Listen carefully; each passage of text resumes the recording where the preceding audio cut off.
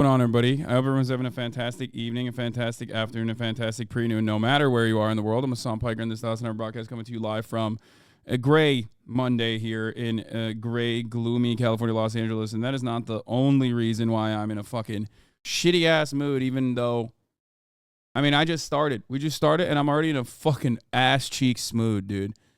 I'll just, not great. Not good. I'm live and alive, and I hope all the boys, girls, and MBs are having a fantastic one. I'll tell you why. I am not in a good mood in a second. Well, everything that is like bad, everything that could go wrong, ends up going wrong in the most chaotic ways possible. And that's the situation that we're in currently. Feeling bad, but looking good. Yeah. This is part of the broadcast where I tell you a little bit about my personal news, about what's going on in my life, and I'm going to do that in a second. Yeah, I know. Ondan da bahsedeceğiz. Listen, o an geçmese bile kazanacaktı büyük ihtimalle Erdoğan. Doğruya doğru konuşalım yani. Okay. All right, where the fuck am I? What is going on in my life? Okay, so last night I ended the broadcast. I watched Succession. And I took care of Kaya. She's great. She's cute. She's wonderful. She's awesome. Except, at night she's fine too. She doesn't pee in the crate. She's great there too. But, there's some issues every now and then, of course.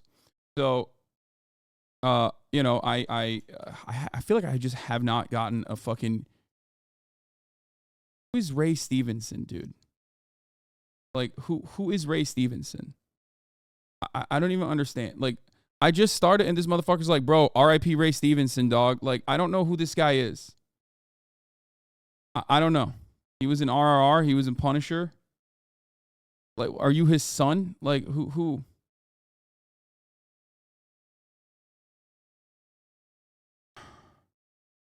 Anyway, I'm in a fucked ass mood. Okay.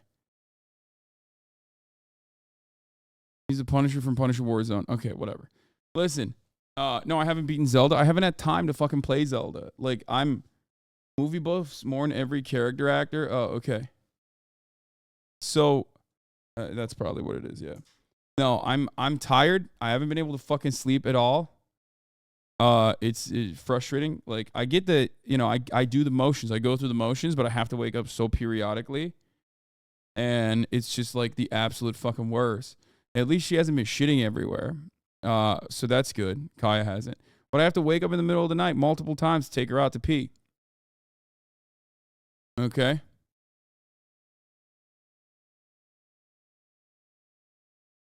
And that's the reason why I'm like 18 minutes in. I didn't even run both of the 3-minute ad breaks in the beginning. Just so much going on in the fucking world. In the world of Hasanabi that is like rendering me absolutely incapable of delivering to you a fucking normal broadcast at a normal time with everything going on. Anyway, it's fine. The puppy part is one aspect of it. I made some bad dietary choices over the weekend. Gained some weight over that as well. Had a bunch of fucking bagels that were like literally delivered to the house that wasn't supposed to even be bagels. It was like a wrong Uber Eats delivery. And tried to deal with that. They were like, nah, you just keep them. Those are bagels now. I was like, all right, sure. And I didn't want to throw it out. And there aren't like there isn't anyone I could give it to. So I fucking ate them, okay? I ate a bunch of them, which is awful. That build up on top of the not sleeping thing, on top of the reality that like I wanted to do this fundraiser yesterday. And then wasn't able to do it yesterday. It's just like fucking killing me a little bit.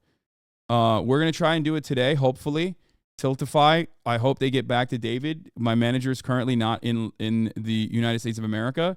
Like, we've done a bunch of these fucking charities so many times. We've done so many fundraisers. I thought it was going to be way easier. But it's not. So I don't know. What do you think about this TikTok about you? What is this? Don't you know I will make you nut until you fucking cry? Do you hear me? You'll be nutting and crying at the same damn time. That's funny. I thought it was gonna be like Don't really fucking. I thought it was gonna be like something mean. My dream trainer is Hassan Pascal, David Harbour, Oscar Isaac, Captain Sparkles. Don't ask.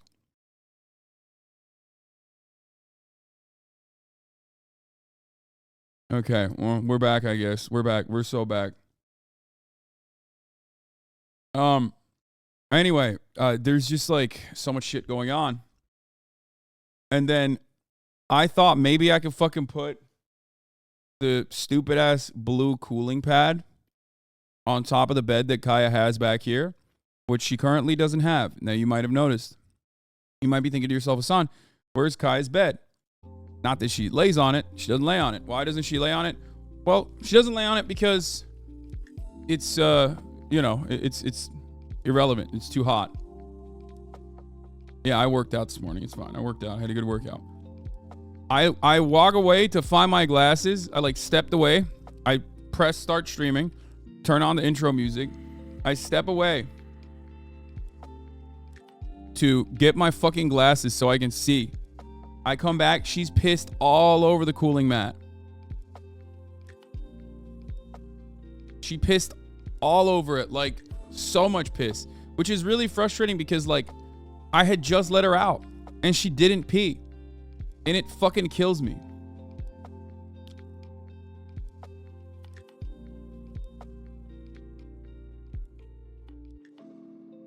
Like, it just kills me when she does that shit. Typical puppy behavior where you're like, typical fucking puppy behavior where it's like, nah, I'm not feeling the mood to piss right now. Sorry, Dad. Bring her inside. I'm like, okay, well, she peed a little bit earlier.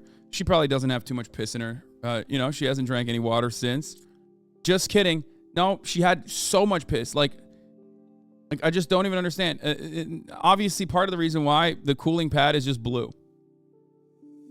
Like, the cooling pad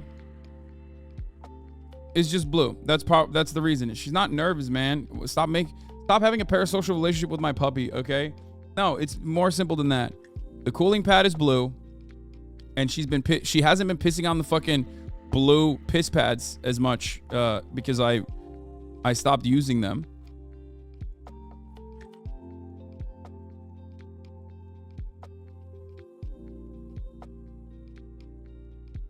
I know dogs are colorblind, but it doesn't matter. Like, it's the same as a pad. It's the same consistency as a fucking pad. Like, it just looks like a pad. That's what it is. They can see blue. I think that's the reason why the piss pads are blue, right?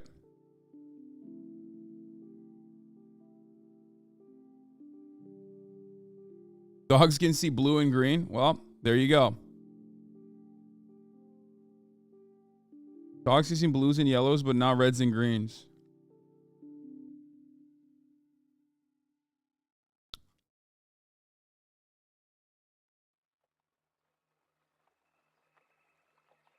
Anyway. Get a circle cooling pad? Yeah, I don't even know how to do that. I'm just waiting, dude. I am fucking waiting. I'm waiting for the moment that I can actually...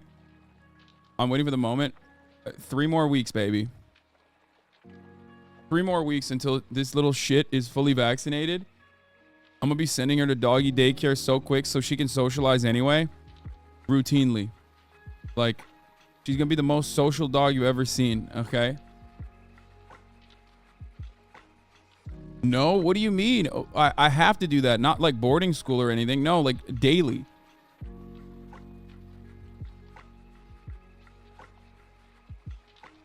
It's like the opposite of that. It's the opposite of boarding school. That's really good for her dumbass shadows. Exactly.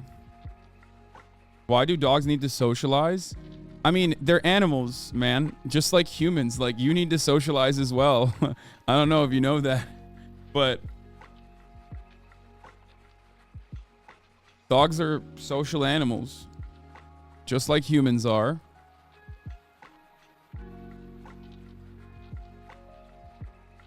Literally what you do with an actual child shall be normal. Yeah.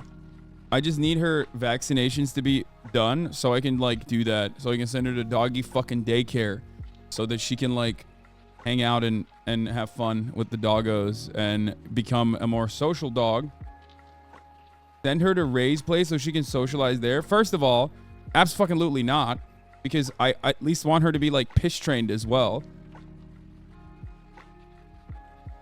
To be fair, she's way worse than Mika. Let's be real. I can't speak for Nabi. I don't know what Nabi's situation is like, but the cats piss everywhere. They piss so much. They piss more than fucking Kaya does over there. So, what's your opinion on the first killer AI robo-debt? We killed 200. I'm sure Americans will outdo within a year or two. Wait, what? More like pissy cats? That's a good one. No, they don't just like fucking piss in the litter box. You're wrong. Trust me. Anyway, having to possibly take your dog to doggy daycare and then having to stream and handle the daycare here is commendable. Kudos to you, man. No, the commendable thing is fucking actually streaming while also taking care of, like, streaming and taking care of 30,000 children while also taking care of a little fur child behind me. That's the real hard thing. Jujutsu Kaisen season 3 trailer dropped this weekend. Oh, let's go. Sinan Oğan AKP'yi destekleyeceğini tahmin etmiştin değil mi? Yani bir şey söylemedim Sinan Oğan'la ilgili ama evet yani ne fark eder ki zaten. Bitti o iş ilk round'dan sonra.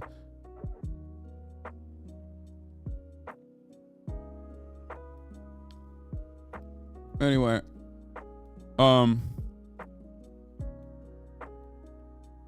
Motherfuckers work 9 to 5 and can still take care of a puppy. Yeah, no, I know. Dude, I did a 9 to 5 and took care of a puppy. I know. This is like significantly easier. It's just been so many years that I forgot how fucking chaotic it was.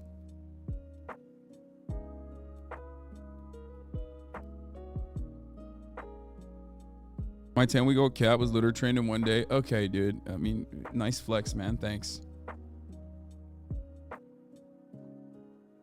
Sweet flex. You're blurry. I know. The camera doesn't autofocus. I don't know how to fix it.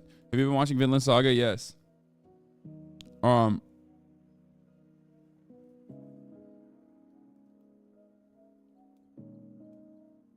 already watched Age of One Piece episode 7, chatter, but thank you.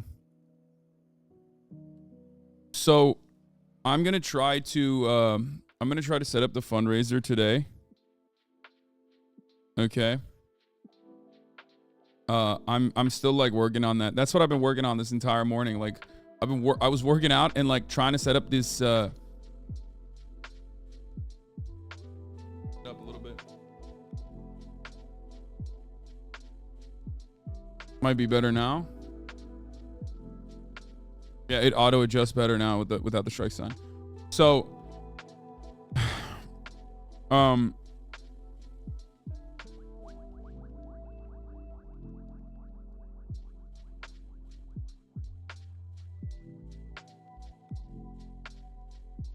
no longer on strike.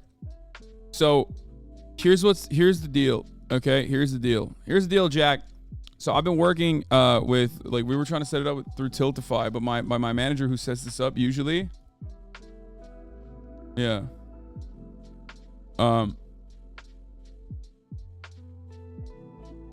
he's not here.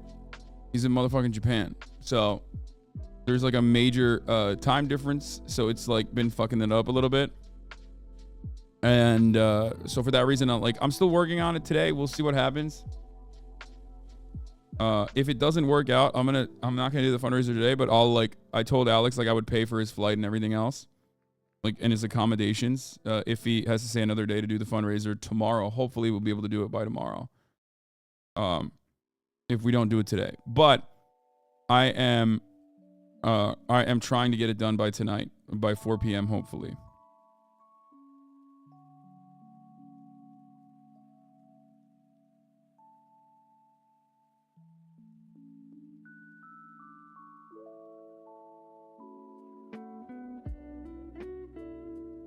But while no one cares, this music sucks. Grab it. The fucking union doesn't care. Big guard, they don't care. No statue art. What?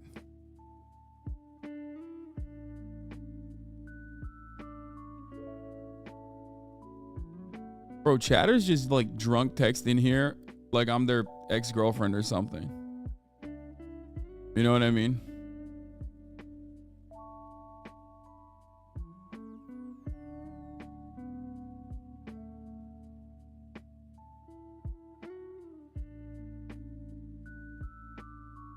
You and Alex were so fun on stream together. Great content and educational. I agree. I think he was a great guest.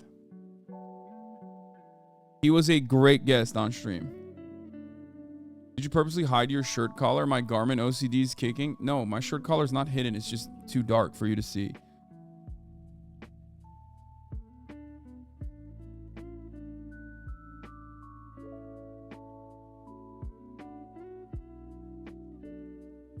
Anyway, let's fucking get started. I said Garmin OCD.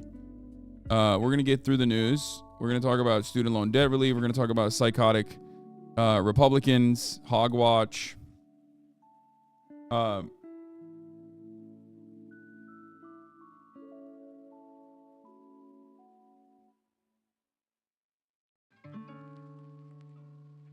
What is this? Unironically, gonna print out the screenshot from the Hasan the Hun and load over rules stream and hang it on the wall of our office. Anyway, let me blast off.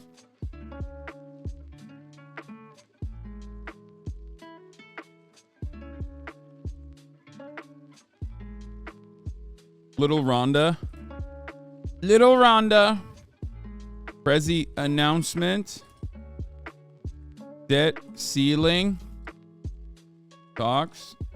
Student loan debt relief.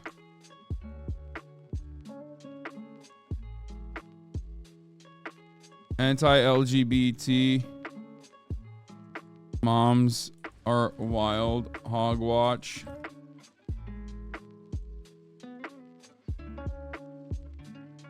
Later.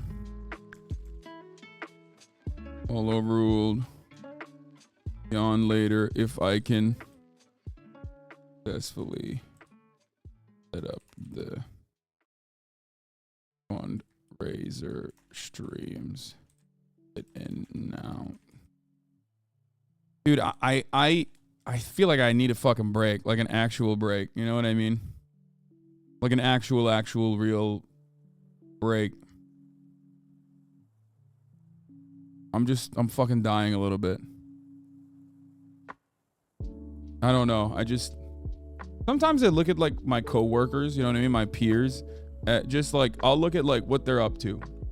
And you know, you got dudes playing fucking video games all day, every day. You know what I mean? They don't have to worry about like any of the metric ton of bullshit that I have to think about on a daily basis. I feel jealous. Orlo, I will never use that blast off. I'm sorry. That is the worst blast off. That is the worst meme I've ever seen.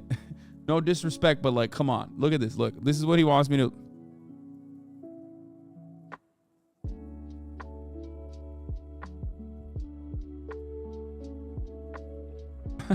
Come on, dog. This is the same guy that made Esperando a Hasan, by the way, for the record. So like, my man's talent swings dramatically, okay?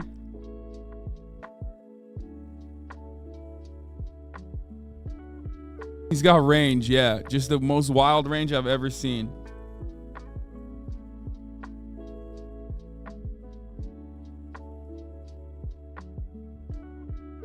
But yeah, Alex was, I mean, having Alex on the stream is great regardless, whether, you know, we fucking end up doing the fundraiser successfully or not, which we will. I will do this fundraiser, obviously.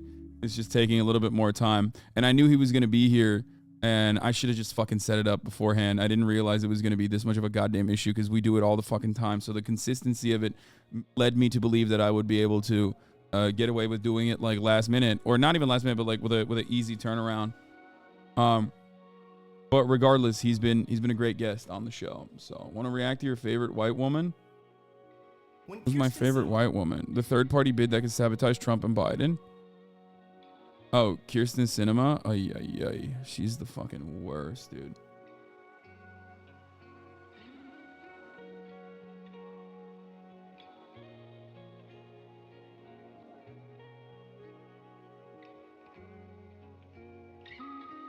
What is this? Can't believe LOL Overruled directly requested what he most desired from Hasan on their first stream together. What the fuck? Dude, everyone's making a lot of memes. Active shooter in Danvers, MA. Okay, we're not covering an active shooting situation. Kirsten Sinema, Hillary Clinton 2.0. She wishes. Dude, y'all are crazy if you think... How dare you compare Hillary Rodham Clinton, who is a demon in her own right, but like, how dare you compare Hillary Rodham Clinton, dude, to Kirsten Sinema. Kirsten Sinema has nothing. Kirsten Sinema is like a one-off. Hillary Clinton is like institutional power. She manipulated the Democratic Party, and basically created like Clinton heads within the Democratic Party's, decision-making apparatus. Whereas Kirsten Sinema came in and was like a one and done, fucked up the bag for the progressive movement, fucked up the bag for even Joe Brandon, and then left, fucked right off and said she's independent. She's nowhere near as like successful as like a demonic politician as Hillary Clinton is. I'm sorry. So that comparison is not an apt one. They're both annoying, sure, but what is this? Funny meme? Hard, Cuphead, harder, Dark Souls 3, hard as diamond, enjoying Hasanabi. Well, that's nice, I guess. From Gaming Circle Jerk. This is so funny because like the screenshot that they have is quite literally me fundraising for the earthquake, victims of the earthquake in Turkey.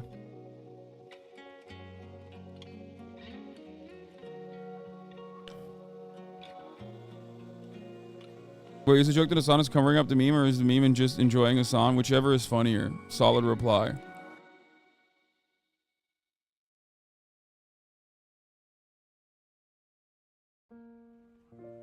Hasan is a plague to gamers. He'll lead you in with him playing a game on stream where he proceeds to lead it with 7 hours of political commentary while giving out base takes that are good, but is immediately followed up by 45 minutes of gaming. Worst of all, he'll say he's too tired to game, ends stream without picking a controller. What an absolute commie grifter.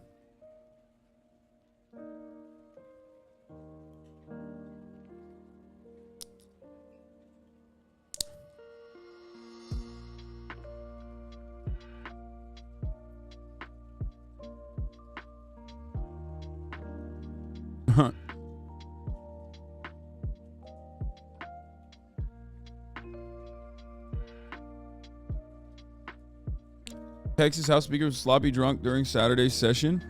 Wait, really? That's awesome. Anyway, let's get started. AOC got asked to stream Zelda.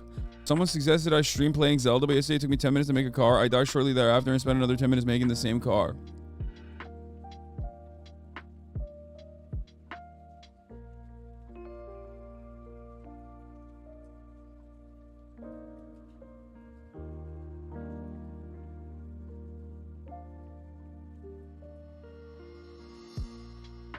You're the McDonald's of Twitch, I guess. Dude, I don't know what it is. I think like a lot of people, I don't know what it is. Like a lot of people just don't like me, I guess.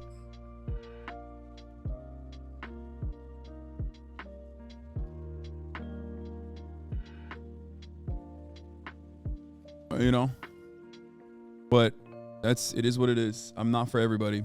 The haters are just louder. I mean, dude, you get like dude, you know what it is? Fucking debating Andrew Tate was probably one of the worst decisions of my entire career. I thought buying the house was bad. I thought buying like the car was bad. I thought the Barb's shit was bad. No, man, it's the fucking Andrew Tate dick riders in new Twitter because they all have Twitter blue. So they're like getting elevated in every reply. It is absolutely fucking insane, okay? It like nowadays on Twitter, if you go, this guy's the corniest streamer on Twitch, you'll get like 30K likes. It's a photo of me, you know what I mean? And it's all Andrew Tate dick riders that are like, yeah, Hasan fucking sucks, Hasan sucks. And it's like, they are going to clip this. I know, I don't give a fuck. I mean, I'm so tired.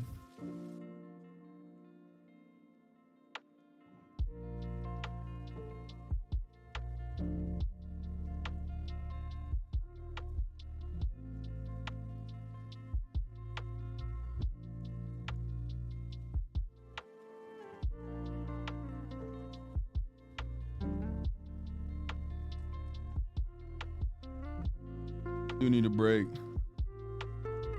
Every fucking tater tot has Twitter Blue. Like every tater tot.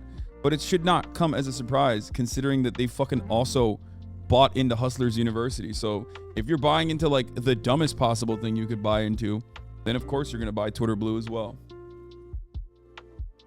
Tim Scott killed his campaign before he even announced it. Yeah, I mean, it's so bad. Psyops in your house.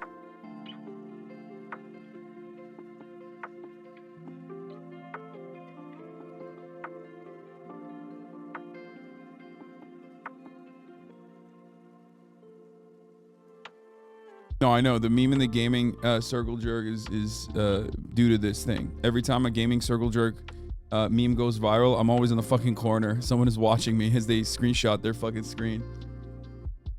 Anyway.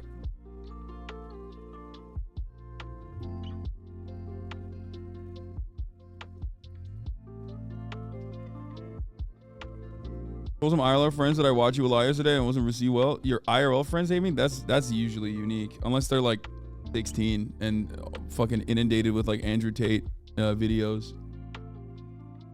Anyway. Alright, let's move on from this fucking negative spiral. What is this? Can't believe Lol Overruled directly requested what he most desired from Hasan on their first stream together.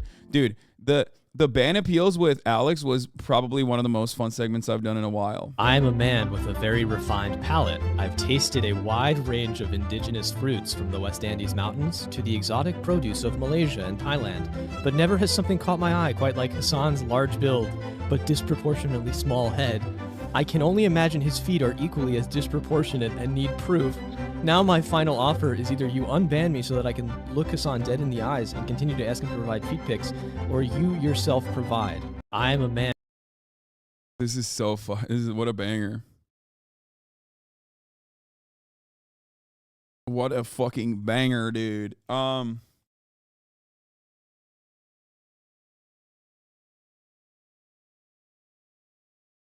Thoughts about Yanis Varoufakis and his views about capitalism? Why do you say that like he just, like this is a new thing? Hey, that guy Yanis Varoufakis, thoughts about... You're saying it like he's a Twitch streamer who just had like a problematic take or something. I don't know why. My brain is just fucking broken. Will LeBron reverse sweep? Dude, I don't think so. I don't think LeBron is going to... I can't believe I'm saying this. Dude, it's just, it looks bad, dude. It looks bad. It looks bad. Okay, he's 38 years old. He's 38 years old. He's 38 years old. For the record, I just want to say, I don't think it will happen, but if it did, it would be very cool. I don't really even watch NBA like that, so it doesn't even matter. Okay? I don't even watch NBA like that. Like I'm just straight up telling you. All I'm saying is he's 38 years old, he's got a foot injury. If he were to do a reverse sweep off of that, this would make the Jordan flu game look like he was on steroids or something, okay?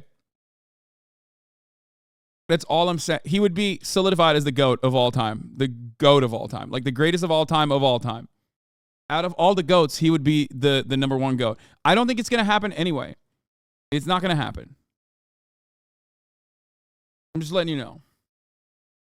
LaFlop getting cooked by a husky Serbian YMCA player. To be fair, his body type representation is one that I actually do appreciate. Like, you make fun of that, but also like I personally obviously will always side with like a dude who just kind of looks like he's like built, but he like when you compare him to the rest of the NBA players, he just like kind of looks ridiculous a little bit. Like a husky tall boy. I mean, it's solid. This is like, look, let me tell you something, okay? When I see this, I'm like, his arms are fucking, they look worse than mine, okay? And I love that. This is like, you know how people say like big, what was it? Like, I need a big boy representation matters shit that I had? Like that I was saying when I saw the Big Boy song, it spoke to me, and I was like, oh, is this why like people love, you know, like Lizzo when she talks about like fat acceptance or whatever? That's what I feel like with him. Okay? That's what I feel like with him. When I see him, I'm like, wow, like he's doing it. You know what I mean? he's doing it. He's doing it while looking like that. And I appreciate that.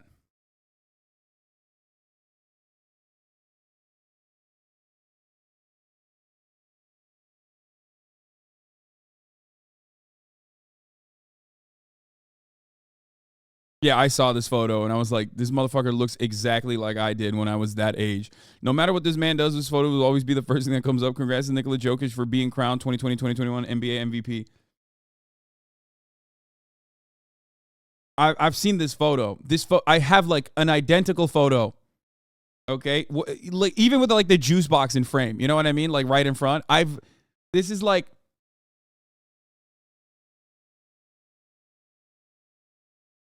It's literally the most me-coded fucking shit I've ever seen, okay? RNC finally got dirt on Joe Biden. Hard-hitting Oppo from the RNC. You play like a mix of him and Şengün, who's also Alperen Şengün. Yeah, I think, dude, I hit him up and he did not respond to me. But I assume that like Turkish NBA players are fucking terrified of like coming across even remotely political. You know what I mean? Yeah, I DM'd him like a long ass time ago. I was like, yo, you know, what's up? If you're ever in LA, like if you're ever in LA and you want to link up, hit me up, something like that. Holy shit, you're right, Lamau. No, this is not even the no. There are photos that I have not ever released online that look identical. When I say identical, I mean like this is literally exact, like down to the haircut, down to the fucking two head. Because I also had that like same ass fucking hairline. You can kind of get a brief glimpse of that here. Down to the face.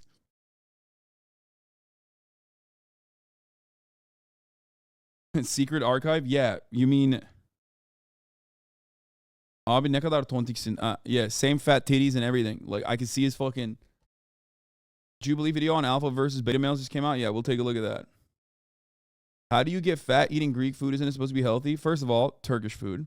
Secondly, doesn't matter. You can get fat eating anything if you don't move around enough, or if you're eating more than you're moving around, which is very easy if you have an obese family. My entire family's obese. And, you know, we have really bad food habits that I grew up with that I have to battle every day, my demons, okay? It's just how it is. You can get fat eating anything and everything as long as it has, like, this gay dude is profiting off of her demise.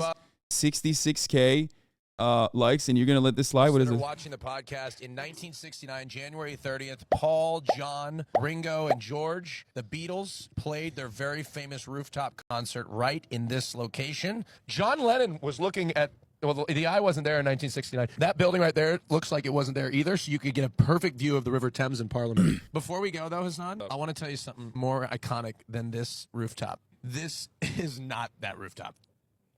I lied to you. He straight up lied and told me at the beginning of this that he was lying. This is just a random rooftop in London, and it has nothing to do with the Beatles at all.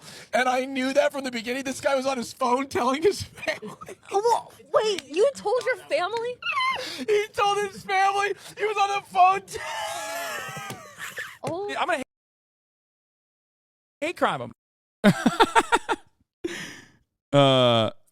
It was so incredibly fucked up because, like, it's one of those things where it's like he said it to justify.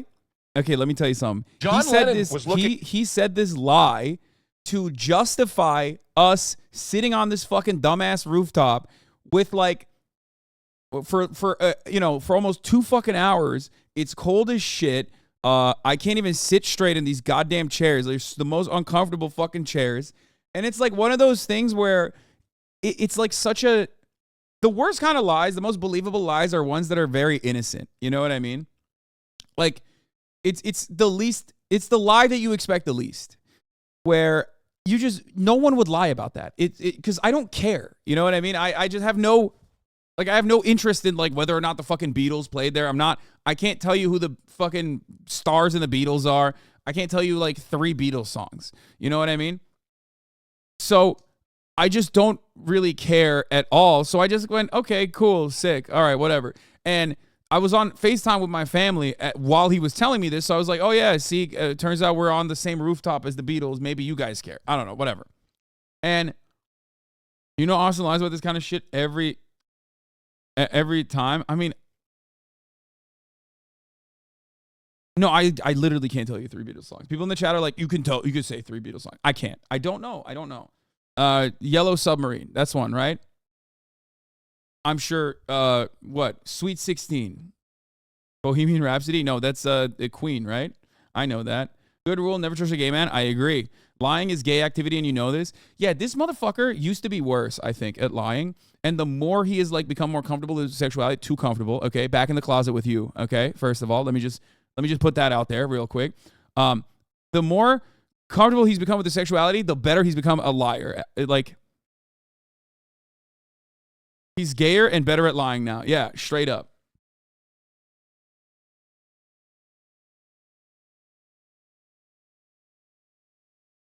As a Turkish, wouldn't it be a bit familiar with Raga stuff, given your proximity to Pakistan and stuff? Wait, what?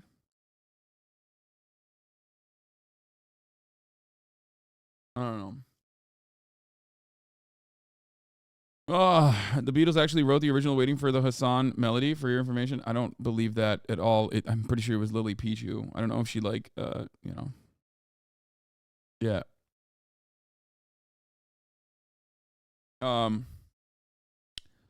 Yeah, it really fucked me up. The actually, it's kind of a funny thing. He said it's because he had to use all of the effort concealing that he was gay. Yeah, that makes sense, dude. Oh my God. He has like a lifetime of training. So now that like he's not using so much brain power concealing that he was a gay man, he's using all of it on just fucking mischief.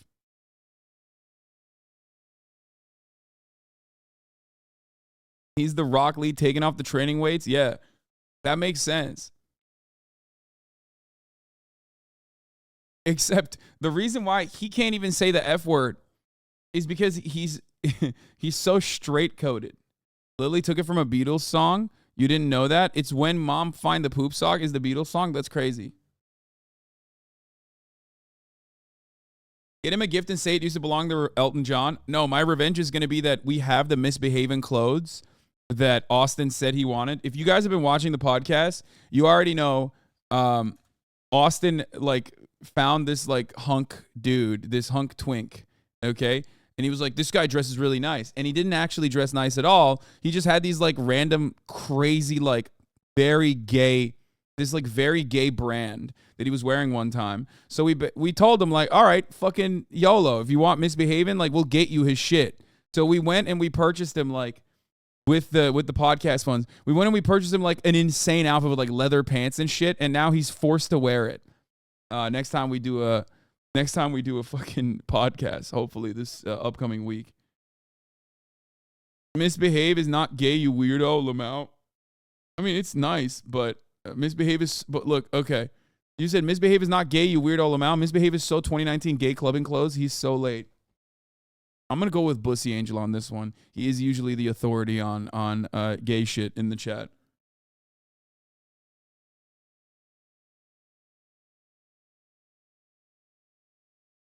Anyway, when's the next pod release? Wait, what do you mean? Hasn't it been released yet today? Like the one with Waleed and me and Will? Oh my God, is March too fucking dead to release the podcast? I hope it's tomorrow. Oh, it's Monday. It comes out on Tuesday. Fuck, dude, my brain is fried, okay? My brain is so fried. We haven't even covered the fucking news yet. Let's just get to it. Folks, Tim Scott. I know you've been excited for this one. I know you've been thinking, oh my God, finally my fave is going to run for president. And if you are like me, and very excited at the prospect of Tim Scott running for president, well, this is a good day for you, okay? It's a great day for you. A great day to subscribe to the Hasanabi broadcast exactly at 12 because the top of the hour ad break is upon us. A great day for celebration, joy, because Tim Scott is running for president. I mean, Finally. I mean, I've been waiting for this moment. I've been waiting for the top of the hour ad break so I can serve it directly at fucking 12 and hit you right in the face with it. If you no longer want to see those ads, of course. If you no longer want to see Tim Scott, don't worry, he's not going to win. He is a non-entity.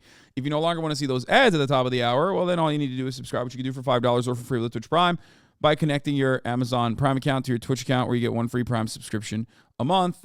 Or you can get gifted a sub. Cloudblower69 thank you for the 5 gifted subs, allowing 5 people to no longer see the ads at the top of the hour. And Blarthel, thank you for the 5 gifted subs. Tamana, thank you for the 10 gifted subs. What the fuck's going on? Sakura Gore with the 10 gifted subs. Holy shit. The Oilers are coming in hot on a Monday. Here's the 3-minute ad break now. Tim Scott is an elementary school student warming up the crowd for him in North Charleston, South Carolina. I don't know why, but I guess it's normal.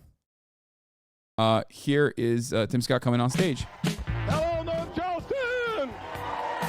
Oh, that's Howard Dean. No, it's over. Just kidding. Nobody fucking gets... nobody's chances get destroyed by like the Howard Dean scream anymore. It's kind of fucked up. Bro, that voice crack makes E-Rob look like the most masculine alpha dog on the planet, okay? Ah, hello there, Charleston!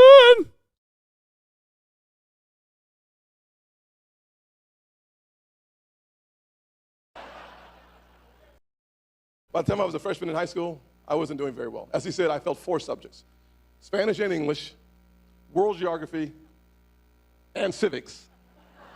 Now, for those of you not familiar with civics, civics is the study of politics. I will say this, though. I'll say this. Hey, hallelujah. Yes. I'll say this, though. I'll say this. After 10 years in the Senate, I am not the only one failing civics. Okay, not bad. He's doing a type 5. Okay. I mean, he is a charisma suck too, but like... But, you know, that wasn't that bad. That's like an all right joke.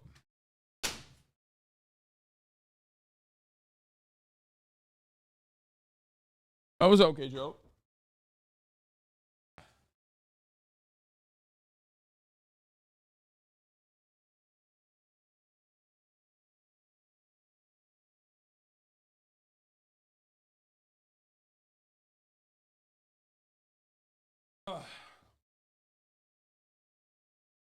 That ain't too bad. Republican Mayor Pete, yeah.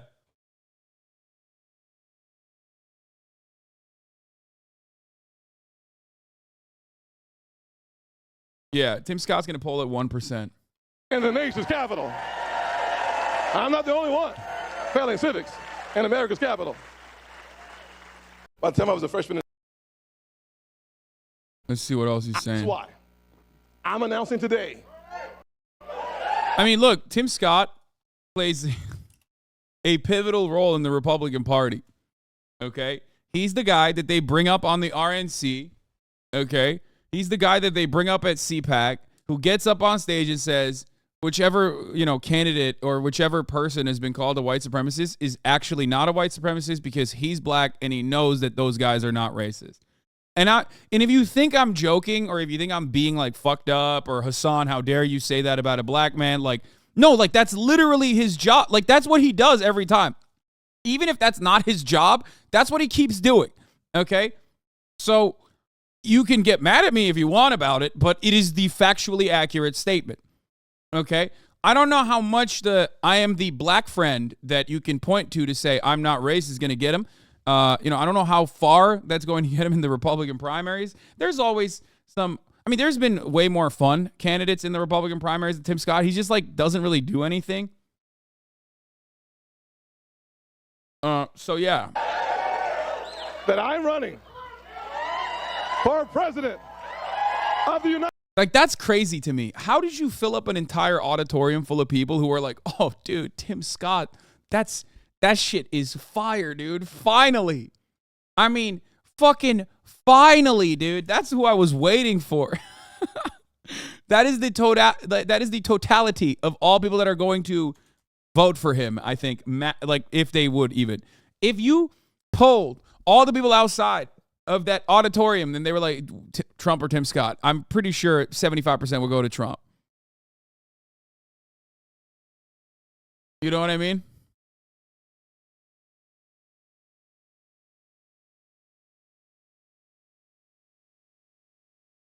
I was being nice to Tim Scott. It's probably way more than 75%. But, of course, in 2010, Tim Scott became the first black Republican elected to the U.S. House of Representatives from South Carolina in more than a century. Years later, after being appointed to his Senate seat, he won a special election to retain the seat. Scott made history as the first black U.S. senator from his native South Carolina. And now he's running for president. And we're very excited. Look at this. He's no stranger to path-breaking campaigns.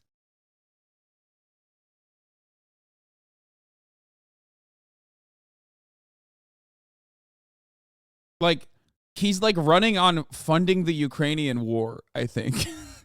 Like, which is, you know, earnest. It's great. More power to the Ukrainians that are fighting for emancipation. I'm on board with that. But, like, don't know how well that's going to stick in the Republican primaries. You know what I mean? Like, what Republican is like, oh, fuck, thank God. Finally. Finally a guy that's going to do the thing that we've been shitting on Democrats a lot over.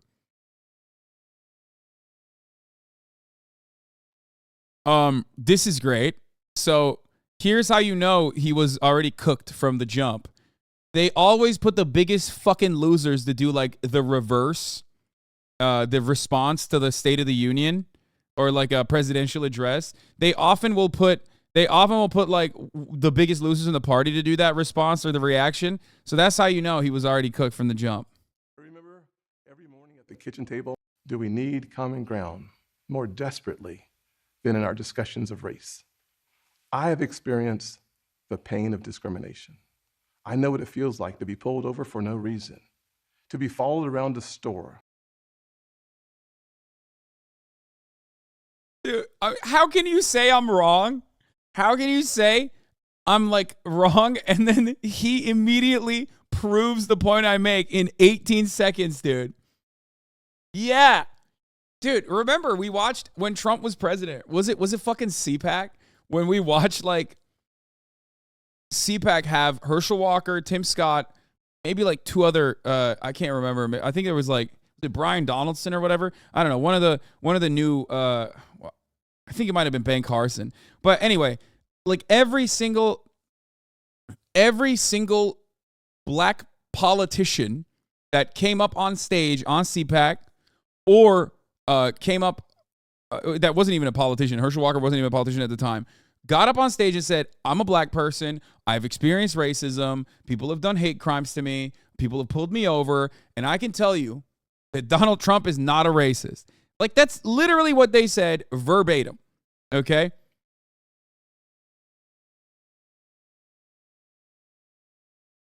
Are you kidding me? This is literally... Oh, this was... Yeah, here. Let's see. Was this it? Was this... You want Trump to win? I mean, God, it was so much content. Why they have all these people that have recovered from coronavirus. It was so much content. It was crazy. Herschel Walker did it. California. O'Donnell.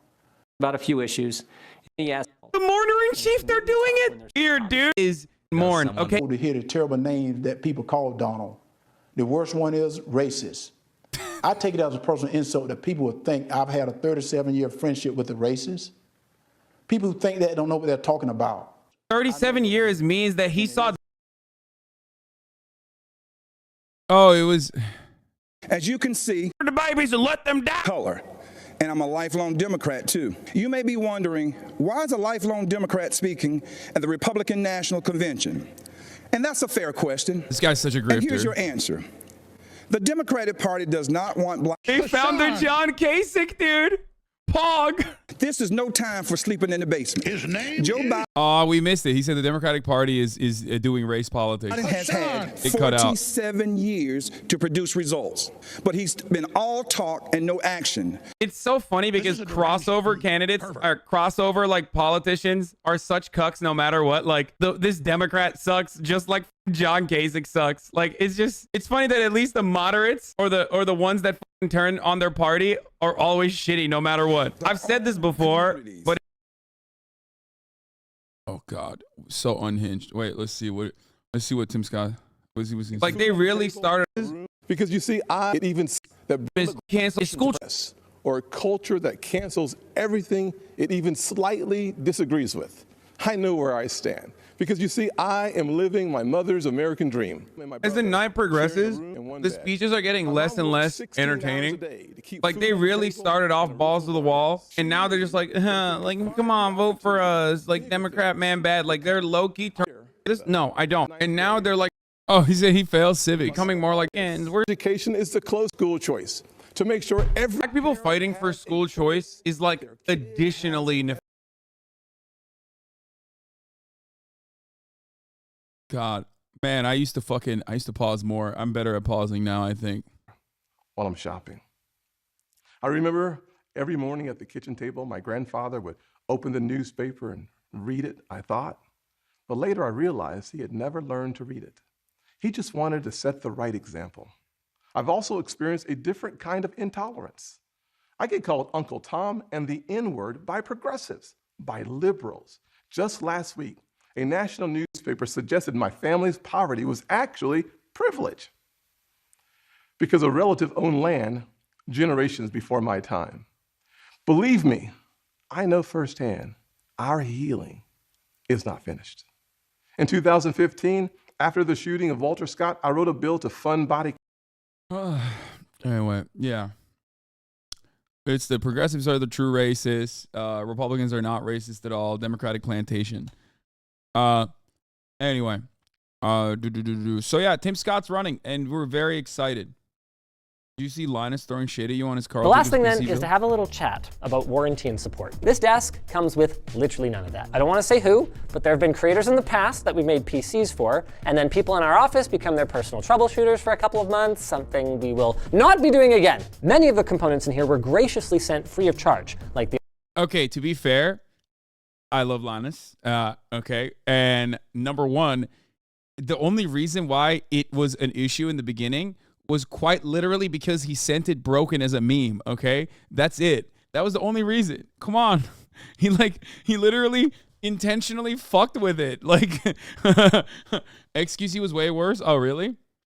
Yeah. He might not be talking even about me, to be fair, because I didn't really... Bro, you got a PC at the height of a shortage? Don't think he's talking about you? Yeah, probably not. Because I don't think I made like that big of a... or XQC flew out Linus multiple times.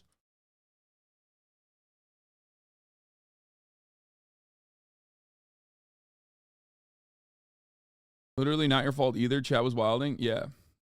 I don't, my shit wasn't bricked at all. It was like a little bit, but.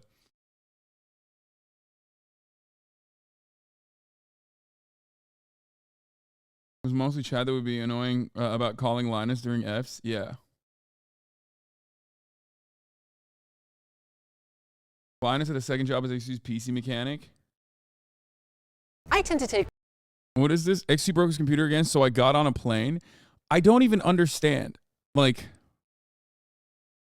you've done something terribly wrong if Linus is willing to physically leave his office and fix it.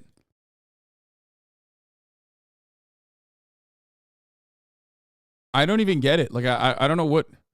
I don't even know what happened with that situation. I missed all of that. Anyway, back to Tim Scott. Not really too much to talk about. Very boring. Major L for Tim. Can't wait for Little Ronda to come out finally. And that's when it's going to get a little bit more fun on the Republican primaries. Let's look at Little Joel. He's upset at how Twitter is busted. So busted now. It's just this busted ass website. I was on Twitter and I saw the teaser trailer for Spider-Man Across the Spider-Verse which has like a pregnant woman Spider-Man, and all the comments are just like a bunch of blue check freaks getting crazy. Nothing says empowered female in 2023 quite like seriously endangering your unborn child. Yeah, I'm a pass. Was there any reason to make her pregnant? What is even the thought process here? I like Manifest Destiny. Nice, man. Thanks. That's a sick username. First one, but I'm not going to see this one. If women get pregnant while serving, they are sent home so it doesn't endanger the baby. Endangering the baby is reckless and not empowering. Just blue check psycho after blue check psycho getting all sort of PO'd. And this is the only thing you get to see. The only thing you get to see now is people who paid Elon Musk to give their thoughts on some pregnant lady in a movie. Yeah, the blue checkmark brigade getting like prominence on the timeline has been so bad. It absolutely fucking ruined the platform. Every goddamn fucking post of mine, it's like there's a couple decent blue checkmark people, but it's only blue checkmark people for the most part, and it's always just the worst, most unhinged, most idiotic fucking takes you've ever seen. It's very frustrating. Like back in the day when you would see like an unhinged post, part of what made Twitter really great, okay? Part of what made Twitter really great was like you would see like an unhinged ass post, right? And you'd look at the top replies and they were the funniest replies oftentimes, okay? It was like the funniest dunk. And it would get elevated because people would see that, they'd like it, and they thought it was great, okay? Now it's just like you can see any kind of idiotic, nonsensical Twitter post. It'll be something like, women should, if you impregnate a woman, you're gay. Some, red pill alpha dog. 1488 said, if you impregnate a woman, you're gay, you should go your own way. And then like the entire fucking response field is just literally people going like, yeah, W son, facts on God. It is gay. That's why I don't do it, because I'm straight. And it's like all of them have like 200 fucking likes, and it's hurting my brain because Twitter has turned into fucking Facebook. It straight up turned into fucking Facebook, dude. It's so stupid. Twitter's busted, bro. It's a busted ass website. Can't even use it anymore. It's just full on busted. Look, dude, I'm not trying to say I don't like freaks. I think freaks add to a platform. But these aren't even like fun freaks. I've said this before. These aren't like the funny freaks. These are the most annoying freaks. There's no self-awareness in the way that they post. There's no humbleness. They don't even fucking think about it. Like, they just are so self-righteous, so smarmy, and they don't even say anything that's like unique or entertaining. They just say the worst thing you've ever heard that that a distant relative that's like super old would say. I think it's good when there's a pregnant lady in a movie doing some fighting in a cartoon movie, and for a bunch of guys to go, oh, that's disgusting, that's the most repulsive thing I've ever seen. That does spark joy in me. But when it's the only thing you see, and when they all paid for the privilege of making me see it, Twitter's busted. It's like he basically turned it into like, oh yeah, let's turn this fucking platform that everyone used to use into a platform that where everyone just tweets like I do.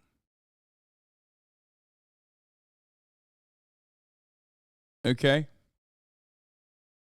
And he tweets so poorly. The kind of reply someone that would give $8 a month to a billionaire, yeah. It's so fucking annoying. Elon has 100x transphobia on Twitter. Like, transphobia exists, and it certainly existed on Twitter before, and it certainly will continue to exist. So if that's a constant, what is more frustrating about that isn't necessarily like the extra transphobic shit, okay? It's an inevitability, but like it also ruined posting. You know what I mean? The quality of posts on the mental illness platform has gone down dramatically, even though the mental illness has not gone down dramatically. You see what I'm saying? Posts are terrible. What is trending? I don't even look at trending. Like you might as well eradicate everything here. You know what I mean? The what's happening tab is just so dog shit.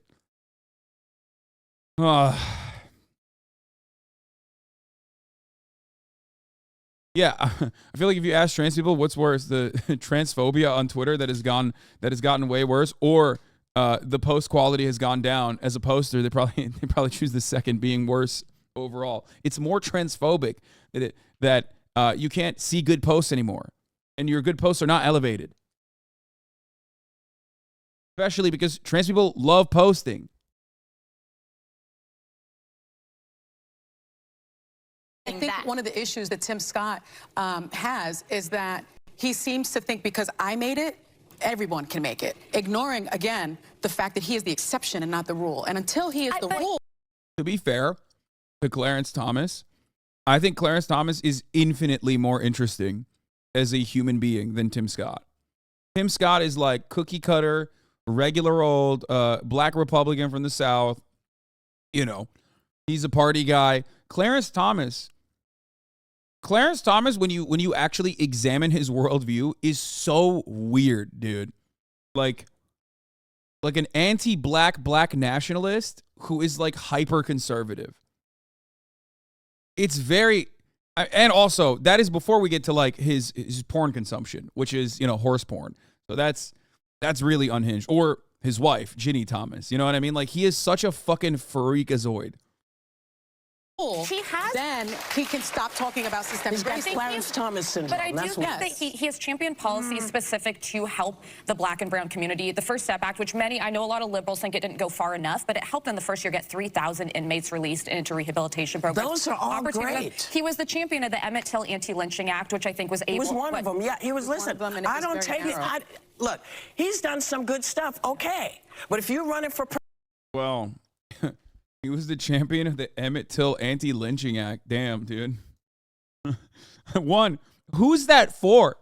Are you trying to get the Democrats on board? Because let me tell you, like, first of all, that's like one of those like insane bills that gets floated around. And like until a couple years ago, there was always like one just straight up white supremacist dude in the House of Representatives often who would be like, no, I'm not signing this bill. And you'd be like, what the fuck? This is literally not even a thing that is as commonplace anymore. Why don't you just symbolically say lynching is bad? Like, what are you, crazy? And it'd be like, nope, not signing it. I love lynching. Can't get me to sign it. White power, brother. You know what I mean? Like, there would be like one guy where you were just like, that's crazy that you're just openly saying that you're pro-lynching. But it's like, it's a symbolic bill. It's bullshit. But as a Republican, you know, championing that, like, how is that going to... I don't really get how that's going to, you know, help your chances of winning. It doesn't make a lot of sense to me, but who knows, right? President, you got to do more than that. Yeah. You have to represent us as a nation and then say, and as a black man, this is also how I feel. But you can't pretend that it's not there and that it's not an issue for the people you're running, for the party you're running for. They are... in part, the problem. This cat down in Florida, I mean, black people know there's a problem in Florida. Yep. That's what I just wanted to say to the NAACP. Oh, yeah, the NCAA came out and said, and issued a travel advisory to going to Florida. We're going to talk about that in a little bit. There's a problem. Everybody knows. Yeah, I mean... What is it? With more than a dozen states enacting laws limiting gender-affirming care for transgender minors, an AP analysis found that many of those bills stem from not a grassroots movement, but a handful of conservative interest groups' model legislation. Wow. Big shocker here. Let's look at the replies. Protecting children from permanent care before they are old enough to make these decisions should be something everyone supports. You are not a serious news organization, says Scott Stevenson. Love the liberal catchphrase, lol. Community notes, says the anti. AP analysis. We investigated ourselves and found that we did nothing wrong. Same energy. Like, that doesn't even fit there. Why did you say that? It doesn't even fit. So much for parents' rights. Seems like waiting until they can legally consent is fair. American Pravda. Nonsense. Like, it's crazy. What is happening?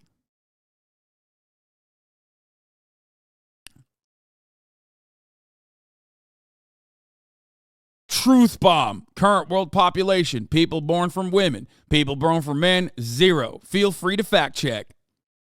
That's Facebook. That's Facebook. This is Facebook. This person should be in Facebook. Why are they on Twitter? Pronouns Smith and Wesson, baby. Like, this person is just straight up posting Facebook memes. They have a Twitter Blue subscription. And they're here to post Facebook memes. Look at this person.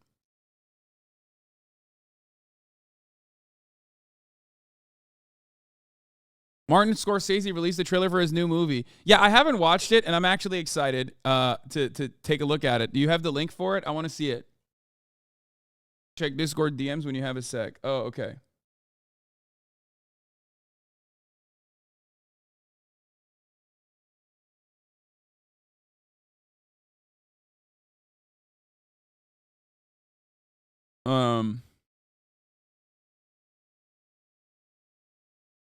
Thank you, Aiden.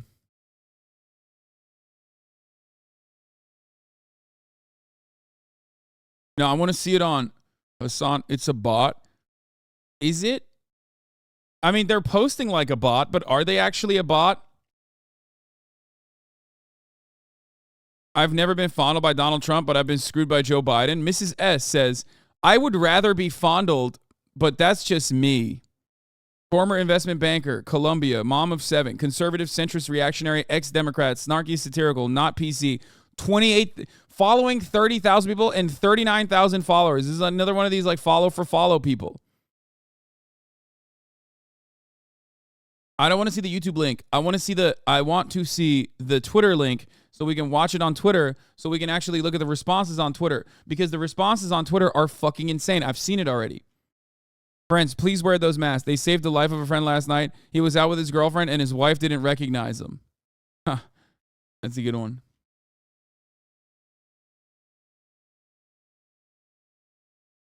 Good one, dude.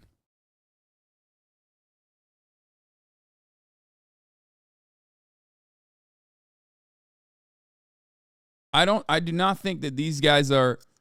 No, was it Leonardo DiCaprio that posted it? No, I want to see the. No, okay, never mind. Let's just watch the fucking thing. Not on Leo. No, it was like someone else released it and there was so many unhinged. I think it was Apple Films, yeah. In May, when coyotes howl beneath an unnervingly large moon, taller plants begin to creep in their tiny blooms. This is like a Leo starring Martin Scorsese film, right?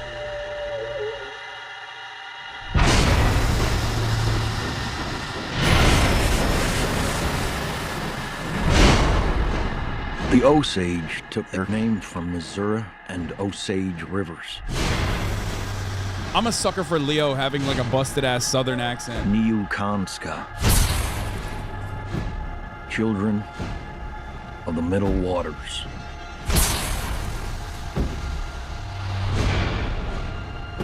Move, said the great white father. There are many. So many hungry wolves. Can you find the wolves in this picture?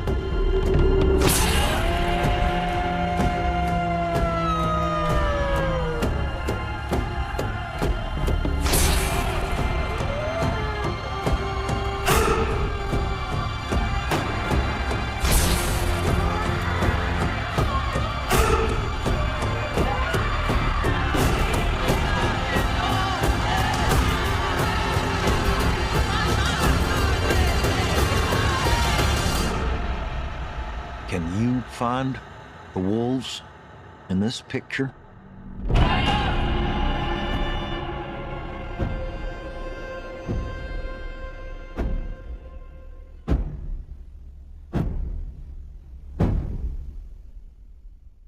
So there's one shot that like frustrated a lot of people apparently. I don't even know what the fuck this is about, but this shot is the reason why everybody got mad. Okay? Because it's a white man driving a Native American woman, okay? People got like actually pissed off at this, okay? What is it? Based on a true story, I'm willing to bet they're seriously going to stretch the meaning of that phrase. Okay? Unrealistic, she's too old for Leo. Leo's Dances with Wolves looks awesome until De Niro. Okay, these are not that bad, but like white people bad. What the fuck? What is this? Higgins Adventures Network. War News. Wagner clears the nest. Bakhmut. Why is that a reply that is highlighted? Does Apple want this? Does Apple like this? Oh, the replies on this one were unhinged? Yeah. Electric. Well, that's not that bad. Losers discovered Americans in U.S. history weren't as clean as peaceful as they were led to believe. Based on actual racism and real-life colonization and ethnic marginalization. Didn't even finish the trailer. That's it. Indian mystery thriller. Okay, I guess. Looks boring. More anti-white garbage. White Man Bad 783. I like that we pretend that Indians weren't violent savages. Based on a true story means 95% fake.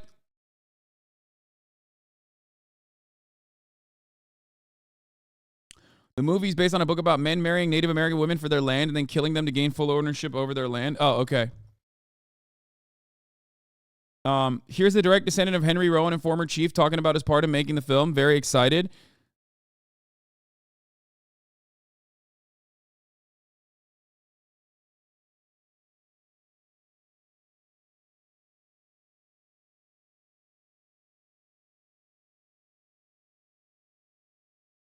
Okay. Sorry. I'm also dealing with the I'm dealing with the charity thing really quickly while simultaneously.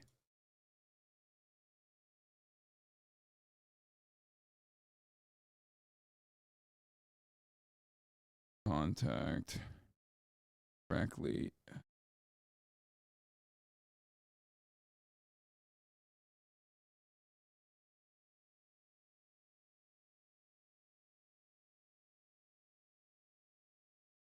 On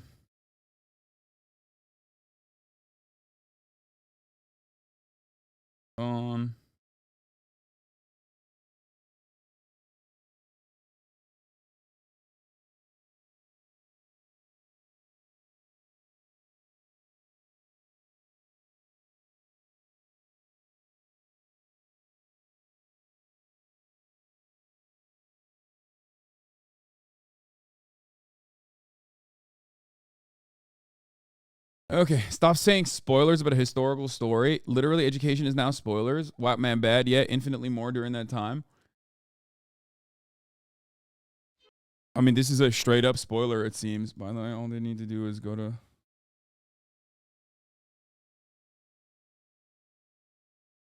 Okay. Well, let me see if I can just directly make this connection here. Dude, ATS Solidarity doesn't even follow me. God damn it. I can't even DM them.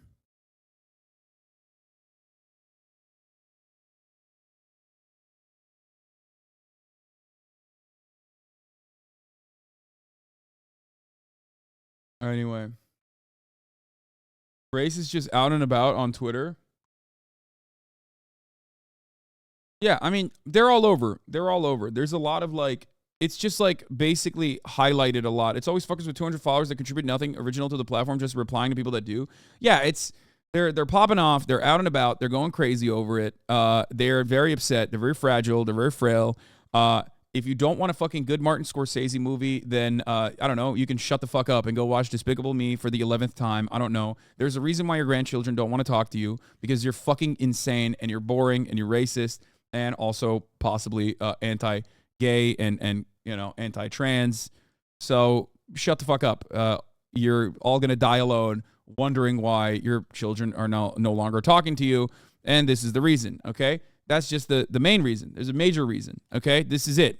So, but of course, that animosity only forces them to be more and more angry in that isolation that they experience as they just succumb further and further into the like psychotic reactionary pipeline as they watch Fox News every goddamn night. But that if there's a bit of solace that you can get from that, it's just that, you know, they're going to die confused, alone, wondering where things went wrong, right? That's just how it works. Isn't this just hype just to cause noise and nobody actually believes any of this? No, I think that like, no, no, these are old ass dumb motherfuckers who straight up do believe this shit. And now we have to reckon with that because they're paying $8. So like Elon decided to post it like directly in front of everyone's faces. You know what I mean? Yes, white equals bad, black equals worse. Sound familiar like a certain Turkish refugee? What? I want to know what this person is even trying to say here.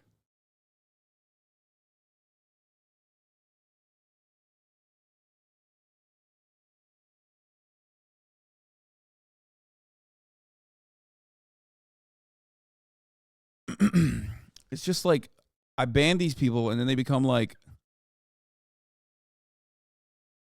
what is the Turkish refugee? The Turkish refugee. I don't even know what he's talking about. Get back to me. Okay, clarify your statements, please. I mean, I guess it makes sense. People say this kind of unhinged shit in the chat all the time for a brief moment of recognition so they can feel like they're not like a pathetic little loser oftentimes. I don't know if that guy's doing that right now, but there's plenty of people who do that deliberately so they can get a brief moment of recognition and banned so they can fucking complain about it forever. Like, oh, man, it's like the dudes who post their blocks. You know what I mean? Oh, yeah, I got him. I got to him.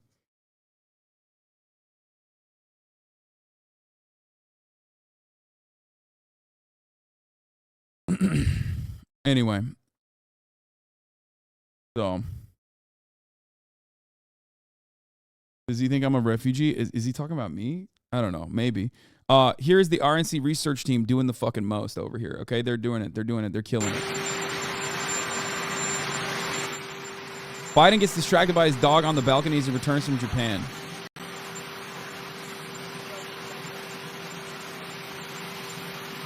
Okay, this is so stupid. There's no audio on this either. Why didn't you just like make a funny... Why didn't you edit this even a little bit by putting like a funny audio? That's it? That's it? That he just like was looking up at his dog?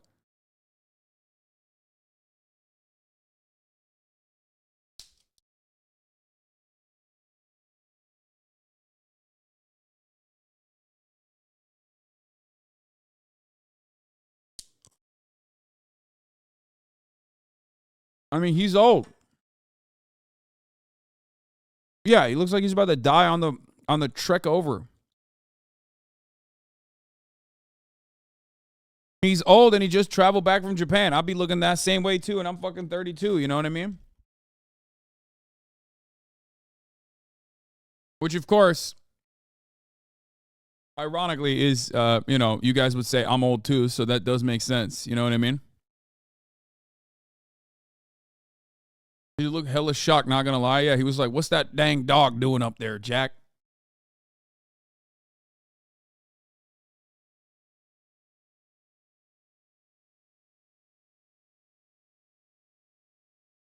What the dog doing? That's what he's saying. Okay. Let's fucking move on from that. I don't want to watch this. It's just like, I hate watching fucking people get dunked on, like drive-through dunk on videos.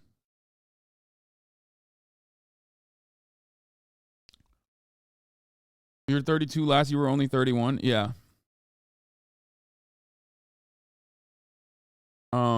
Your chat complaining about Scorsese making 3-hour movies. Meanwhile, we literally sit here and watch a stream for 5+ hours. I know. Bro, the clip of you talking about Feinstein last week, saying she looks fine, had me crying, laughing. Yeah, she does. What's wrong with that? Here's a funny moment. This video from last night at Texas House of Representatives, where it appears Texas House Speaker Dade Phelan is either really drunk or having a stroke. Let's take a look. Speaker, I move adoption. Mr. Campbell, send that amendment. The amendment is acceptable to the author. Is there objection to the opposite amendment? The chair has none. The amendment is adopted. What the fuck? There's something wrong with him, right? Is he drunk or is he having a stroke? What the fuck? Mr. Speaker, I move adoption. That's got to be a stroke. Mr. Campbell, send that amendment. The amendment is acceptable to the author. Is there objection to the opposite amendment? The chair has none. The amendment is adopted. What the fuck? The chair recognizes Mr. Johnson of Harris. Mr. Johnson of Harris to speak in opposition to the bill.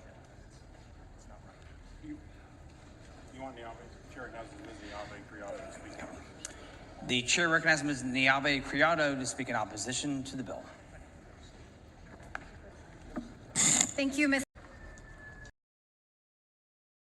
I know the guy. I know the exact brand of beer he was right on before this firsthand. Haha. No, you don't. Get out of here. Bro, I mean, look, I said this before. Who cares? You know, Dianne Feinstein. She's in the Senate. You know what I mean? Fuck it. This guy's the same level of like. He's got the same level of fucking brain processing power as Dianne Feinstein in that moment. You know what I mean? Fuck it. YOLO. Let's go. Barkas said Consent proof, do it. I'll be thinking about pissing. I'll fucking fight you. On. All right, I'm gonna. She just plop back down. Okay.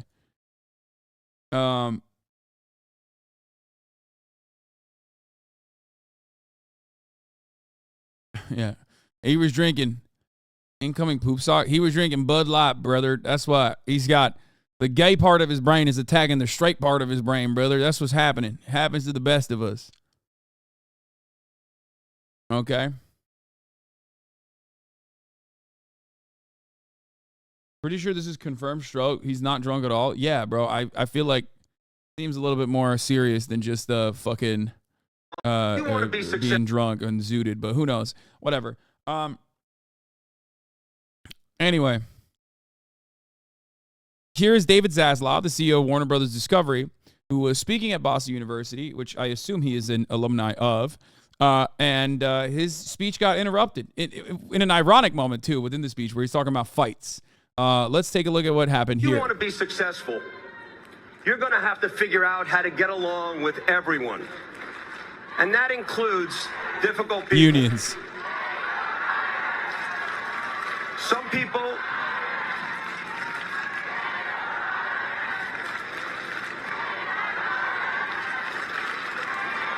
people will be looking for a fight. If you want to be successful, you're going to have to figure out how to get along with everyone. And that includes difficult people.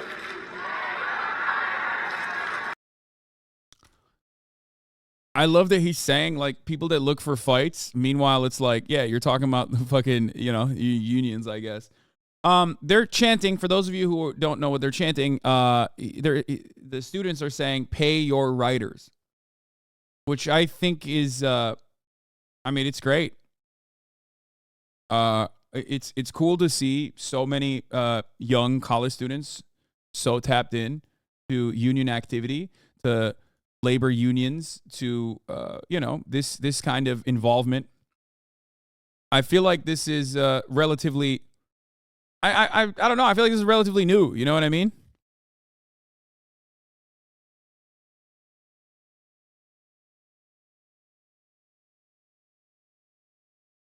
So it's great.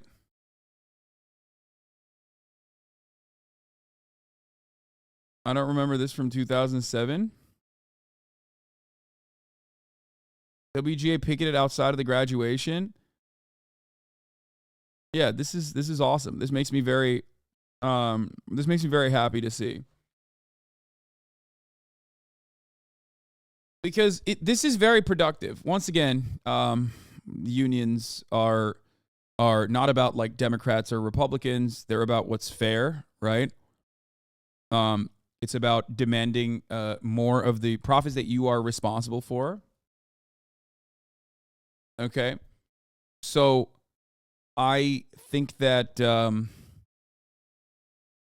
it's great. I think that it's I don't know. I think it's awesome that that people have a better prescription.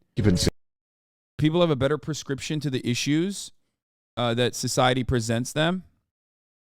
You know what I mean?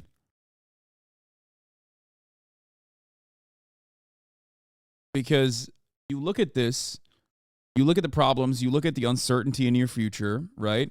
And you have two options. You can either genuinely assess the problem, genuinely figure out what the issue is and who controls the levers of power and why you can't get better wages. Or you could just be like looking at all the fucking distractions that our media utilizes to deliberately rip class solidarity apart in the labor force. Distractions like immigrants, gay people, black people, misogyny. All these sorts of distractions are very successful in eviscerating class solidarity among the labor force, among the working class. So it's great to see a younger generation who is anxious about their future, who is experiencing symptoms of anxiety, for understandable reasons, at least figure out what the proper prescriptions are. and that is fighting for more power in the workplace. And one of the best ways to do that is through labor unions. One of the most effective ways of doing that within the capitalist infrastructure, within the capitalist structure itself, is through labor unions. They also bring up Jews as well, of course. Of course. I mean, they claim that Jews are responsible for everything. They're like the people at the tippy top, and it just depends on how far down you've gone on your pipeline of radicalization. What is this? This is how Jeff Bezos feels? It's full. Stop being sick. Get healthy already. For once in my life, I feel like I can relate to Jeff Bezos. What do you mean you want to make a union? There's 6 of us left. We can't make a union. What the f? Stop watching Hasan. Oh, they're starving. Oh, they're starving. Oh, cool. Who asked? What is this? But ultimately, worst example. What about the people who take a risk, who put into them their money and take a risk? They have an idea. The idea that the boss took a risk always forgets that the worker is also taking a risk. And the funniest part about the biggest, as a whisk, like a wabbit, a silly wabbit. You want to know what the biggest risk that the factory owner has, though? Is to be relegated to being a worker again. Because when you lose all your money in a business, they don't put you in jail. They don't kill you. They don't kill your family. They don't do any of those things. You just have to go back to work and be a worker one more time. And the bosses know that they never treat the workers well, which is why that is the major reason as to why they never want to default. And that's why they constantly advocate for the system that they set in place.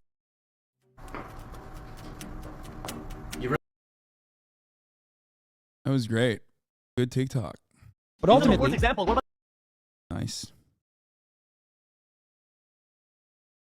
The worker is literally taking a risk. Most intelligent global eggs you see the system calls wage slavery, but democracy sounds more polite.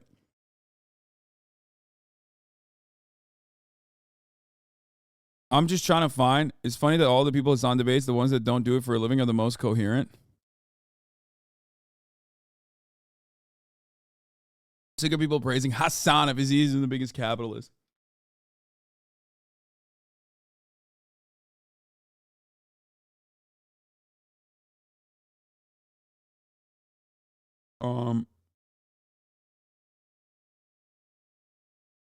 The counter that I always hear is that Chapter 11 for petite bourgeois fucks over their finances. Bro, there is no Chapter 11 if you're broke. You know what Chapter 11, the Chapter 11 equivalent is? Just like being broke and not being able to have a house, okay? The opportunities for you to recover are endless when you're wealthy. I'm sorry. Capitalism is when reaction content, according to that guy, I know. Oh, he watched the GDF official link? I'm making tongue hulu. Don't you just love that crunch? And I haven't even told you the best part. Did you know that U.S. government satellites are used by your retina scan and fingerprints? 2004. Iraq has become a dystopian surveillance state. Using checkpoints, U.S. Marines stopped 250,000 residents returning to the war-ravaged city of Fallujah. Jesus, What's up, dude, Jesus. I wish you fucking watched it through, though. You know what I mean?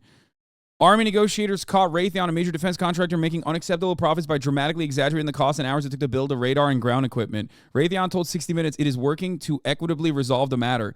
In 2021, CEO Gregory Hayes told investors the company would set aside $290 million for probable liability and said these were one-off events. Sheh Assad disagrees. Wow, that's crazy. You mean to tell me that Raytheon is literally milking the American taxpayers dry, the American government dry, with endless amounts of profits? What? No way. I, for one, am shocked, dude. Probably because they're Gaytheon now. You know what I mean? That's probably the main reason, right? Oh, meanwhile, this is another thing I wanted to show you. While the fucking CEO of Warner Brothers was talking about setting targets, meeting them, blah, blah, blah, a whole bunch of hokum, whole bunch of baloney. This is what Warner Brothers Discovery was doing. They're set to undergo another round of layoffs in its television business. Deadline understands that the company is expected to cut some roles in its cable TV business, which includes the Discovery-branded cable networks.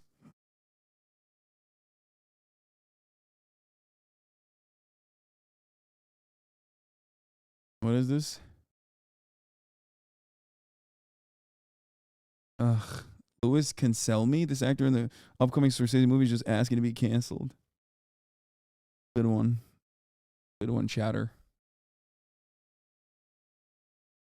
Like, so silly.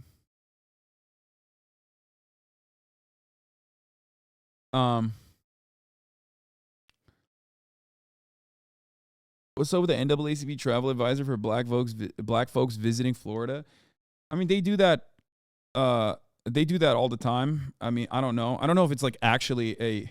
I feel like nobody should visit Florida if I'm being real. I feel like Florida is a liability for everybody. Don't know if it's. Don't know if it is like anything different than the average Florida experience. But the NAACP, I mean, there's a history for it. Go back in time to the 1950s when Jim Crow laws were used to enforce segregation in the South. And being an African American during the Jim Crow era was far from easy. In fact, for millions of African Americans who traveled during that era had to be cautious and resourceful, using things like the Negro Motorist Green Book as a guide to help black travelers find businesses that would accept black customers. Like, my controversial take is, I mean, this obviously was super valid and a necessity in a dark period in American history. But do I think that like Florida is exceptionally terrifying for black people currently? Like, not necessarily. It's just like, I don't think like a black family that's going to, Disney World is going to experience anything that's like out of the ordinary from like any other part of America that they would visit. You know what I mean? It's just, it is what it is. Obviously, there are certain towns you shouldn't go to in every state, right?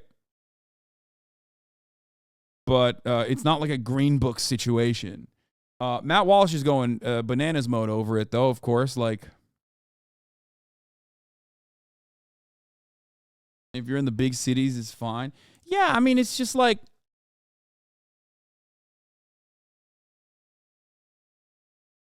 here, let's finish this Green Book and then we'll get Clarence Fort remembers the Green Book after organizing sit-ins and marches for civil rights in Tampa. Each town you went into, it tells you where you could sleep, where you could eat without being harassed. Victor Green, a black U.S. postal worker from New York, started the Green Book, and by the 1930s, the Green Book grew with listings in every state. We had quite a few here in Tampa, but as integration came about, a lot of them had to close down. They couldn't compete with the other merchants. The Jackson House on Zack Street was one of the listed safe havens in Tampa, known for housing black families and famous guests like Ella Fitzgerald and Dr. Martin Luther King Jr., and is now undergoing restoration. It's going to have rooms dedicated to the singers and the performers that stayed there, like Nat King Cole, Ella Fitzgerald, who wrote A Tisket a Tasket in the house. The Green Book stopped publication in the 1960s, and now we're seeing the next generation honor the legacy of encouraging financial support within the black community. Black humans have very much been supportive of every single other human businesses, period. One of the easiest things you can do is make sure that you start to spend your money intentionally, recognizing that equity isn't pie. If I get a piece, it doesn't mean you don't get a piece. Hillary and Joshua launched the Green Book of Tampa Bay as a website directory similar to Yelp, where you can find everything from black-owned real estate agents to retailers and restaurants. It'll pop up businesses in your area, or if you want to search for another area, people can enter businesses. So it's just really updated, user-friendly, accessible. Taking things beyond the internet, the Green Book of Tampa Bay is encouraging investment in black communities through its long-standing Buy Black Fridays campaign, where consumers are encouraged to seek and support black-owned businesses at least one day per week and share their experience. Okay. Yeah, I don't. Here, let's look at Ron DeSantis dismissing the NCAA. NAACP's Florida travel advisory stunt cites record high tourist travel. For the record, like the Green Book was a mechanism for survival at the time, and the NAACP's Florida travel advisory is just, it's whatever. I don't think anybody I think Florida is probably worse off for the black people living inside of Florida than it is for fucking tourists, like black families that are going to Florida to travel. You know what I mean? Like infinitely worse, as a matter of fact. Does that make sense?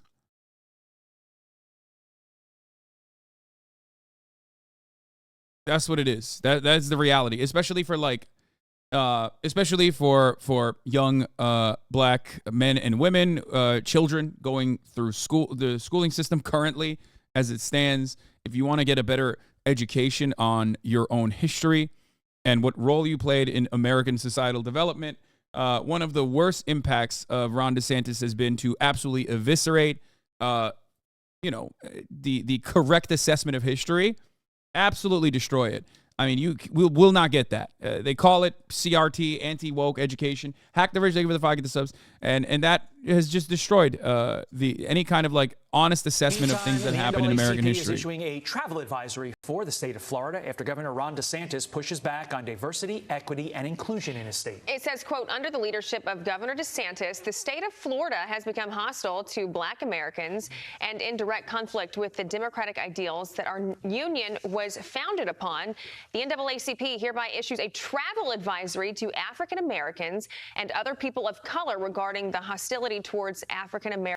I don't know. I don't think racists are making sure that black people are Floridians before being racist to them. What are you saying? No, like, I'm just saying, dude, I'm sorry. What do you think? You think a fucking, like I said, you think a black family that's going to like Disney World or going to Miami is going to be like relentlessly harassed by like racists who find them? Like, is that what you think is going on? Like, what the fuck are you saying? Okay. I can't believe I'm like, even ostensibly or even marginally siding with the fucking Fox News people on this. But like, no, the NAACP does stuff like this all the time, okay? They do it all the time. It's just like, Florida is not any more additionally more racist than any other fucking American state, okay? You can find racists everywhere. This is a white supremacist country.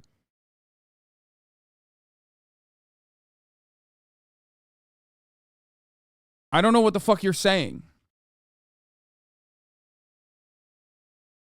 Americans in Florida. Fox News contributor David Webb joins us now. Yeah, it is. It is a performative stance. Yeah, it is. It is what it is. Florida is banning Black history, though. It shows some extra contempt. Yeah, that's why I said it's worse off for the Black people living in Florida that are getting an education in Florida public schools, that are in the space that they are cultivating in Florida that is anti-Black, and not tourists that are going down to Florida for like a weekend or some shit. This is such a, I'm not going to lie, this is such a dumb conversation. Like, if you told, come on, dude.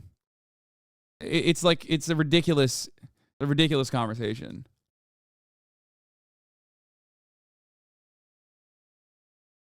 Now, David, my friend, always good to see you. So you're a Black man living in Florida. What'd you think of this? Fortunately, the NAACP is not the State Department, so their travel advisories mean nothing. But let's look at a couple of numbers that matter. For instance, 16.9%. That's the percentage of the Florida population that identifies. Do you think the symbolism for the NAACP to make the statement is impactful at all? No, it doesn't. No, and it's not. They've done this before. Like, what are you talking about? They do it every now and then. And I don't mean like in like the 60s. I mean like recently. The NAACP, the NAACP has done this under the Trump administration as well, if I remember correctly.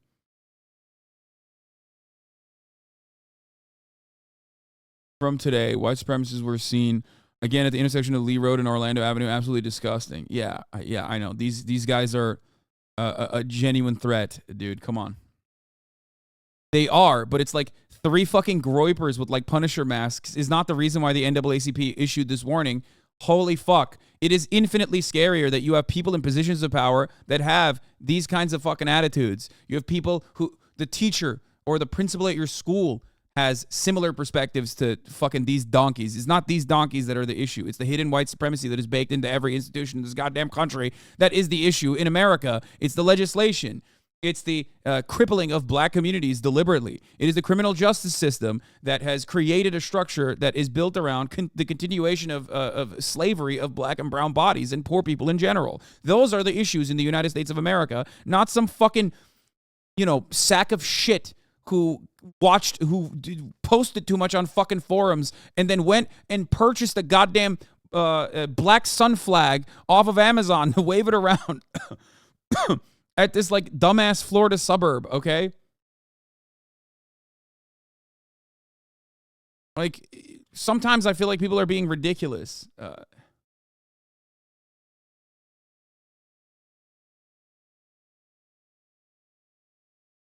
I don't know. I don't know why you guys want me to say things like that I just personally don't fucking believe in. You know what I mean? Yeah, NAACP issued its first ever travel advisory for a U.S. state under the Trump administration. This is what I was thinking of. They did it for Missouri. When the Missouri State Legislature passed Senate Bill 43 in June, the Missouri NAACP president, Nimrod Chappell, was at a loss. He had met with lawmakers who testified in opposition to the bill.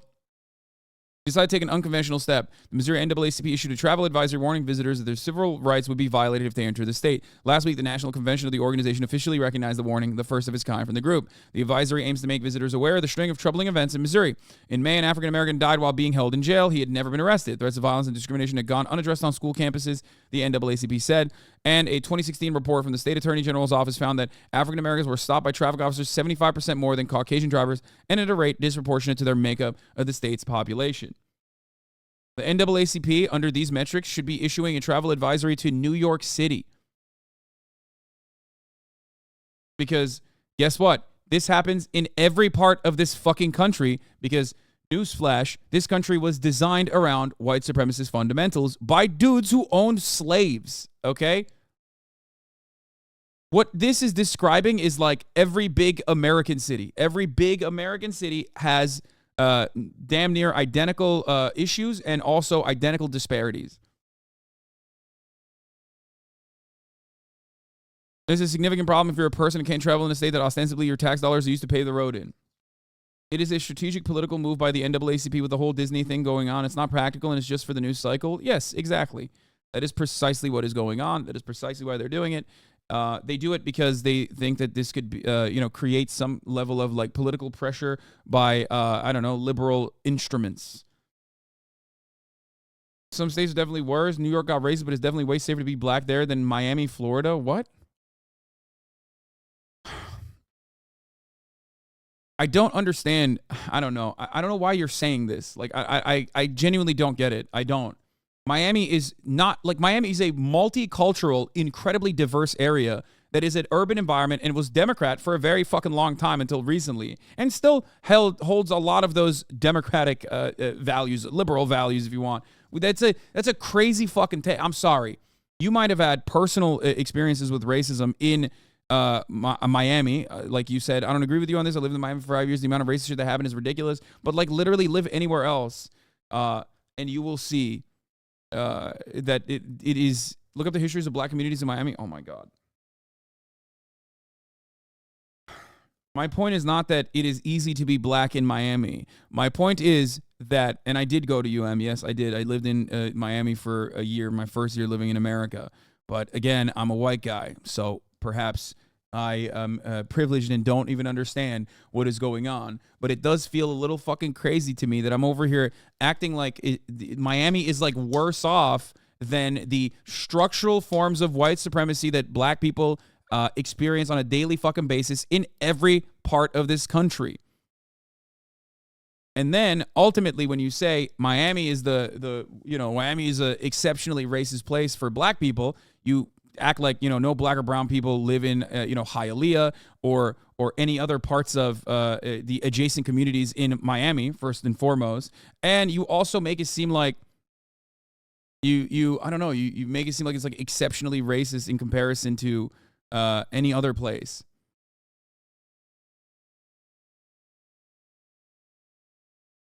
I don't know.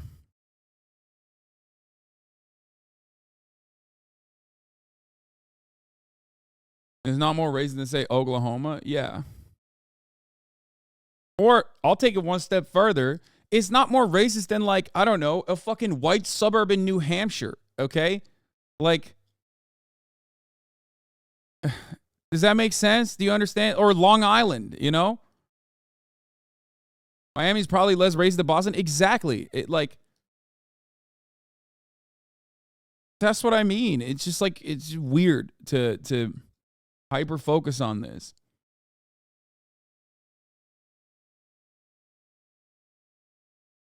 Huntington Beach. Ooh, great example. You want to know? You want to know a racist ass place that is significantly more racist than Miami? Huntington fucking Beach. Okay? Yeah. Try being black in Huntington Beach. Experience that experience for a second and then come back to me. Okay?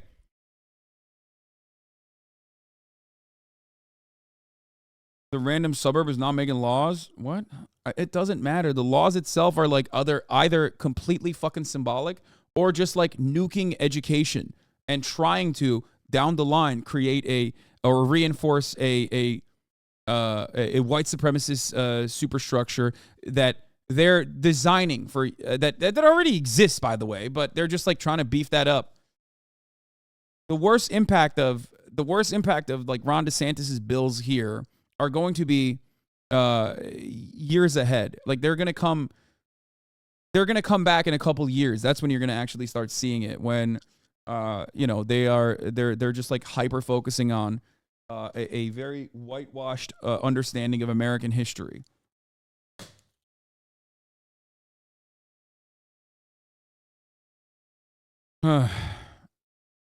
Anyway.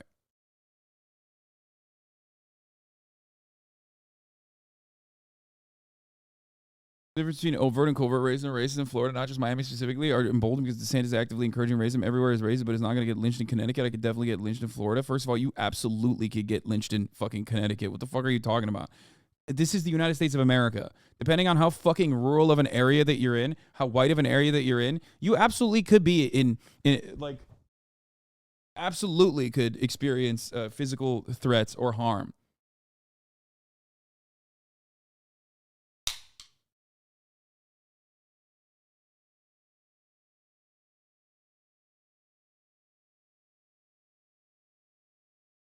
Anyway, let's watch the rest of it. Identifies, according to the census, as black. The nation, 14.2%. More people as a percentage of the population than nationally. Now, I know it's a broad number, live in Florida. Florida has an unemployment rate that's 2.7%. Miami has an unemployment rate that's 1.7%. When you start looking at the numbers, when you start looking at the no state income tax, when you start looking at the facts, and yes, are there poor areas in Florida? Yes, there are. Some poor neighborhoods like Liberty City in Miami and Little Haiti and other areas. But they're doing much better. Their money goes further. They have better potential to address the issues of poverty. That's what matters. The NAACP, and I'm going to reference something for the audience to look up, Manning Johnson's farewell speech, and how he talks about the NAACP in the 1960s, and that they are not for, as he put it, the colored people, that they're all about their money, which in a sense, reflects what Booker T. Washington said, that there are a certain group of race problem solvers who don't want the patient to get well. Again, paraphrasing, but they live off of this. They feed off of this. They collect money from black, white, anyone else, organizations, institutions, and they go out and they push this because it keeps them mildly relevant. Fact is that if you go into some of these areas, and I do, they're not looking to the NAACP to show up because they're not showing up on a daily basis. Interesting. DeSantis, obviously the governor there in Florida. Here's what he previously said about this advisory. What a joke. It's like one of those things where the NAACP plays its role, right? As like a liberal institution, and then Republicans just turn around and say this is crazy. Battle lines are drawn. It's unproductive, and it gets nothing done regardless. Yeah, that's all I got. I don't know what else to say. What a joke. Yeah, we'll see how effective that is. It's ridiculous, and we're proud to be leading the nation in tourism. I think we've led it for many years in a row now. It's a pure stunt. And fine, if you want to waste your time on a stunt, that's fine. Look, I get, but I'm not wasting my time on your stunts. Will this impact tourism one iota in the state of Florida? Actually, tourism has increased in Florida over the last year to 2 years. When you look at the numbers, and believe me, I see the traffic. I see more out-of-state license plates. Okay, this is like, I mean, they're not wrong, you know what I mean? And plenty of black people travel to Florida as well, and I don't think that's going to stop anytime soon. So I don't know. I don't know what they're talking about. They're either moving there or going there. Heck, they're coming from Canada. Miami's full of Canadians who come down there. And people are going to Florida, one, because there was no COVID lockdown and restrictions. We all survived. Imagine that. I'm right here. I never had it, thank God. But the point is, people are going there. And they're not just going there for woke Disney that is now figured out that it's not. Yeah, totally, dude. That's not what they're going down there for. Are you fucking insane? No, that's the only reason why people are traveling there. Like, there's two reasons that people go to Florida: Miami and fucking I guess fishing too. Someone was saying fishing in the chat, but like it's Miami and Disney. Okay, Disney number one, Miami number two. It's ridiculous. Economically I gotta sound take for them to Kai out. expand when their company's contracting. That's another false story, by the way. Disney's not. It's not because of DeSantis. It's business, Yeah, right? Cheryl pointed that out Yeah, last the week. companies. So people are there. They're going to Florida. And they can't deny those facts. As far as the DEI, thank you, because I've got some of the books and I've ordered these books to go through them that they wanted to teach in schools. I don't care what state you're in, your kids should not be indoctrinated into a way of thought. They should be taught to think critically, how to think for themselves, not what to think. Yeah, this is clearly just obviously a push on DeSantis, too, with what he's doing. But people clearly like it in Florida. So the voting, look at the voting. Exactly. It's changed phenomenally. Exactly. And we have to get to this. The University of Minnesota is facing backlash over a taxpayer-funded summer research program that is reserved for only non-white applicants. So it's advertised as, quote, an intensive 10-week summer program in which undergraduate students of color work full-time with a faculty mentor on a research project. You know, David, how are they getting away with this? How are they? In America today, where we actually passed a law to get rid of segregation, they've instituted. Now, this is the hard bigotry of no expectations. They're telling me, black people, non-white people, to apply their logic to it, that you literally cannot get ahead without a suppression of another group of people. And by the way, you're not getting a ton of money. Your $6,000 is a lot of money, especially in the Biden economy. Any money's a lot of money in that sense. But this really is hard. Okay, I don't know what the fuck. This is so stupid. I mean, this is just straight unfiltered brain rot at this point. The Panhandle is the Alabama playground. Don't forget Panama City Beach. I try to forget Panama City Beach regularly, okay? It's one of the places that I try to forget all the time. I have been there. It is probably the worst place. I'm not gonna lie. Panama City Beach might be straight up, pound for pound, the worst fucking place in Florida. And I've been all around Florida, let me tell you, okay? There's some real Alabama-ass places in Florida. Oh, fuck, man. PCB is so bad. Worse than Tampa? Oh, are you kidding me? Dude, Tampa is a beacon of prosperity in comparison to Panama City Beach. What the fuck? Dude, it's not even a comparison. There is no comparison to be made. Panama City Beach is one of the grossest places on the planet. Straight up.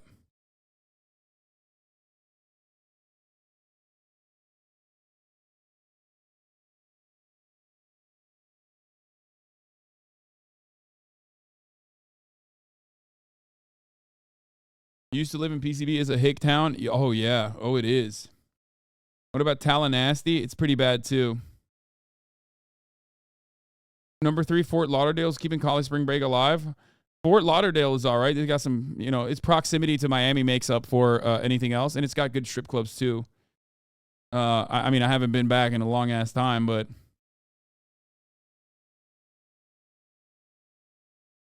Thoughts on Broward? I mean, when you get to like Hialeah, Broward, and other areas, like then you're talking about straight up, purposefully left behind communities. You know what I mean? So it's a little bit different. Every time I say Hialeah, motherfuckers go Hialeah. No, man, Hialeah. God, you guys are the whitest people on the planet.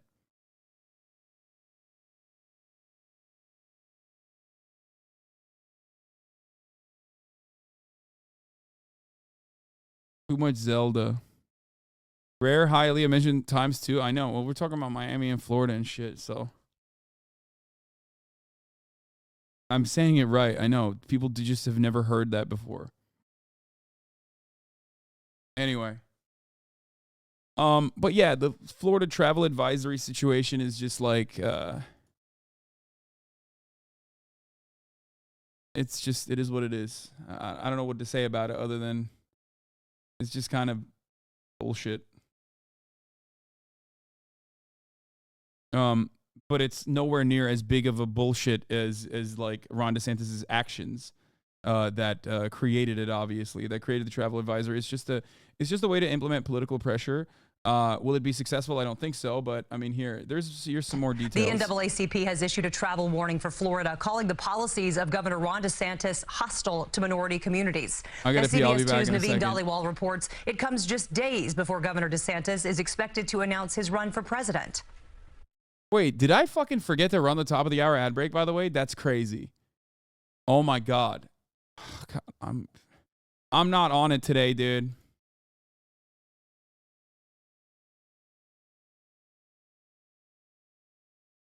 I've fallen off. I've fallen off big time. My brain is just doo-doo.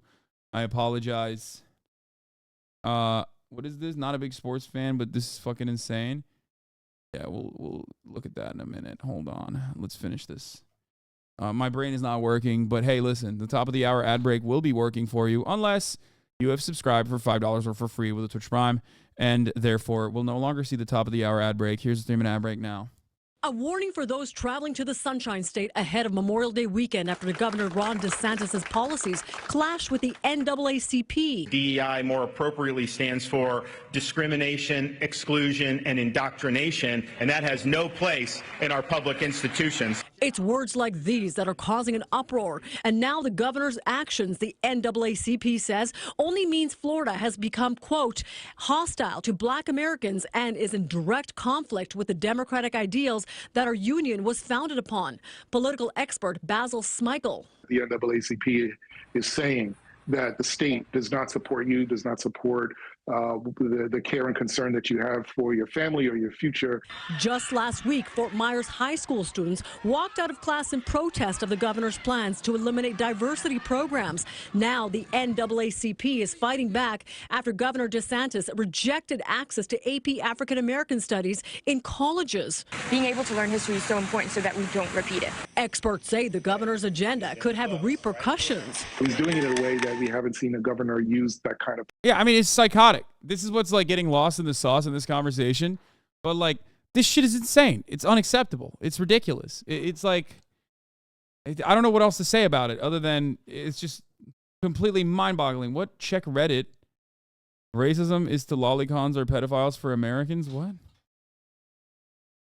What are you saying?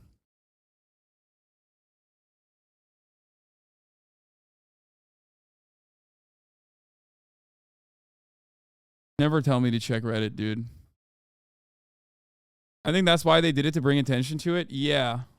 Power in a very long time. The sports venues, the concert venues, will they lose economic support because they've lost African American support as a result of this movement? And as the anger flares, local mayors are trying to reduce the divide, tweeting, "Everyone is always welcome, and diversity and inclusion are central to what makes Tampa." All of this comes as Governor DeSantis is gearing up to announce his run for president as early as this week. The long-term impact is both economic and political, in the hopes that this move can actually reshape the politics of the state in the long run. The League of United Latin American Citizens and Florida's largest LGBTQ civil rights group, Equality Florida, have also issued travel warnings for the state. We reached out to Governor DeSantis' office Well, the for comment, NAACP but did not hear back. So this is a newer version of this. Here's some Ron DeSantis remarks on it. Republican governor is deriding the advisory as a, quote, stunt. But the NAACP claims Governor DeSantis is attempting to erase Black history and restrict diversity, equity, and inclusion programs. I mean, he's just flubbing like left and right. You know what I mean? He's just fucking up left and right. Obviously, invoking white supremacist values is very, very old school. I mean, it's tried and true. It's probably the best exit ramp he has. Like, out of all the things that he's done, like harming businesses actually harms capital, right? Like harming businesses by eviscerating the undocumented labor force, by attacking the businesses and like charging them $10K a head. That's legitimately going to backfire on him. Okay. The Florida battle that he's engaged in makes him look bad, makes it look like he's a Republican guy who's like trying to regulate businesses. Again, that's short-sighted. That will fucking blow up in his face. The anti-trans stuff is also wild, so wild that like it basically brings out all the most unhinged, the unhinged like people that feel comfortable operating out in open against trans people, against like queer children. And it's also like book burnings, basically like the modern version of like book burnings and whatnot. And a lot of stuff that is just annoying to the average moderate. But if there's one thing that unfortunately in the United States of America that has been the most tried and true version of bigotry, it's anti-black white supremacist attitudes. Okay. So the anti-CRT measure probably is the only one out of all of the measures that he's implemented, out of all the measures that he's like pushed for. That's the only one that actually doesn't hurt him nationally.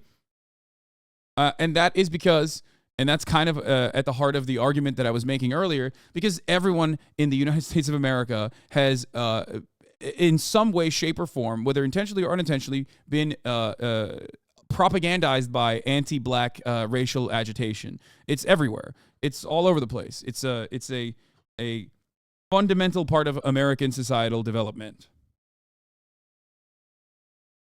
Everyone in some way, shape, or form has been, again, everyone in some way, shape, or form has been indoctrinated. In Florida schools. This comes after he blocked the introduction of an advanced placement course focusing on African American studies in Florida high schools earlier this year.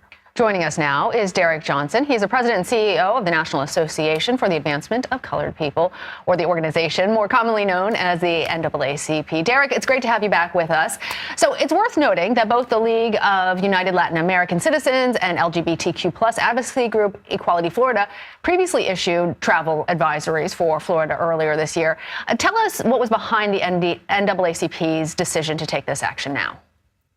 Well, we began to look at the pattern and the comments along with the public policy that Governor DeSantis and the Florida legislative body began to enact. And we recognize that it is a direct attack not only on the African American community, but the Latino community, on women, on the LGBT plus QIA community. And that's a problem. He's using his platform as governor to try to promote otherism or racial hate and division. That should not be the case. And America needs to understand, as he prepared to run for the presidency, we cannot stand as a nation another individual occupying the White House with this type of belief system. Governor DeSantis' press secretary called the travel advisory a, quote, stunt. What's your response to that? Or was it a stunt to block children's experience to learn history holistically? Was it a stunt for him to pursue a course of action to target the LGBT community? Is it not a stunt for all of the things he's doing to try to garner support from a minority of the U.S. population to win the nomination to be the nominee for his political party? All of these things he are doing is the use of race as a tool to promote himself on a platform that's intolerant of diversity, intolerant of people. Everything he's done is a stunt. Derek, I want to go back to the idea of this travel advisory, because while it is focused politically on the governor, it also has implications for people in hospitality and all of the other sectors, including Black Americans in Florida. Tell us what really went into the decision about a travel advisory, and talk to us about the other instances in which the NAACP has issued a similar travel advisory. Well, first of all, this was informed by the community who are members in the state of Florida. This has been informed by other Black institutions that we are aligned with. And they're saying that we have to address the problem of direct racial attacks from this governor in a way in which we don't abandon the citizens of Florida, in a way in which we don't allow it to go unaddressed. And so what came out of this was the State Conference of Florida making a decision that it was a problem and something needed to get done, that the members of our national board began to deliberate to determine what was the best approach. And at the end of the day, this struck the right balance to it. Do I think Ron DeSantis has a legitimate shot at winning? Fuck no. No, not even remotely. That's crazy. Not even a little bit. What the fuck is this, dude? What the fuck? Retro Racer, you're about to get banned super hard for that link, most likely. I can't wait. What is this? But he's... Oh, yeah, dude. You're about to get banned for a day at least. I would have given you a week off. Don't ever fucking come in here with some fucking drama baiting ass, dumbass clips like that ever again. Come on, dog. We're in the middle of news coverage and you're over here being like, oh, apparently you're afraid of larger content creators even though you spent an hour criticizing Charlie. Like, come on. There's drama. There's drama. You don't want to fucking, you don't want that. ensure that if individuals or organizations had to go to Florida, to work with local community groups within the African-American community so we can address this question, while at the exact same time, if you don't have to go to Florida, don't go.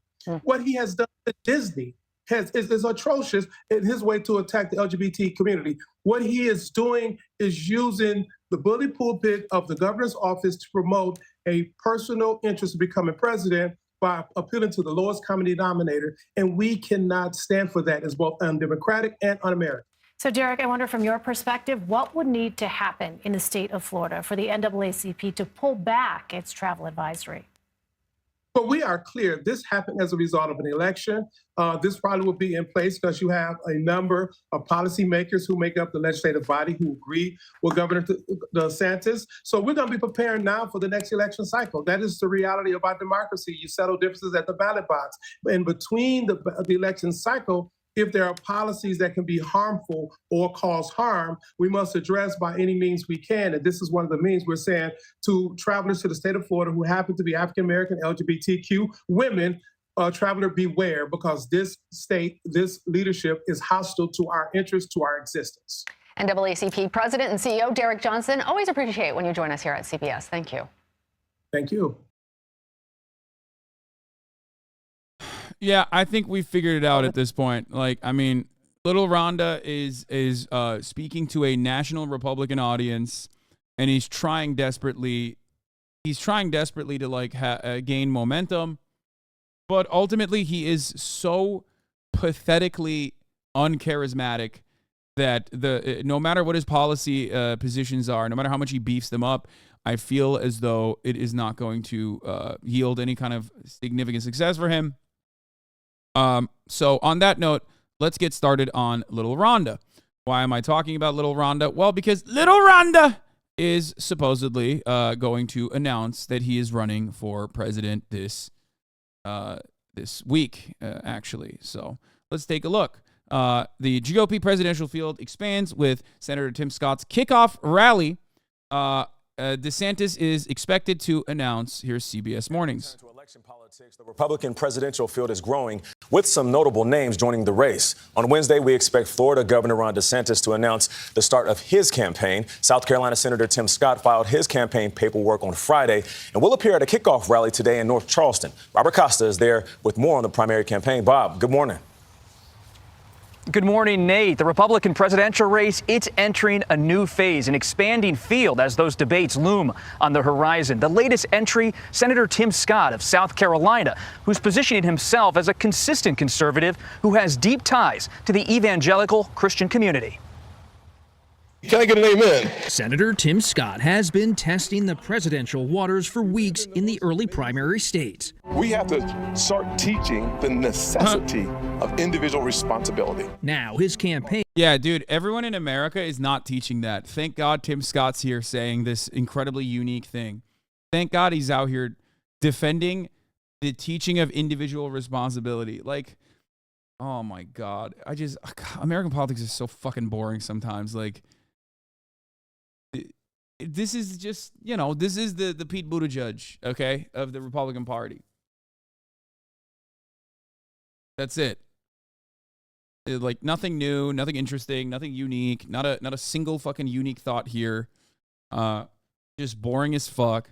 They always trot out like candidates like this in the Republican primaries every single fucking time.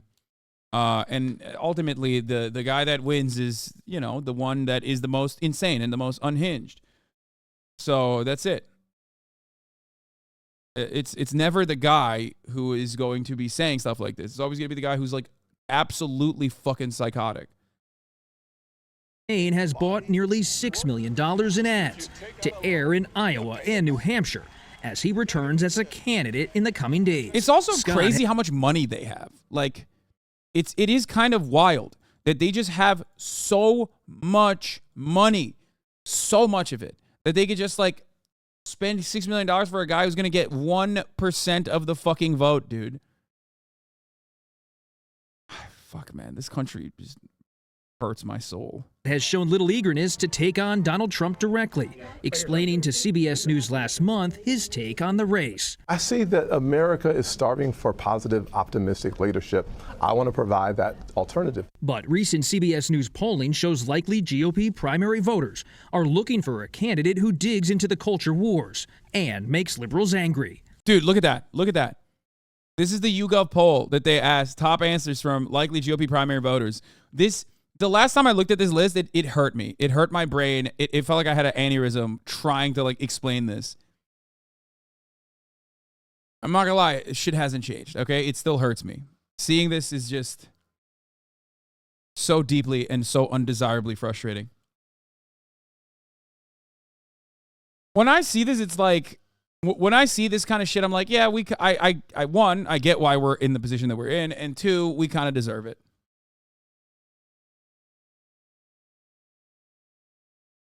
I mean, look at this.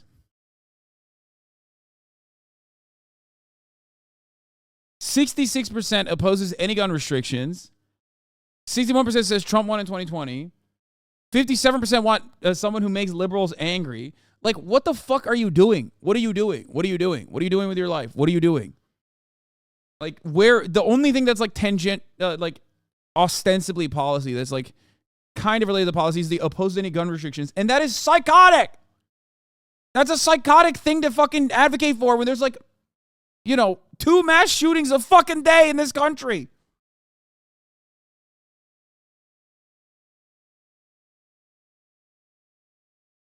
Looking for a candidate who digs into the culture wars and makes liberals angry. That same poll shows Scott with just 1% support, while former President Trump leads overwhelmingly. And Florida Governor Ron DeSantis comes in second with 22%.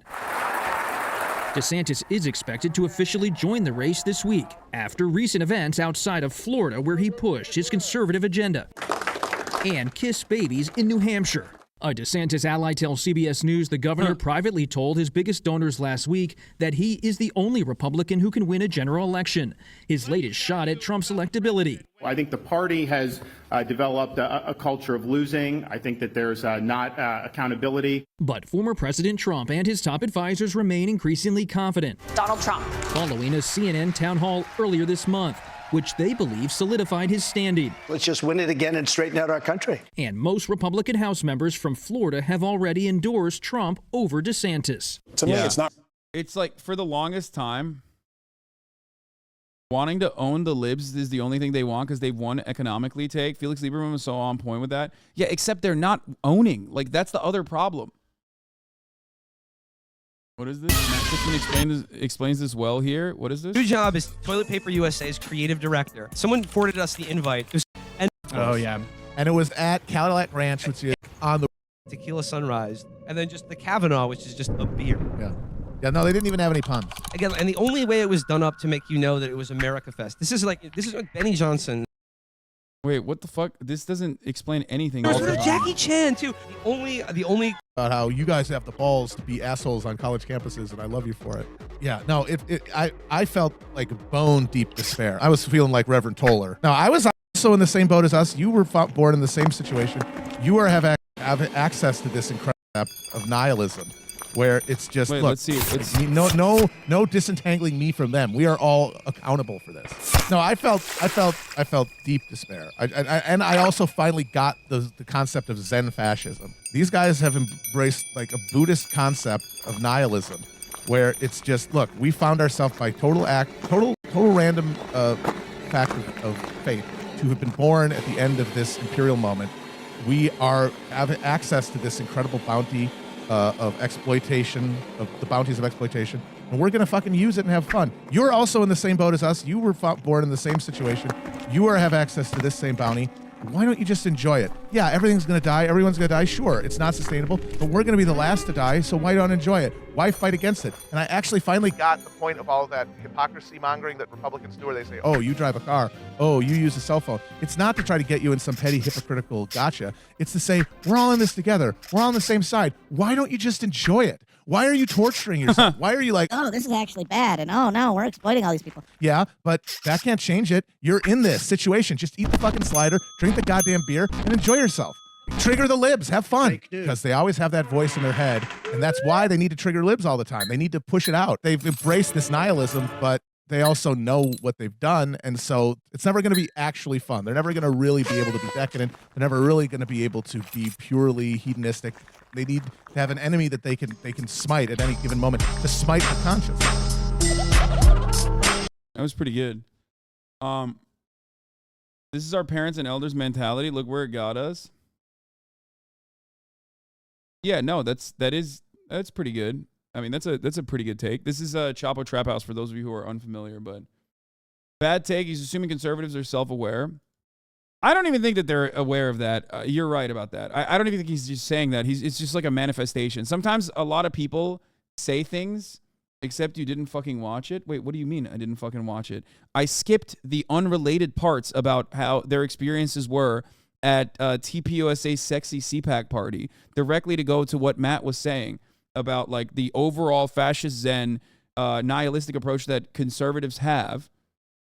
And it is a correct assessment that you don't need to be self-aware. Exactly. You don't need to have any kind of self-awareness for this take. It's just like experiencing something I like to call jalapeno poppers. This is what I always identify when I talk about conservatives and what they care about, or our things, our treats, the things that we care about, the things that we want to defend. The reason why they hold on to their jalapeno poppers at Applebee's is because that's all we have. So the moment that you actually hurt that, the moment that you actually stand in front of that, like whether it's because you want to do some kind of healthcare policy to stop people from getting sick during COVID or anything like that, all hell breaks loose, because it's all about if you don't have the trees, you have nothing. What was this entire project built for? What was it designed around? If I can't get the fucking jalapeno poppers, if I can't get the mozzarella sticks, then what the fuck am I doing here? Like, what is this? You don't even have to be completely aware of this. You don't even have to be aware of like how cruel this shit is. It usually is an afterthought that exists in all of us. We recognize it a little bit, but you just like kind of push it aside, like a sound that you don't want to hear, because if you would hear it all the fucking time, it would make you go crazy. You know what I mean?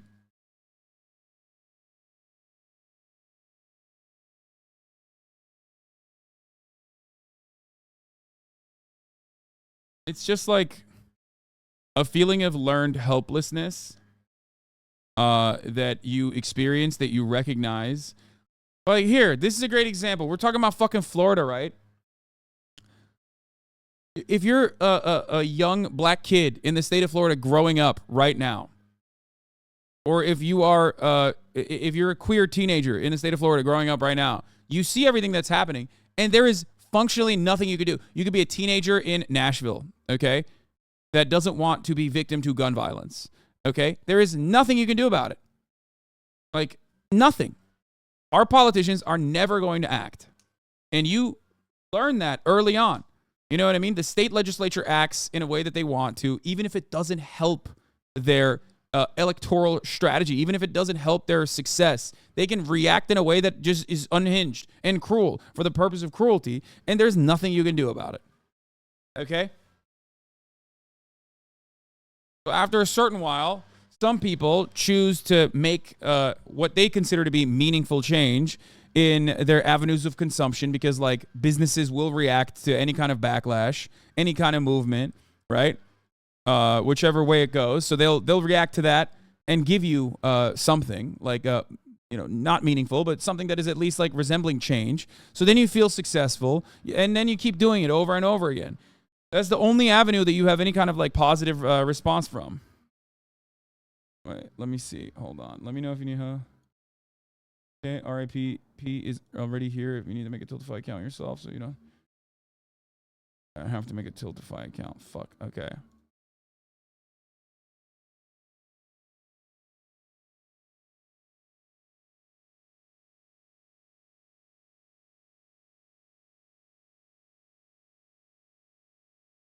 Hold on.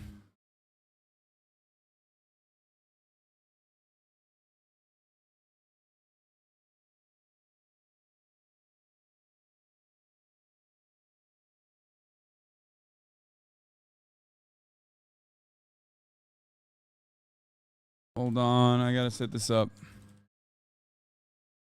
for later. Okay, this is for the fundraiser later. RAPP is already solidified. Okay, time to cry for campaign.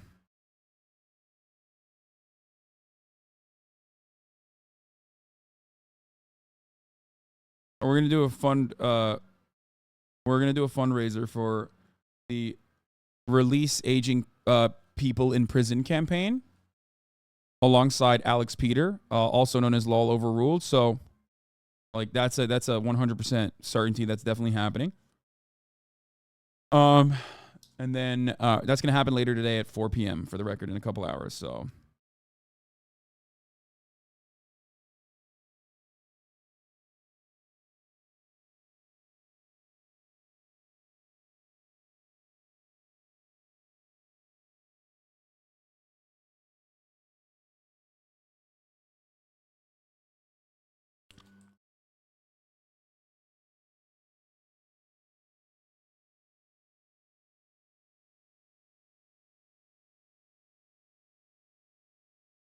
Did you kiss off stream though? No.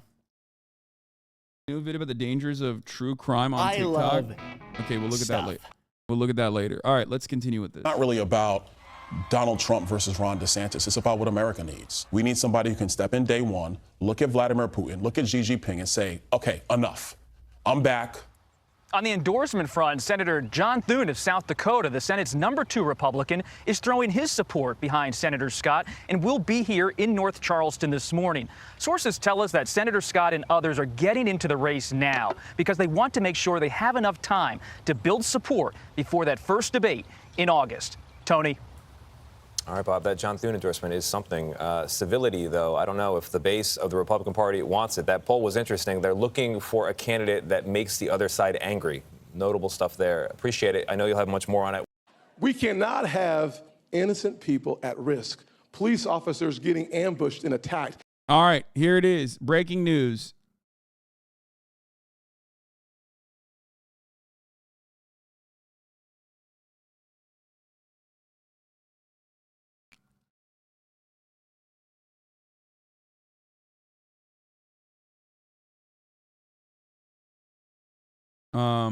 What the fuck? Add images, video, add a schedule. Fuck, I gotta put the incentives in. God damn it. We need a president with a Sigma grindset. None of the candidates got it. Okay, sorry. I was setting up the RIPP campaign for 4 p.m. Tim Scott has officially announced his 2024 presidential run. We already talked about that. It's boring, but here it is. Let's keep going. And seniors locked in their homes from the time the sun goes down until the sun comes up. Joe Biden and the radical left are attacking every single rung of the ladder that helped me climb. And that's why I'm announcing today that I'm running for president of the United States. No one has ever been this excited for Tim Scott, like, ever. Of America!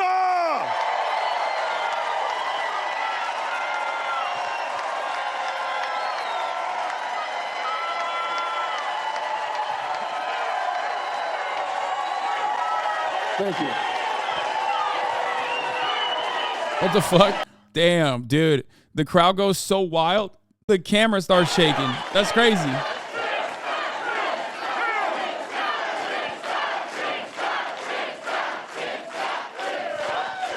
Thank you. You see, they're attacking our American values, our schools, our economy, and our security. But not on my watch. Not on my watch. That won't work. I cannot stand by while this is done to America. She's done too much for me. Our nation, our values, and our people are strong. But our president is weak. Wow, that was so good, man. President Biden. Anyway, proud or paid actors? Yeah, I just refuse to believe that people actually fucking care about Tim Scott like this. Oh, by the way, Ticketmaster is making fans pay an extra fee to apply for tickets to the March Madness 2024, but that's not all. If you don't get lucky and receive a ticket, they won't even refund your application fee. Dude, at this point, Ticketmaster can like come to your house, okay, and demand your firstborn for whatever concert that you want to fucking go to. And because they're a monopoly, they can get away with it. And the government's like, yes, there's nothing we can do about it. You know, oops. Oops, sorry.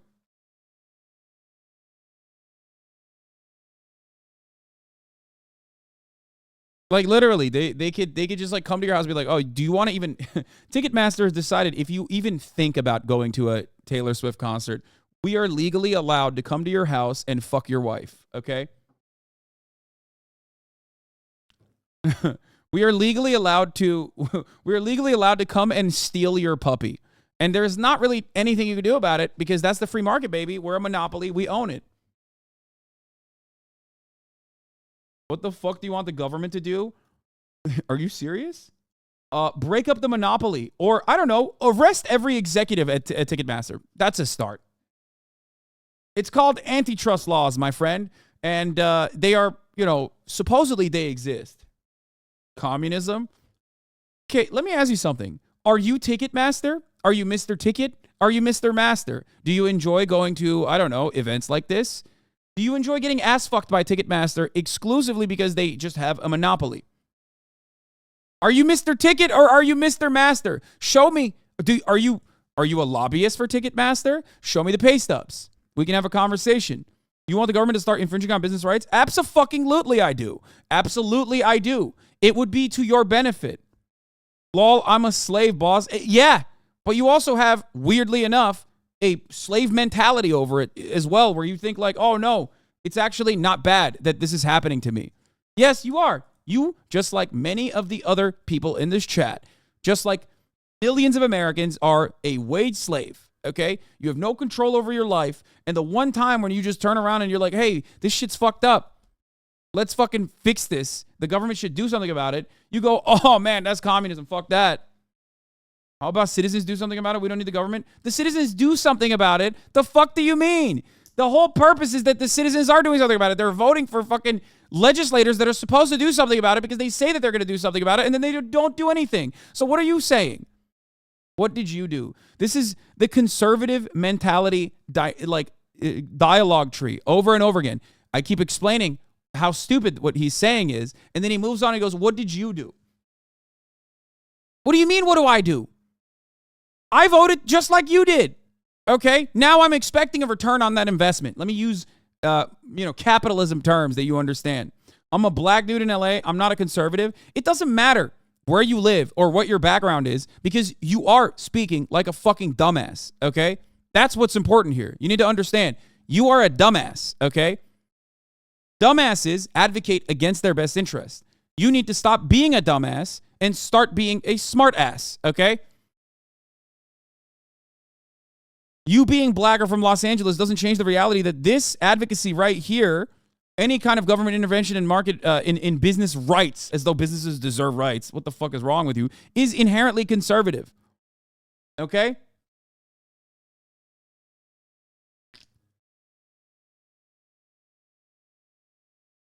So what is your alternative? It's dumb to keep expecting our reps to do anything. Let's keep waiting for the government. How about we do something? What do you suggest?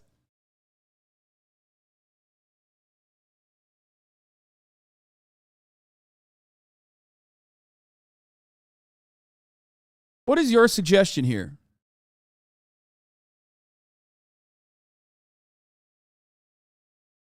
Most people don't know that the government has the power to break up companies and force competition because they're too young to remember when the government did stuff. Incredible. When I was your age, chat, the government broke apart AT&T into many companies. Yeah.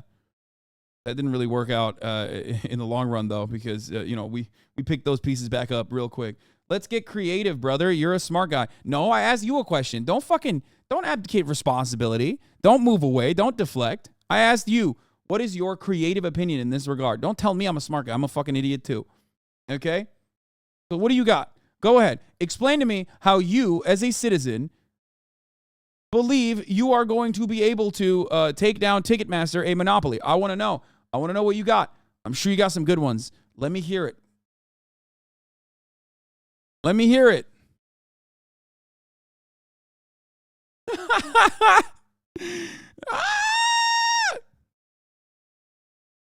He said boycott. Yeah, dude. Remember when people boycotted Hogwarts Legacy? That was incredibly effective. And then the UK government actually ended up putting J.K. Rowling in prison.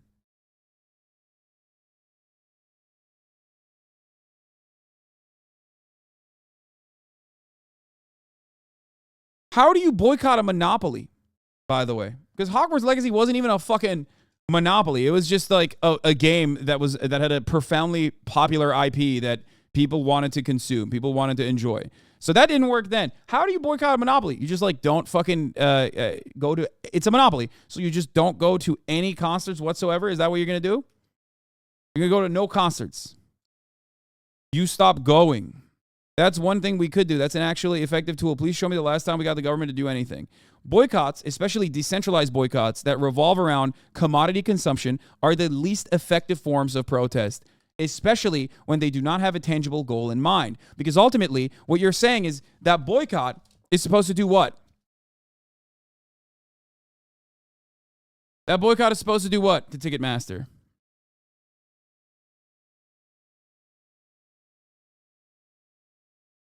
The only thing you could do is try to force Ticketmaster to, I guess, stop their nefarious practices by boycotting, but it's never going to happen. It does not work. If that's your goal in mind, good luck stopping people from going out and enjoying things in this, capitalist fucking hellhole.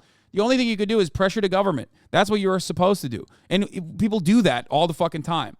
If you're genuine about wondering how you could actually enact change, instead of, what is the government supposed to do? Since when has this conservative stepped in to infringe, this conservative, SJ? Stepped in to infringe on business rights. You're right. That's what we're supposed to do, but that's not effective. No, what you're supposed to do is build labor power.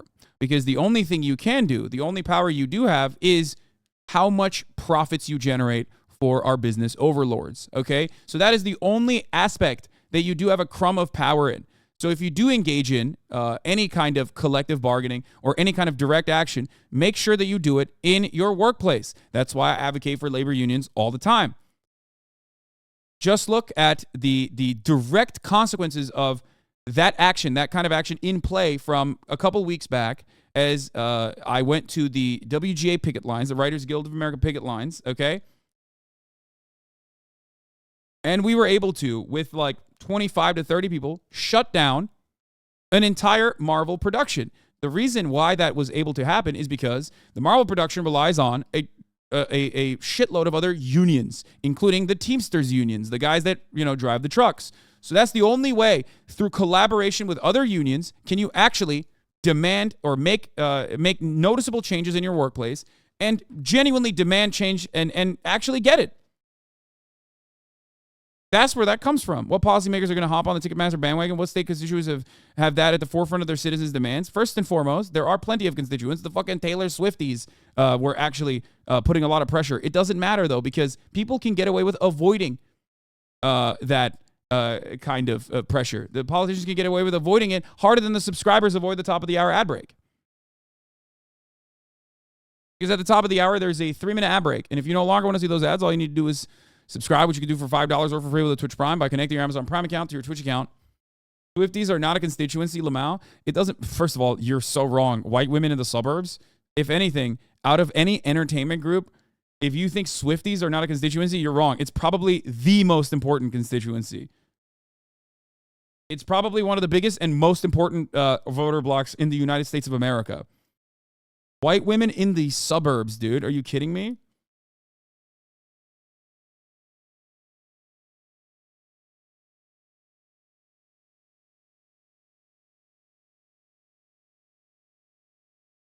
Anyway, look. You came in with a uniquely antagonistic attitude towards like meaningful change, or even someone who is like advocating for meaningful change.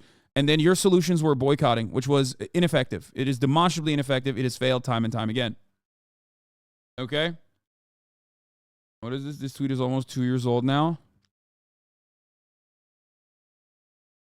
What? Okay, this is irrelevant to what we're talking about right now.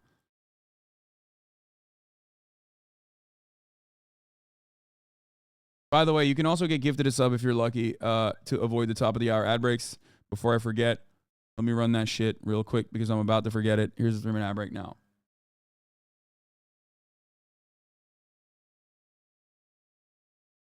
Look at that. Breaking news.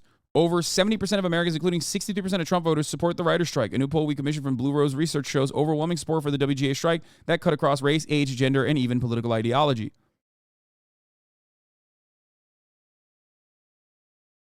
Strikes are effective. Strikes are meaningful. It's one of the only areas where you can actually make change because the only thing that rich people care about is making money. Okay? And the only way rich people can keep making money is not by doing the writing themselves, not by teaching the classrooms themselves, right? It's by actually getting workers to do that. So when you shut that fucking faucet off, all of a sudden, think of it like a boycott, but for work. Okay? Most strikes don't work like that, though. Rare Hasanabi L. What? And by the way, this is not about Ticketmaster or it's monopoly on ticket sales, okay? It's not about that at all. This is just about any monopoly. You can talk about this with respect to Amazon. You can talk about this for every single thing.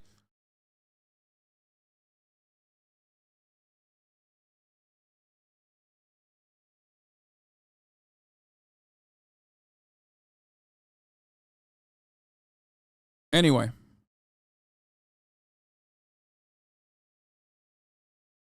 My mom is a monopoly to get you to come over. What the fuck? So stupid.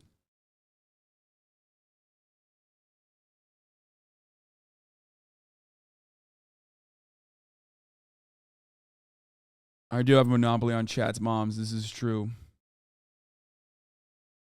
Actually true.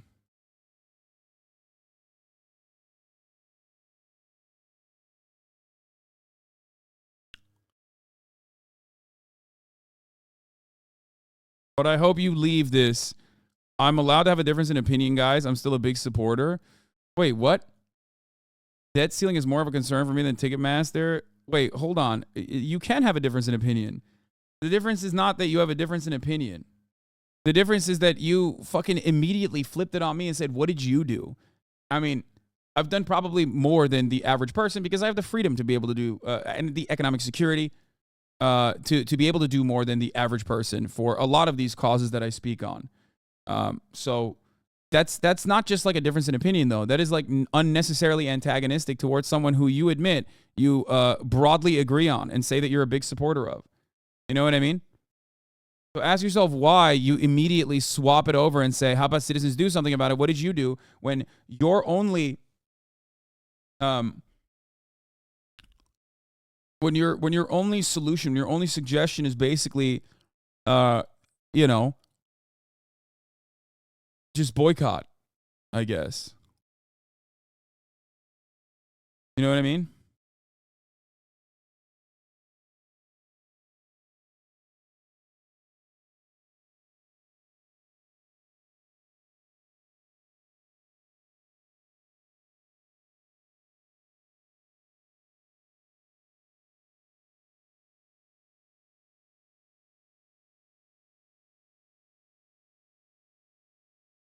All right.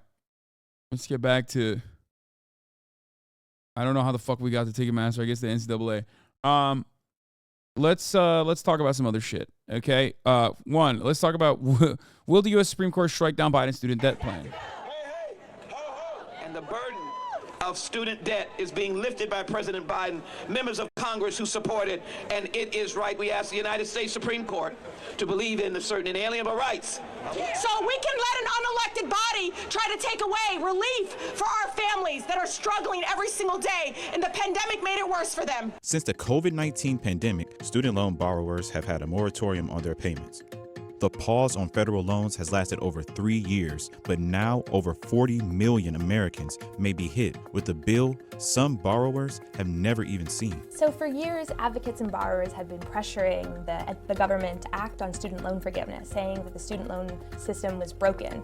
Outstanding student loan debt is marching towards $2 trillion. You have over 1 in 10 borrowers in delinquency or default, and a number of other issues with the lending system.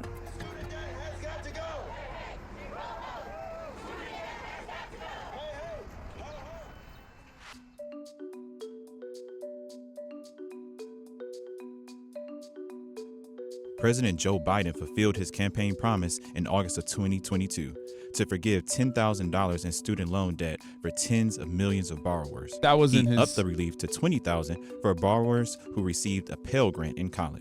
That wasn't the only... Are you wondering what is going on that with wasn't President it. Joe That wasn't Biden's the whole student thing, but... loan forgiveness plan? Since he first rolled out the plan in August, at least 6 lawsuits have been brought against the plan, mostly by Republicans and conservative-backed groups. As those lawsuits made their way through the courts, the Supreme Court agreed to take on 2 of the cases and really examine if this was an act of presidential overreach.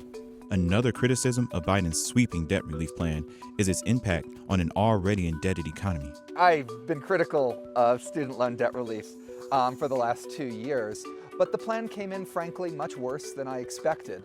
And at this point in our economy, we really don't need to be adding 500. Dude, no. This motherfucker, bro. Yo, get the fuck out of here, dude. Fucking absolute dog piece of shit. Oh my God. Why does he look like the kid who gets inflated in Willy Wonka? Because he is the kid that got inflated in Willy Wonka. I'm an economics professor at Harvard, and I think it's bad that we have student loan debt relief. It's like, we don't need that. We don't need to add to the deficit. Yeah, what about the fucking military, you fucking piece of shit? Fuck you. $100 billion of deficit spending for a purpose that, frankly, includes wealthy law students and every kind of universal social policy also impacts rich people, okay? That is not a counter against it. I do not care. Shut the fuck up. You are a fucking piece of shit, okay? Like, wealthy students, the real wealthy students, are not taking on fucking student loans anyway. They're paying it. And not only are they paying for their fucking college education, they're literally paying for the private wing of the library to be able to even get into Harvard. So shut the fuck up. Business school graduates getting tens of thousands of dollars. So what the Supreme Court examined at the end of February... It doesn't matter. It doesn't matter if rich people get free health care. They're paying for it in taxes, okay? Shut the fuck up. I hate this argument. Oh, the rich people are going to... Like, first of all, he's a rich person. His entire life is dedicated to, defending the needs of the wealthy as a econ professor at Harvard, okay? This is what he's doing. So that's number one. And it doesn't fucking matter. Universal policies will also end up helping rich people. Who cares? Rich people are technically supposed to be paying more in fucking taxes anyway. It's not the rich people getting benefits from this that you have a problem with. After all, 90% of your advocacy revolves around more subsidies than rich people. Helping the real producers of the economy, the productive class, the wealth owning class, the capital owning class. Those are the guys that need the subsidies. Those are the guys that need the tax breaks. Like, you don't have an issue with rich people getting help in this regard, okay? Because it's not real help for rich people. You have an issue with poor people getting help. Because if student loan debt relief happens, all of a sudden, students that are just graduating have more economic freedom to be able to make better workplace decisions. Maybe they don't want to fucking clean the toilets at Starbucks all of a sudden. Maybe they want to do something else and they have a little bit more financial freedom because they're not trapped immediately in this fat fucking student loan debt relief, student loan that they need to pay for. So they take whatever first job that they are offered. But of course, that would brick the economy. I don't like that because, people got to always clean the toilets. Somebody's got to do it. Are 2 major things.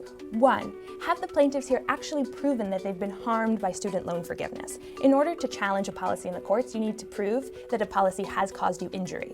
It's called legal standing. Do you have legal standing? The Supreme Court justices considered if the plaintiffs had proven that they will be harmed by student loan forgiveness. The other point that the Supreme Court was considering at the end of February is, does the president acting within his rights in forgiving this amount of student? There is no standing, and even if there is, I don't give a fuck about the standing potentially. Should Dianne Feinstein resign and stay in office with AI? She can stay as long as she wants. I love that. That's queen shit. Okay, she is the queen. Where the fuck were we? Okay, here it is. Let's look. 1, the president absolutely does have the power to do that. That's why he did it. Shut the fuck up. Student debt. While the Biden administration points to the HEROES Act as justification, the plaintiffs say that law allows for much more tailored relief than the type of sweeping debt cancellation the president is trying to carry out. Advocating for affordable, free higher education would have been the most uncontroversial thing prior to Reagan. This vitriolic view of the poor is quite new. I mean, I think America has always had disdain for the poor. It's just that when they like very openly married poor with black, that's when, and I think Reagan certainly accelerated that. Nixon, Reagan, that's when it became like overdrive.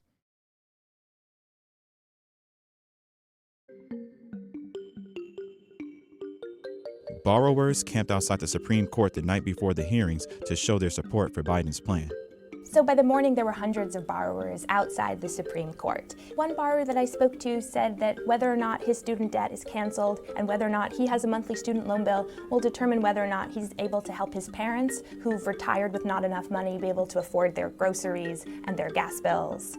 Another borrower told me that student loan debt will determine whether or not she'll be able to ever save up for a down payment on a house. And the stories do get more severe. There are borrowers who said that the monthly student loan bill, it's either that or their medicine.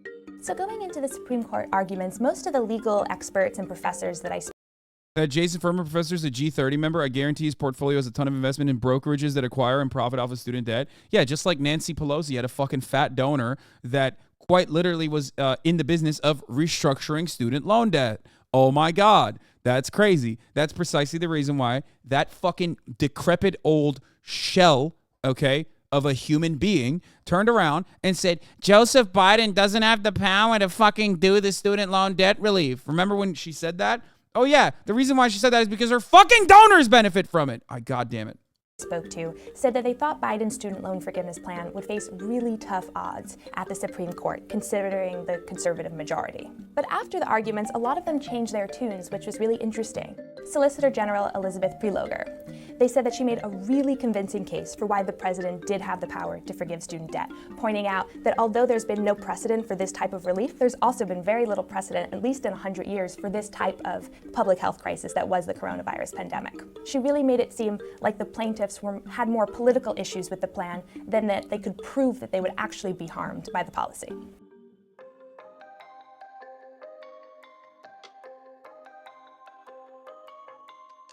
Experts now believe it will be an uphill battle to convince the 6 conservative justices to side with the 3 liberals on the bench. Although the Supreme Court arguments occur just over one day, the justices can take months to reach a decision. Experts that I spoke to said that by the end of the term, they should make their ruling, so that'll be sometime in June or July. Companies like SoFi have come out in opposition to the White House plan. If the student loan moratorium ends, there will be a pickup in student loan refinancing, but we're not counting on it. We have a diverse business, and the thing that gates our growth is how much we invest and where we invest. If that business comes back, we'll allocate resources to it to capture the opportunity and meet our members' needs. Borrowers hope the decision happens soon, since the Biden administration has said payments will resume at the end of August if litigation isn't resolved. If the Supreme Court strikes down Biden's student loan forgiveness plan, you're going to have tens of millions of Americans who now have to figure out how to make room in their monthly budget for a student loan bill they haven't had to pay in over 3 years. The Education Department is sounding the alarms that delinquency rates and default rates could skyrocket after borrowers have gotten used to, for years, not making a student loan payment. To be clear, our college financing system is broken. It has a lot of problems. Why is this the guy speaking? I mean, it's CNBC. Like how?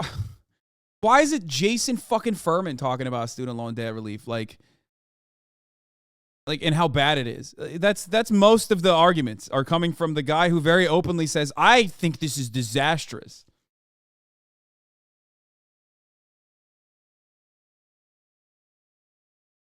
It's because he was a former director of the National Economic Council of the United States. I don't give a fuck what he's the former director of. He can suck my fucking cock, okay? Bullshit. Put a fucking opposing argument there.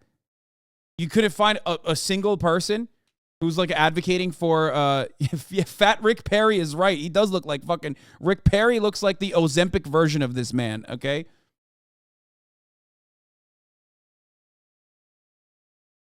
I hate neoliberals so much. Yeah, he's the director of Sucking My Cock. That's what he's directing. Directing my cock in his mouth. Fucking asshole, dude. Problems, but doing this type of step is just a way of encouraging more reliance on debt in the future, increasing the likelihood that we end up back in further problems. So there's a lot of research that shows that federal student debt makes it much harder for Americans to come up with a down payment to buy a house, to save for their retirement, to buy stocks, and to start small businesses. So you would see a lot of those impacts likely pick up again once Americans have a new student loan bill due.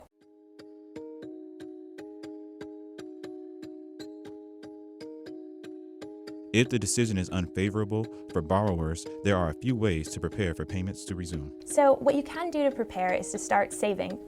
Put money aside in a savings account so that when those student loan bills resume, it's a little bit less of a shock to you. You have some money saved aside and you're prepared.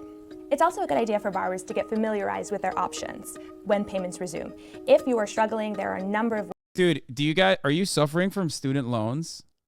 Are you underwater from the tremendous amount of student loans that you may never actually end up paying that will transfer over to your children inevitably?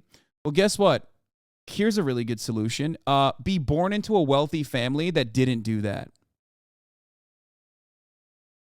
Yeah. The worst part is people don't get mad at this.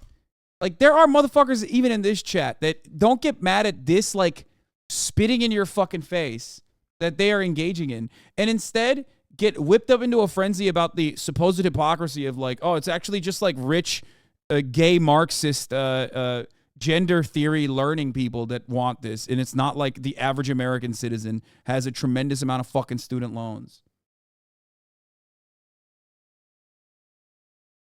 How do you not get mad at this? Ways that you can keep your payments on pause. Those are through forbearances for people who are unemployed or experiencing an economic hardship.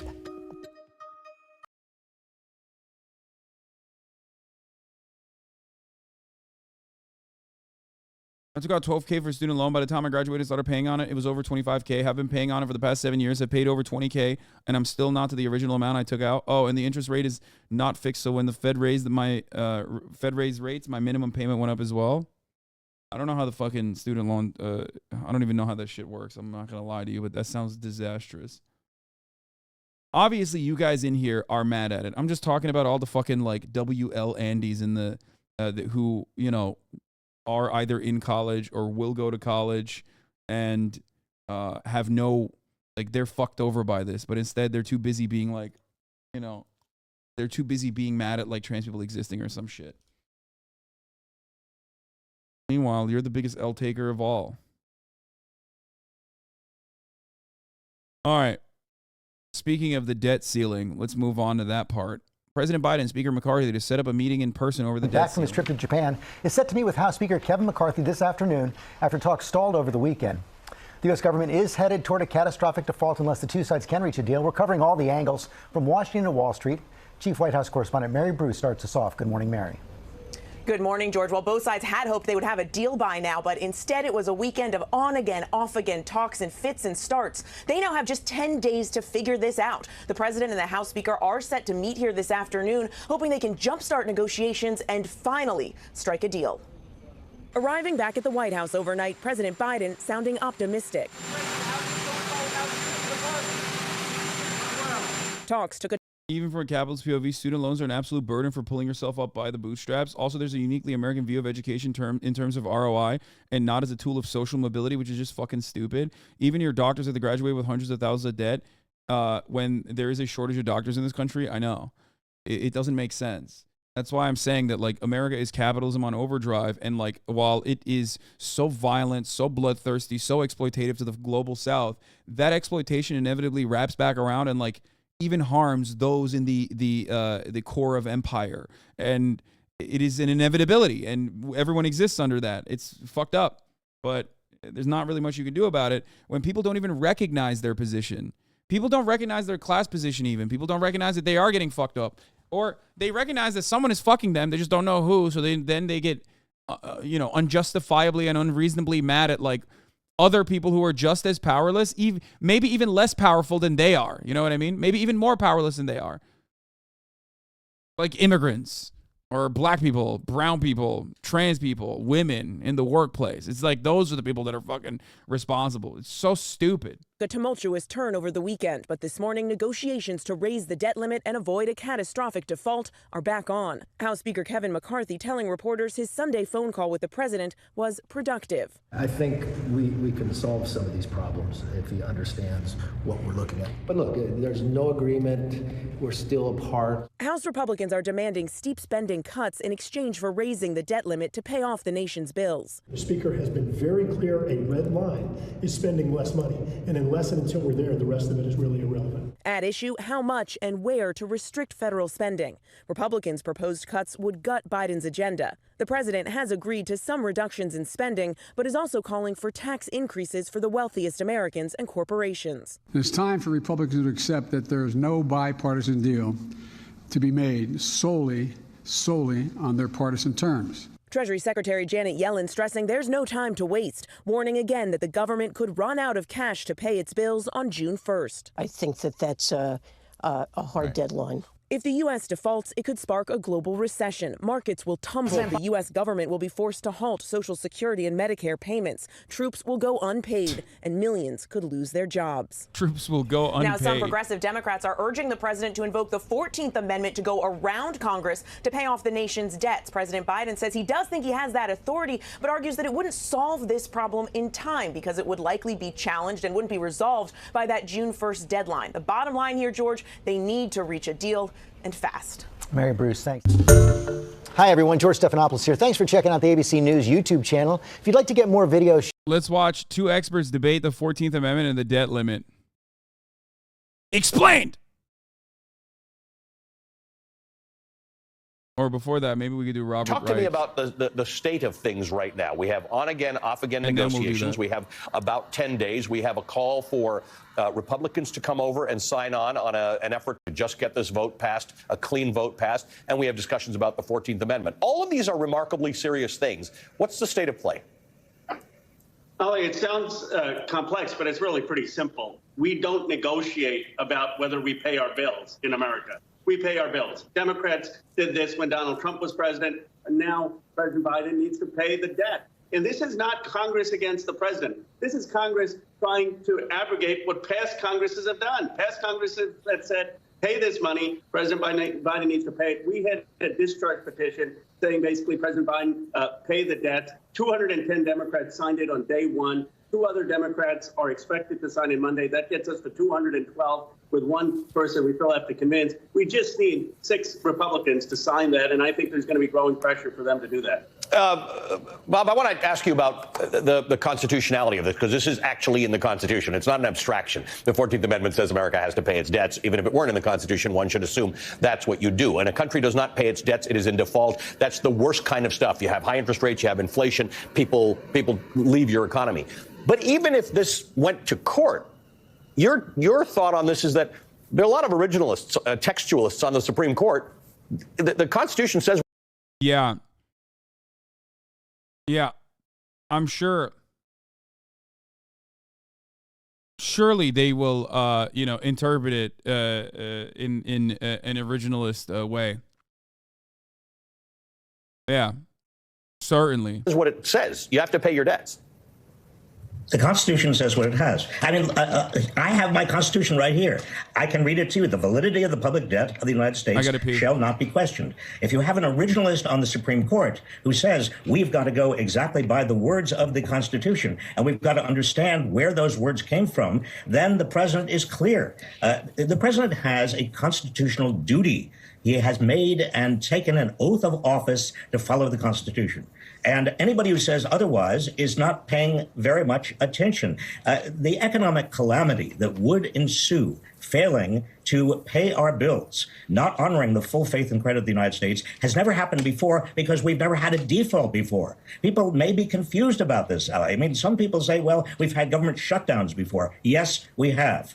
In fact, I've been through government shutdowns in my capacity as a government official. They're not pleasant. They're not nice. But this is different. A default on the debt of the United States means that the full faith and credit of the United States around the world, to all of our creditors, all the bondholders, all the people who are expecting to get Social Security checks, none of them will be safe.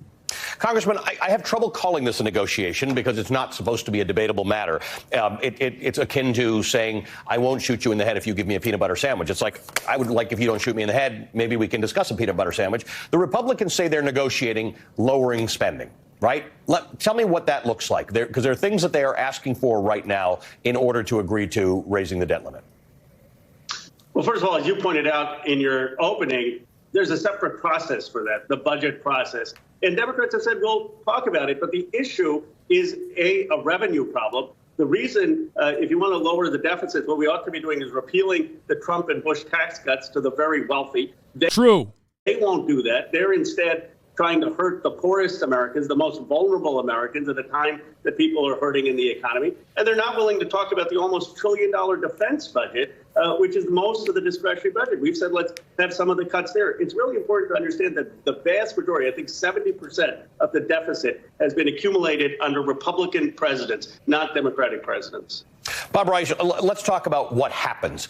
You said it's a very different thing. It's not a government shutdown. We know government shutdowns are bad, but a lot of Americans who say... Yeah, they don't give a fuck, dude. There's no deficit hawking under the Republican administrations. Let's be fucking real now. Because Republican administrations are successfully cutting taxes for the wealthy. There's no deficit. There's no budget hawking. There's no deficit sharking under... when ultimately the goal is to cut taxes for the wealthy. That's the whole point. You know what I mean? There's no, what are you talking about? Don't even fucking bring that up. What are you, a communist? What the fuck is that shit? It's only when poor people are getting some minor benefits, some marginal benefits. That's when we got to talk about the moral hazard. That's when we got to talk about the fucking deficit. Come on now. I've seen a couple of them. It doesn't have that much impact on my life.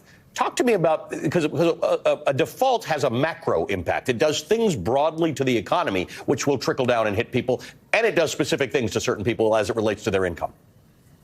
Ellie, the worst thing about a default is that we don't know exactly what it would do. We know it would create chaos. We know that it would reduce and eliminate the full faith and credit of the United States, that all the global bondholders of the United States would no longer trust the United States, that America would no longer have the capacity to continue doing what we want to do. In fact, it could explode the deficit because, there are so many ways in which the economy would contract and collapse, and tax revenue would therefore decline, and the deficit would go up. I mean, this is not just a nuclear option. This is sort of the end of time option, Armageddon option, and you don't want to do that. There's no reason to do it. The economy is made up, so who cares? Yeah, it won't be made up when it blows up, though. That's the only problem. That's the issue, is that, you're right, the economy is made up. And unless you're saying, who cares, don't default on the debt, pay for it, raise the ceiling, or mint the coin, or whatever the fuck you have as an alternative, don't listen to fucking Congress. Yeah, you will find out that it's not fake, or at least its impact on your life is not so fucking fake when, when they don't raise the debt ceiling, which is fucking insane, by the way. I don't even know. Oh, it's the dumbest country on the planet. We're so stupid. I've avoided talking about this mostly because of how fucking stupid it is. That I just,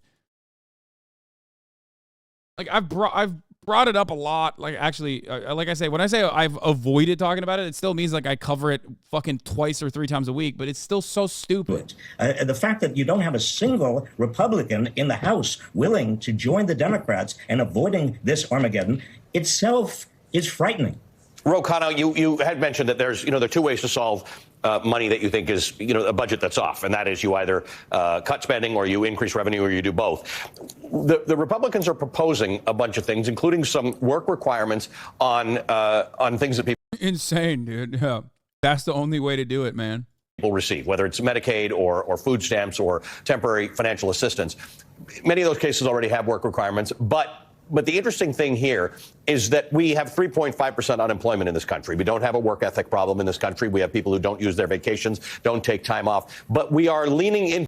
Yeah, that's but if they were doing that, then it would be a work ethic problem. Come on, don't even bring that up. It's just I know why he's doing that, but I don't know. To this thing that we leaned into during COVID and we always seem to lean into is that let's take stuff away from the least among us right now. That's a way to cut the budget. Well, first of all, you pointed out there already are work requirements. President Clinton, to some controversy, put those requirements in the 1990s. They exist. Here's what the Republicans want to do. They want to now take away the benefits, take away food stamps, take away health care from the most vulnerable, and there's going to be 0 increase in actual employment because there have been studies that have been done that show all this is going to do is take away the benefits. And the Democrats have said it's a non-starter. Absolutely not. We're not going to allow that. And it does nothing to lower the deficit. I mean, that's a fraction of the actual budget.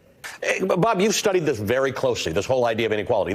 Ro Khanna is exactly right. It will not increase employment. It will not get what Matt Gaetz called couch potatoes off of couches, because most Americans are working. All we have is a mismatch between open jobs and people looking for work. But it will actually cause fewer people who are at the lowest end of the economic pole to get money.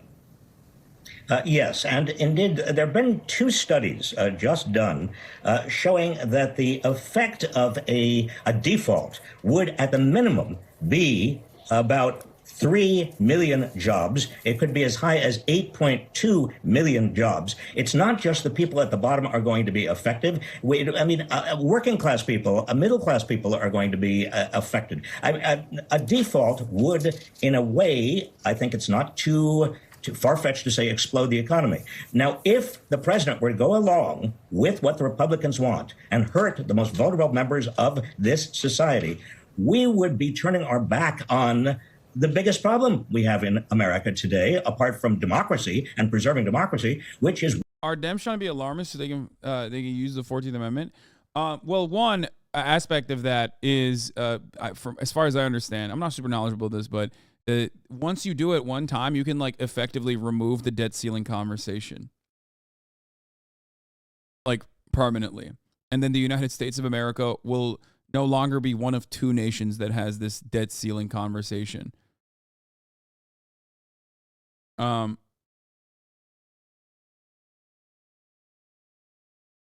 yeah, I mean, I think it's a good thing, which is why Democrats will never do it.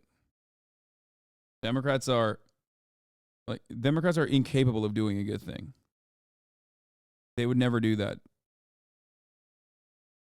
Widening inequality and the fact that the other country is Denmark, but their debt ceiling is so high that it doesn't even matter. We have a small group of people at the top who are raking in most of the economic gains of the economy, have been doing so for years, and we have a larger and larger number of vulnerable Americans, including a lot of working class people who have voted for Donald Trump in the past because they're so frustrated and so angry and so mystified at why they're not getting ahead.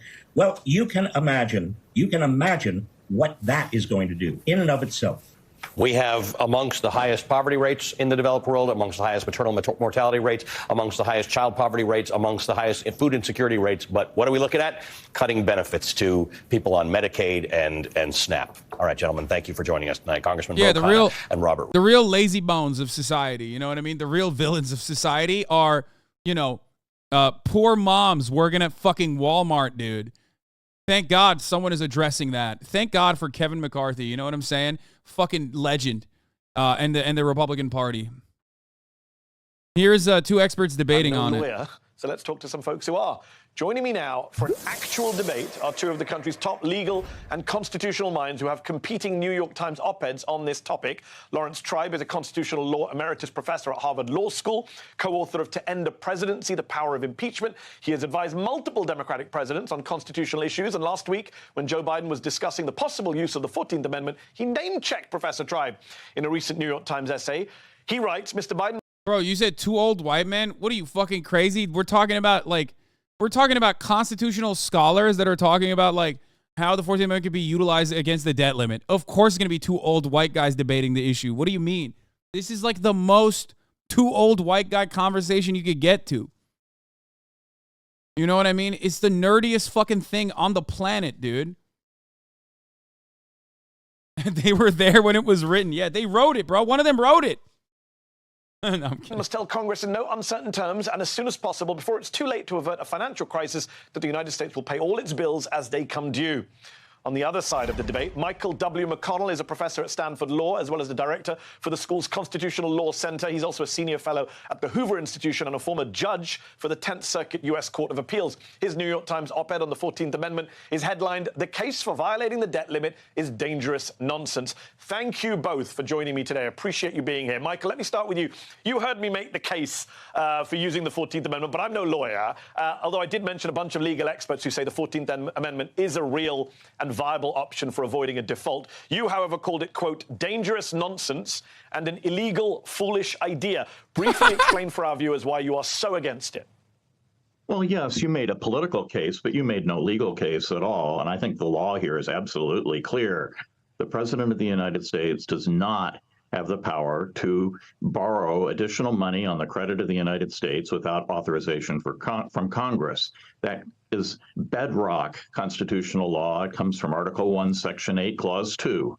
And the 14th Amendment has nothing whatever to do with this. The 14th Amendment does not mention the president. It does not authorize the president to do anything. And indeed, the 14th Amendment, Section 4, really has nothing to do with a debt limit crisis. What it provides is that the public debt of the United States the validity of the public debt may not be questioned. Well, even if we come to default, which I think is highly unlikely because I assume that actors here are going to negotiate a reasonable deal, but even if we did default, this would not question the validity of the public debt. When a borrower doesn't pay on time, the debt is just as valid as before. It just means that the debtor is in trouble.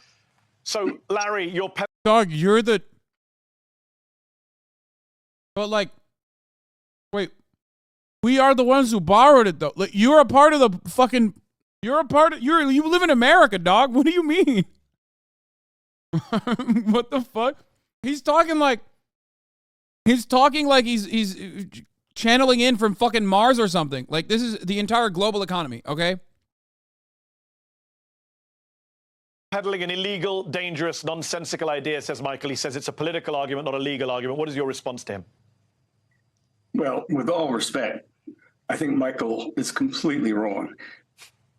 Section 4 of the 14th Amendment was inserted when Abraham Lincoln realized that just as we need to completely raise lots of money beyond, and he had to expand the debt of the United States 80-fold in order to put down the insurrection. After the insurrection was put down, the same forces threatened to destroy the country from within by making it difficult for us to pay our debts. So the Constitution in Section 4 of the 14th Amendment made it clear that we would always pay our debts. Of course, the president... Dude, conservatives are such fucking whiny losers. They were doing that after. I don't even know that was the history of it, for the record. That is such, like, pathetic fucking petty loser bullshit. Like, oh, sorry, we lost, but, like, also we'll still use this. Like, fuck you, man. Doesn't have unilateral power to borrow. No one said he did. But Congress has given him that power every time it passes a budget under something that Michael doesn't seem to be talking about, under the 1974 Congressional Budget Act, which was designed to prevent Nixon from refusing to spend money that Congress had told him to spend. Every time a budget is passed, it automatically sets both a floor and a ceiling. After 1974, the arbitrary ceiling that was set in 1917 really doesn't get in the way at all. There's a separate freestanding set of sections of 31 U.S. Code, Title 31, which affirmatively authorize the president to borrow money through the Treasury Department to make up the gap between the amount Congress has. I just realized he's green screening himself in, because who the fuck would make that their background of a green screen?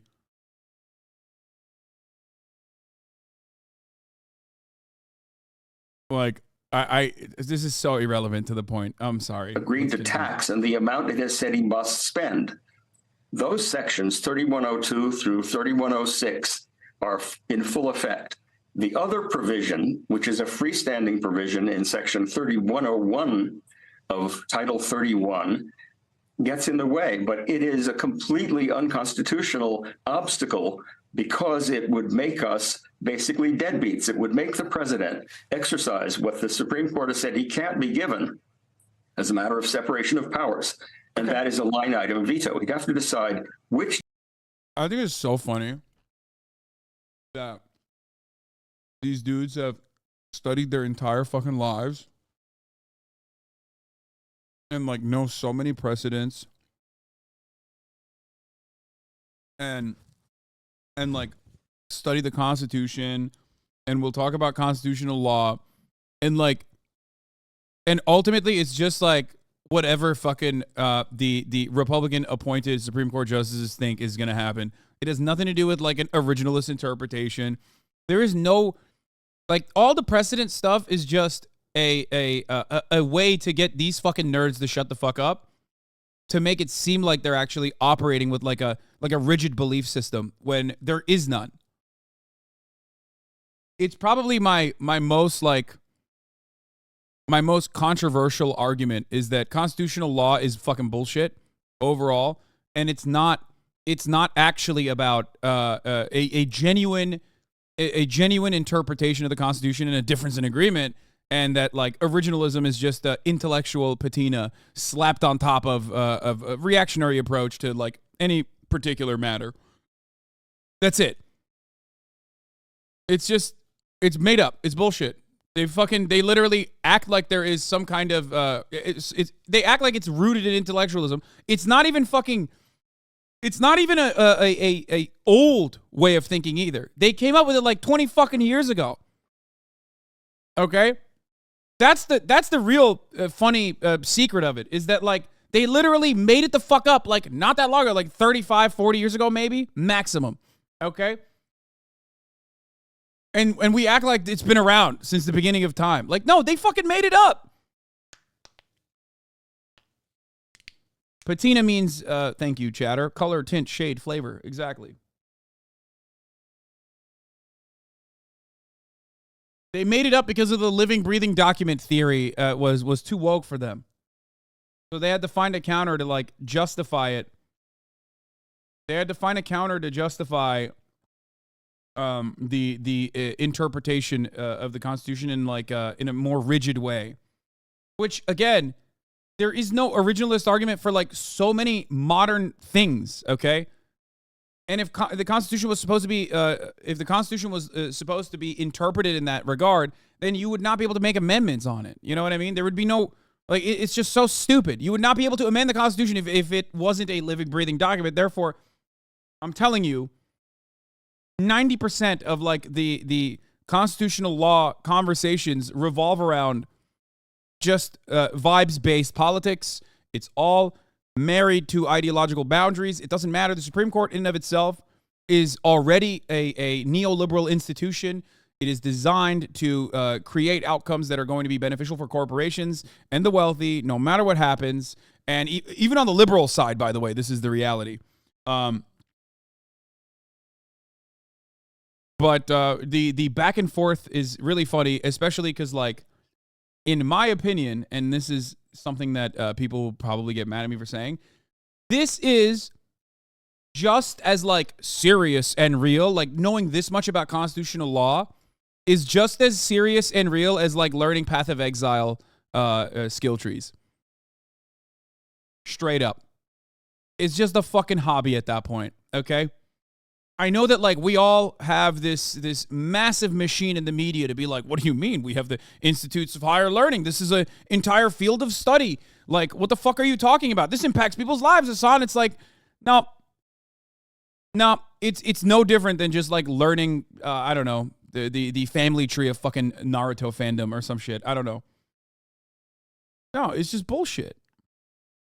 It's bullshit. It's just propped up as though it's like some serious thinking going on. When Supreme Court justices, I would love to know how much Supreme Court justices have ever deviated from just the party line. When it comes down to like an originalist, a serious originalist interpretation of the Constitution, like it's bullshit. Which debts we pay, which debts we don't. Is he going to stiff the veterans or the Social Security recipients? That is a seizure by the president of the power of the purse. So I think Michael has absolutely every part of the argument wrong. And I think I'm being a lawyer here. That's what I've done for 50 years. And I think Michael has just missed the boat completely. Michael, deal with the arguments Larry raised there, especially the line item veto point, the idea that it's unconstitutional for a president to be picking and choosing as we become deadbeats. So when Congress has decided to spend more money than the revenues come in, they can authorize borrowing, and they do, up to a certain a level, but not infinite, up to a certain level, and we've reached that.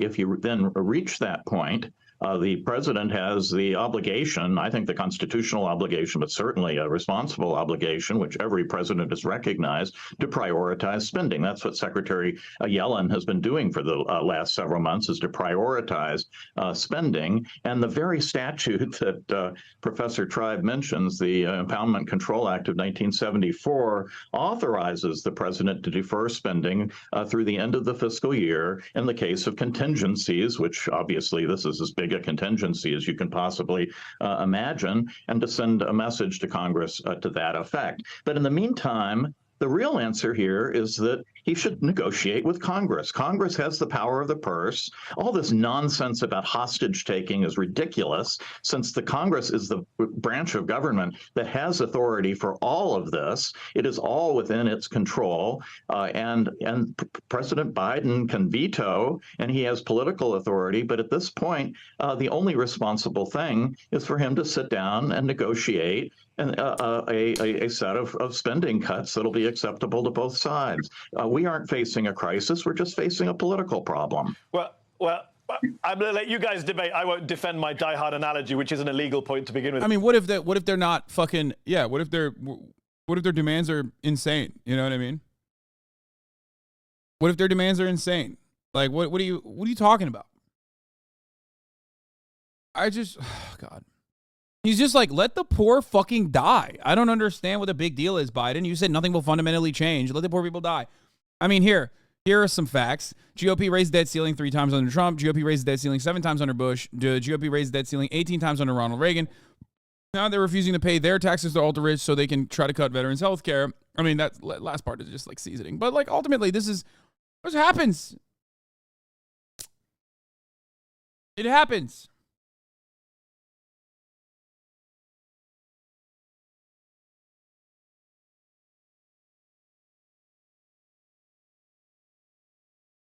He's making it seem like a political fight within Congress is not like genuinely impactful to the global economy, which is kind of stupid. I don't know. Rare Midas Touch W. Wait, Midas Touch has a lot of W's. I love unhinged liberals, dude. Are you kidding me? Here are the facts. The GOP raised the debt ceiling. 97% of U.S. debt incurred prior to Biden's presidency. 25% of all U.S. debt incurred under Trump. This is a Republican default crisis. Dude, I love the Midas Touch. They're such fucking fun liberals, dude. The Midas Touch is the closest we will get to like Bush-era liberalism in this day and age.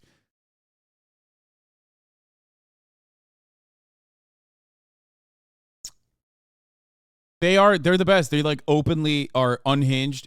They will make the counter propaganda like where all Republicans are pedophiles. Here's why, and then it's just like a list of Republicans that have done like that have engaged in like sexual deviancy or straight up pedophilia. It's awesome. They're fucking fire. I love their shit.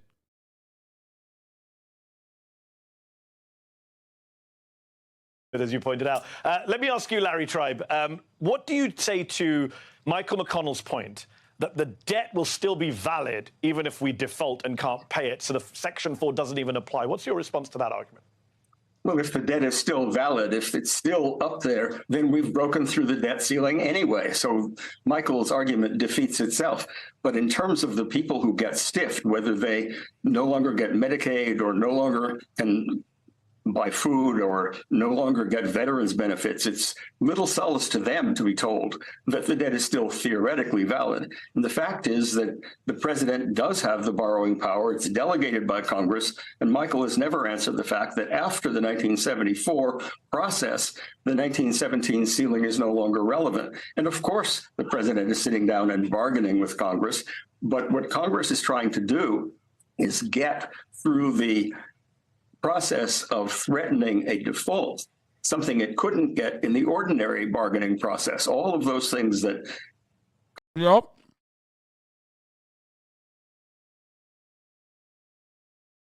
You can't assume minority control over like.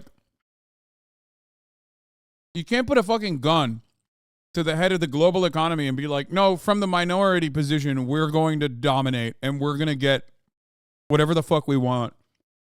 Even if no one's asking for it, by the way, because fiscal conservatism is not even popular amongst Republicans.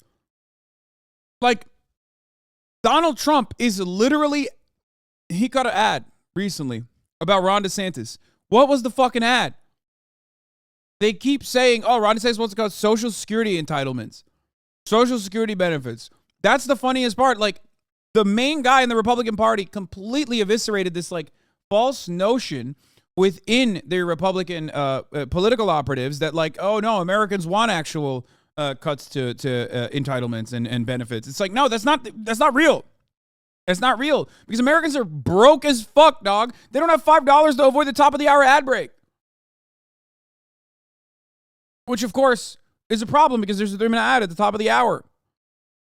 Now, fear not, though. If you don't have the $5, well, you can use a Twitch Prime. You can get that by connecting your or someone else's Amazon Prime account to your Twitch account where you get 1 free Prime subscription a month. You can also get gifted a sub if you're lucky. Preston for the win. And Blast is safe. Thank you for the 5 get the subs, allowing 10 people to no longer see the ads at the top of the hour. Here's the 3-minute ad break now.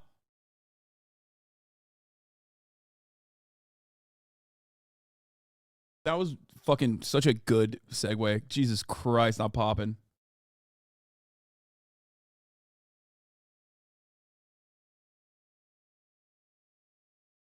Congress would love to have, or at least Mitch McConnell would love to have, because otherwise he loses his speakership.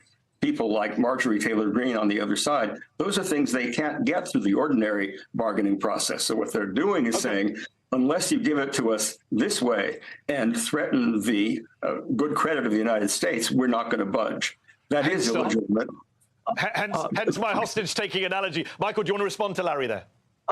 Professor Tribe, it is just completely unfounded to say that the 1917 law is set aside by the Impoundment Control Act. The Impoundment Control Act says nothing about it. And the 1917 law, all it did was move from a system where Congress had to authorize each and every individual bond issue, which in those days were for particular purposes, and instead they substituted a system where Congress would authorize bonds up to a certain level, that's the debt ceiling, and then the Treasury would be able to use those funds for whatever it wanted. And what's being set aside here is not the 1917 Act, it's that the president cannot borrow without authorization from Congress.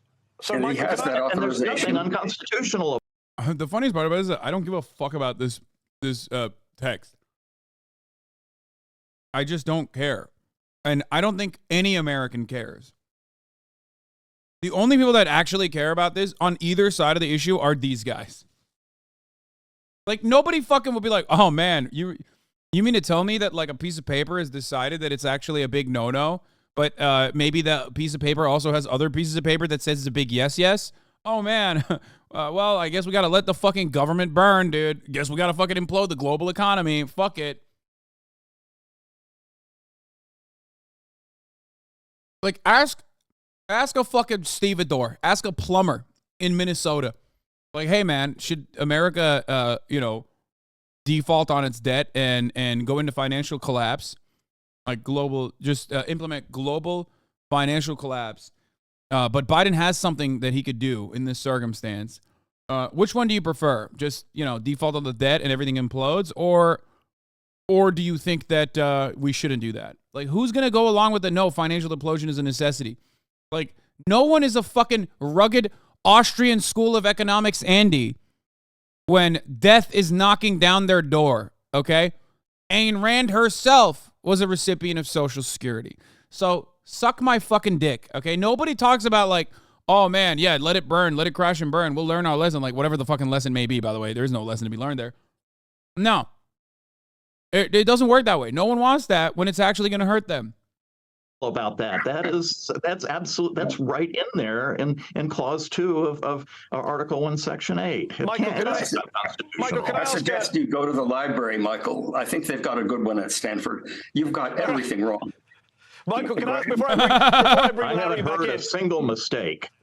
Before I bring Larry back in, Michael, let me ask you this. On a practical level, what about the issue of standing, of who's going to be able to actually sue Biden in court over use of the 14th Amendment? University of Virginia law professor Sai Krishna Prakash said to Politico, quote, in our system, something can be illegal, but it doesn't follow that you can go to court or get a remedy for it. Doesn't that help Joe Biden, regardless of what you think of the legal merits of the argument? I don't think this is ever going to get to court because if the Treasury were to issue bonds on the unilateral authority of the president and not the full faith and credit of the United States, investors would be so spooked by that, they certainly wouldn't buy those bonds without demanding an extraordinary. What? Bullshit! Bro, how are you? Wait, what? First of all, the exact opposite is true. If the U.S. defaults on its debt, it's way worse for confidence. That's so fucking dumb. What a take. Am I crazy? I mean, he knows more than I do. Like, I'm an idiot, okay? But, like, if we are looking at, like, market confidence, banks are infinitely more confident in purchasing exactly what he's talking about here than the other way around where the U.S. defaults on its debt. What? Ordinary risk premium. And that's even clear from the 14th Amendment, Section 4, which provides it's only the public debt which is authorized by law, which is to say by Congress. Dude, no one gives a fuck. Dude, this implies that, like, I'm thinking, like, this implies that, like, what? These big retail banks are going to be like, man, I love constitutional law, and this strikes me as unconstitutional. I think we can't purchase these, actually. It seems like this would be a step in the wrong direction. Like, what kind of fucking take is this? I don't even understand. Like, every aspect of the American Treasury, the Fed, the American form of governance, and even market confidence in the dollar revolves around one thing. And that's not, like, whether the president is demented or not, okay, clearly, because if that was the case, we'd be fucked. It is about the American military, okay? It's about how far our boom boom can go. So that reality doesn't change if the president decides to do something that is, like, unprecedented, but legal.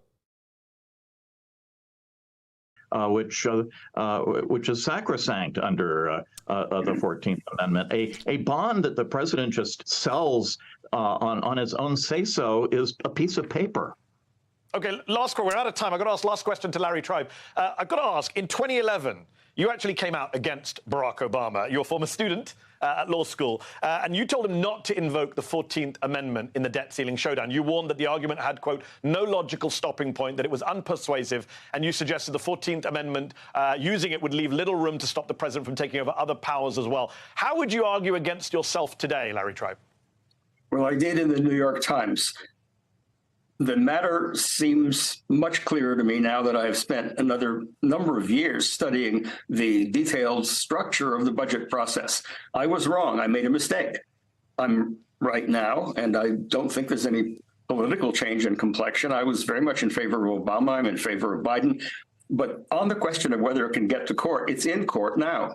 75,000 federal workers who are threatened with losing their jobs because some people are listening to arguments like Michael McConnell's, have brought a lawsuit against the president and against the Secretary of the Treasury in a federal district court in Boston, saying that unless the president makes clear that he will spend what Congress has authorized him to spend in passing the budgets that caused us to go over the ceiling, that unless he says that, they're going to lose their jobs because the federal agencies are no longer assured that they can pay them. So whether we like it or not, it's in court. It's in court. We will see what happens. We will also see what happens politically. Lawrence Tribe, Michael McConnell, appreciate you both taking time out to come and have an actual debate on the show. Thank you both.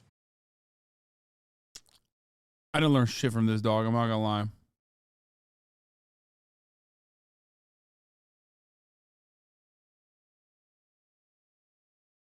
I feel like this probably was more informative by Mehdi Hasan, like when he's describing a lot, over and over.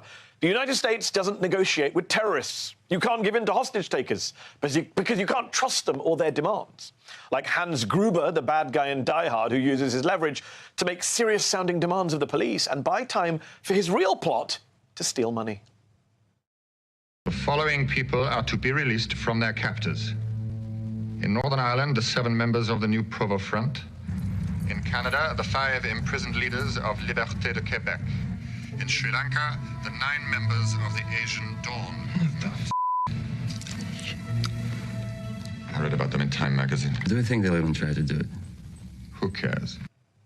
It's funny, and it's the fictional trope that gets at a real-life truth. It is dangerous to negotiate with hostage takers, and that's never truer than when the hostage is the entire United States economy. Yes, I'm talking about House Republicans' refusal to raise the debt ceiling, their willingness to engineer a global crisis where there currently is none. I've never watched Die Hard. You see, the government has to borrow money to pay for spending that's already been approved by Congress. Now those bills are coming due, and unless Congress lifts the debt limit, the government... I'm watching Heat right now, and by saying I'm watching it right now, I mean, like, it's taken me multiple days to finish it. It's like fucking 4 hours, dude. Kind of crazy. Can't borrow more money to pay them back. The Republicans are insisting on deep spending cuts before any bills are paid. And the fear is that if the White House doesn't capitulate by June, the United States, the world's biggest economy, home to the world's reserve currency, will be forced by the GOP to default on its debt for the first time, torching our own economy and the global economy in the process. Look, Joe Biden knows this is a shakedown. He saw this as vice president when the GOP first used the debt limit as a weapon against President Obama, resulting in across-the-board spending cuts that became a nightmare for everyone, including even Republicans. So it's no wonder Biden has told us for months that extending the debt limit and preserving the full faith and credit of the United States was not up for negotiation. Happy to meet with McCarthy, but not on whether or not the debt limit gets extended. That's not negotiable. The White House has said absolutely not. They will not negotiate raising the national debt limit. No brinksmanship. No hostage taking. The president has been very clear. He's not going to negotiate over avoiding default. So, now as the zero... I think we should call the Republicans terrorists. That'd be fire. I will not negotiate with terrorists, Jack. ...hour for U.S. default approaches. Do you want to guess what the White House is doing? They're negotiating. It's never as good to characterize a negotiation in the middle of a negotiation. I remain optimistic because I'm a congenital optimist, but I really think there's a desire on their part as well as ours to reach agreement. And what are they negotiating on? Well, here are some of the GOP demands. Put a cap on all federal spending across the board for a decade. Make food stamp recipients satisfy additional work requirements. Slash the IRS budget. End all pandemic stimulus plans. End student debt forgiveness. And, of course, make it easier to drill for oil. In fact, the Center for Budget and Policy Priorities says the House GOP plan would take hundreds of billions of dollars from the neediest Americans while giving a similar windfall to tax cheats. And Kevin McCarthy and company are being egged on in their hostage-taking by one Donald John Trump. I say to the Republicans out there, congressmen, senators, if they... I think it's crazy that, like, the people who champion the Republican Party are those who, like, also will be hurt by this. Like, obviously, as far as the super wealthy, like, yeah, they side with the Republican Party more, statistically speaking. But there's not enough super wealthy people in the country to, like, actually vote for one party and, like, swing the votes. There are significantly more poor people in the country.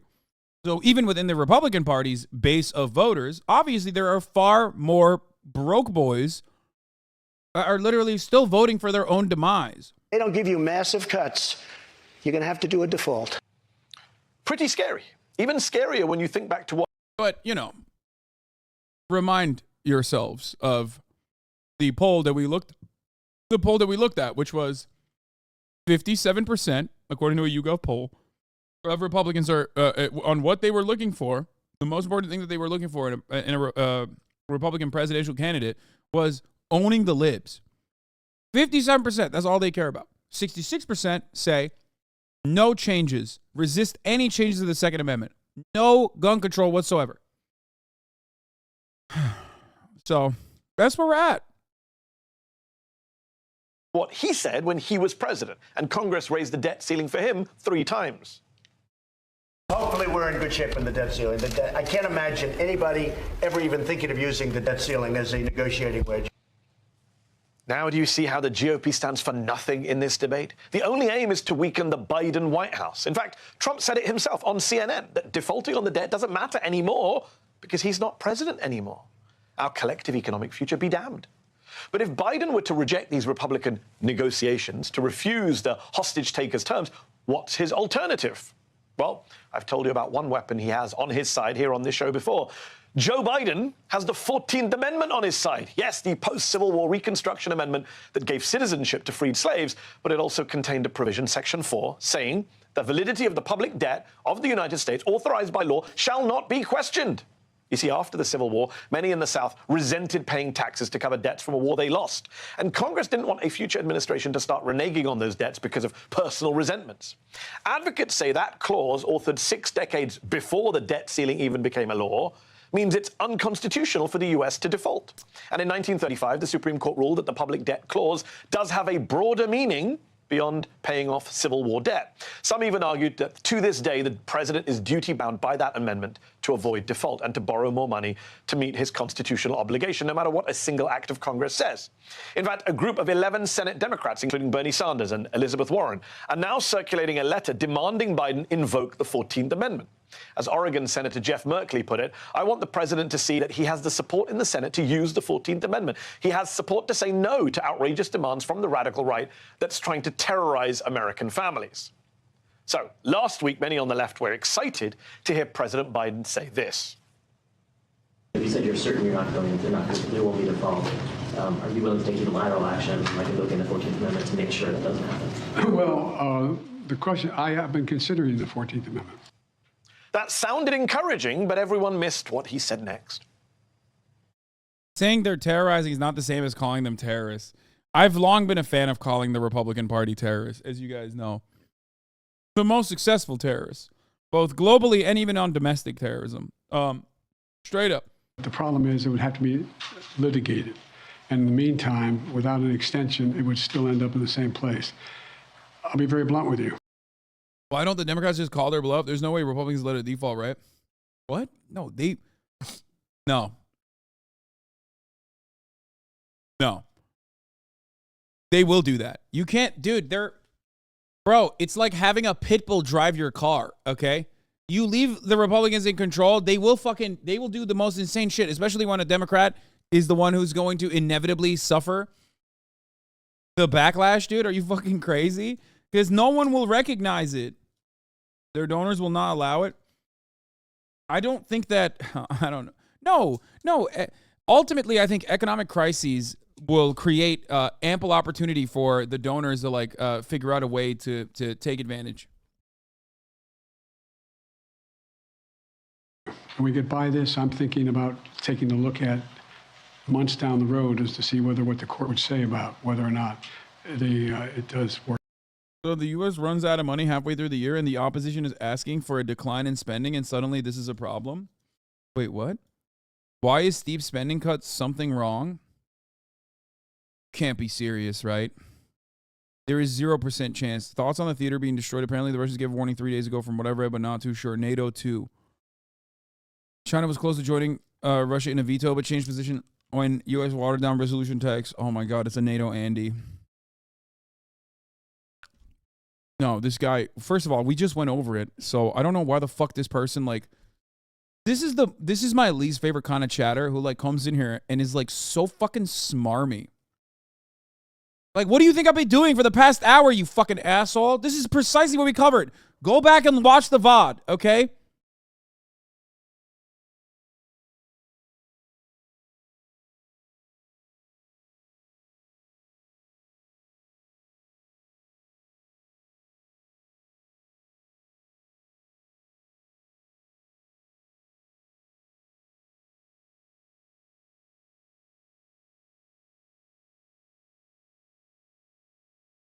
If most countries don't have a debt ceiling, why don't they just abolish it? Just trying to learn. Thanks, brother. Because that would imply that you're doing something.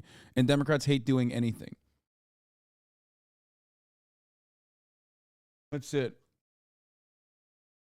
The lab.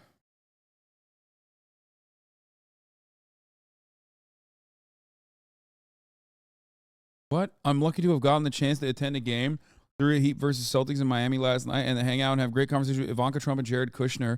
This was my first time at a live basketball game. Energy was wild. Thank you for this amazing experience. Wait, what the fuck?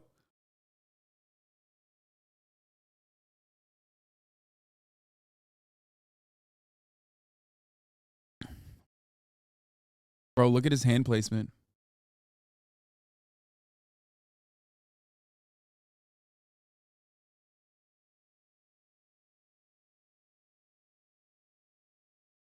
Weren't you supposed to be on his pod? Yeah, he's asked me to be on it before, but I just don't know. I'm not going to go to Austin. You know what I mean?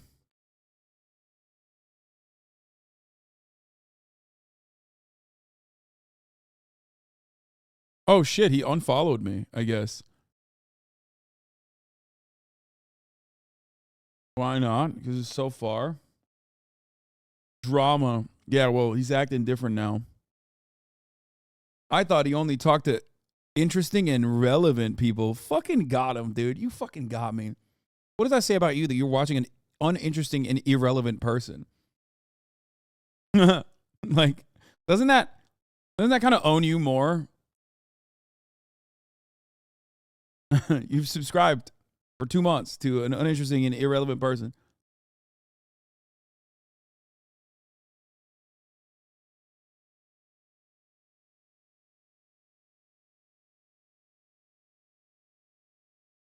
Dems totally regretting not abolishing the debt limit. There appears to be a growing sense of regret within the Democratic ranks that the party missed an opportunity to neutralize the debt limit threat when they fully controlled the Congress and White House 2 years ago. Senator Tim Kaine of Virginia, Tim Kaine in the membrane, Tim Kaine in the brain of Virginia, told Politico that if you... I'm sorry, I can't believe I just did that. That's a real thing that happened, by the way. That if he could do one thing, it would have been raising the debt limit late last year. Democratic Senate aide vented the semaphore that the debt ceiling could have been raised in the American Rescue Plan or in reconciliation during last year's lame duck session. Okay, now I have to play it because you guys think I made up that thing.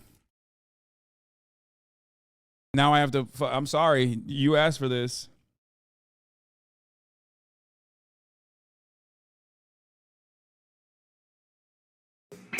One, two, three, four, five, 6, 7, 8, 9. There are 10 things you need to do. Number 1. You register to vote and it's on. You post that Hillary sign up on your lawn. Number 2. Call some undecideds with your crew. Your cousins in Ohio, maybe try and flip them blue. Number 3. Watch Hillary examine the terrain. Watch a campaign with the man Tim Kaine.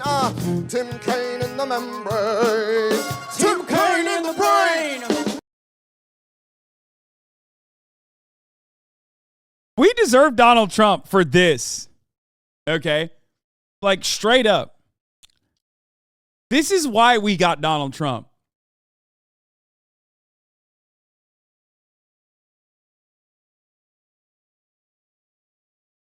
America deserved Donald Trump, dude. Fuck it. I'm saying it. This is why. This is literally why.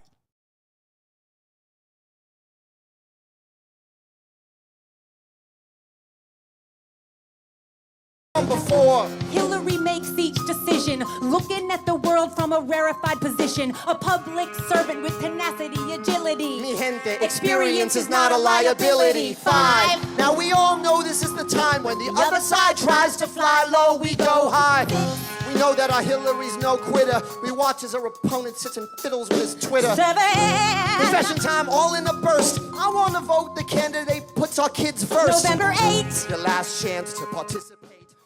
To your polling place, vote up in your home state. What happened to the audio? And it's down to the nitty gritty. 3 weeks to go. Are you ready, New York City?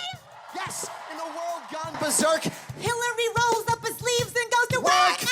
I have only one overwhelming feeling. Anybody here want to shatter a glass ceiling? 9. Look them in the eye, clear your throat. Summon all the time you can devote. Then count 1, 2, 3, 4, 5, 6, 7, 8, 9. Number 10 paces vote. Damn, dude. My favorite part about this, and there are plenty, okay? I mean, what isn't the best part? But my favorite part about this is, like, the intensity in Lin-Manuel Miranda's face as he's, like, spitting these bars. You can tell in his mind he's going, oh, my God, dude. Everyone is gonna fucking love this shit. Like, the way he just raps is, like when he's delivering, like, the final note, he's just, like the Tim Kaine in the member. This is the time when the other side tries. Like, sorry, fuck. Sorry for that. Here, this is the best part. You have to see this. You have to see this again. The man Tim Kaine, Tim Kaine in the membrane. Tim Kaine in the brain. No.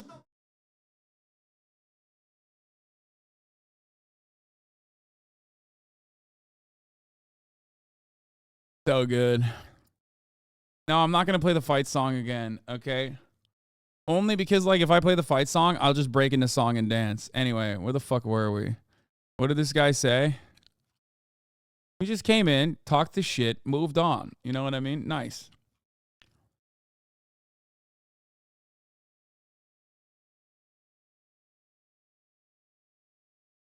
I think your exact quote from 3 years ago was that it looked like Lin-Manuel was about to come. I was just watching your old reaction not 30 minutes ago. Wait, shut the fuck up. Are you serious?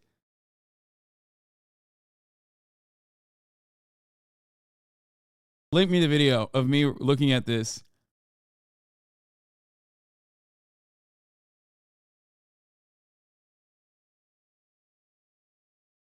You had this combo almost this time last year. Hasanabi compilation.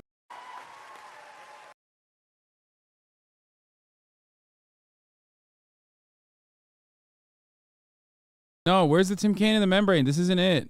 Liberal. This is not Tim Kaine in the membrane, Tim Kaine in the brain. This is not that.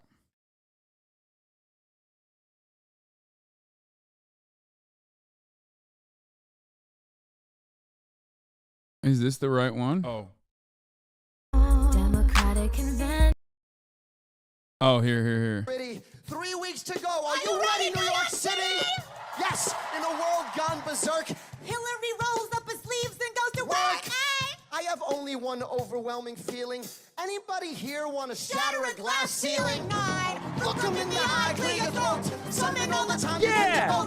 Then count. My boy's popping off, dude. 7, 8, 9, number 10 paces vote. Just look at Lin-Manuel Miranda's face. He's like, on God, I'm about to nut, dude. Watch. Yes, in a world gone berserk. Hillary rolls up her sleeves Coming, and he's goes like, to work. I have only one overwhelming feeling. Anybody here want to shatter a glass ceiling? Look them in the eye, clear your I don't know what I did, but I'm sorry. Please end this. Yeah. You're the same guy still? I mean, yeah, straight up. Everything is the same. Like, literally everything is the same.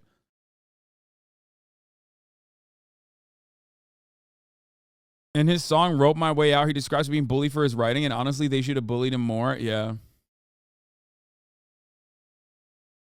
Okay, let's move on. Let's move away from this dumb shit, okay? Let's finish the GOP debt. But as crooked media's Brian Beutler pointed out, that's Biden essentially saying the 14th Amendment might be for the next time Republicans try to shake me down. Can't do it now. Got to know what the courts would say first. But here's the thing. The Supreme Court doesn't do advisory opinions ahead of time. You have to test it out. And here's a question. If Biden invoked the 14th, who would stop him? Who would sue him? Who has standing to take him to court? Is Kevin McCarthy really going to tell the Supreme Court that he's suffering irreparable harm because the president is paying America's bills that Congress already authorized? And as far-right and seemingly corrupt as the Trump-stacked Supreme Court is, do you really think they're ready to rule against the U.S. paying its bills to send America into a major default for the first time in its history? Maybe. Do Clarence Thomas and... Maybe. I could see that. Dude, they could just, like, have fun with it. I could see them trying to have fun with it. Am I crazy? I don't know. I also... Listen. All I'm going to say is this. Abortion. Because, let's be real... Like, Roe v. Wade, the decision was 1,000,000% bad for the Republican Party's future prospects. And they still did it. This hurts capital, though. Yeah, I guess abortion doesn't have, like, a direct, it doesn't inflict direct amounts of pain. It still does, but not to the same degree. But what I was thinking is just like when there's a will, there's a way. I feel like when there's times of economic uncertainty, the Republicans or business owners will figure out a way to fucking, make money off of it.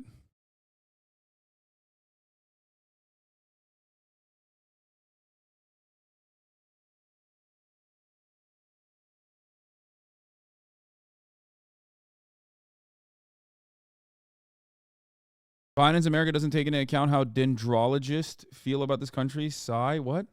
Samuel Alito really want to be responsible for 6 million jobs lost and $15 trillion of wealth wiped out in America alone? As Politico points out, the court's current approach to most cases is overwhelmingly pro-market and business-friendly. The justices would be wary of stoking economic calamity. At the end of the day, not even Harlan Crow, Clarence Thomas's billionaire benefactor, very dear friend, not even Harlan Crow wants treasury bonds and stock markets to crash. He wants to stay a billionaire. And again, it's not just that this court is pro-market. After Harlan Crow, after the Dobbs backlash, after becoming the most unpopular Supreme Court since Gallup began asking the question more than 50 years ago, they're really going to immortalize themselves as the court that drove America and the world into a historic depression? Really? So why doesn't Joe Biden simply take a page out of the Die Hard playbook and go yippee-ki-yay on their debt-ceiling hostage takers? Why not invoke his 14th Amendment power to meet America's legal and constitutional obligations on the debt and prevent a new Great Recession in the process?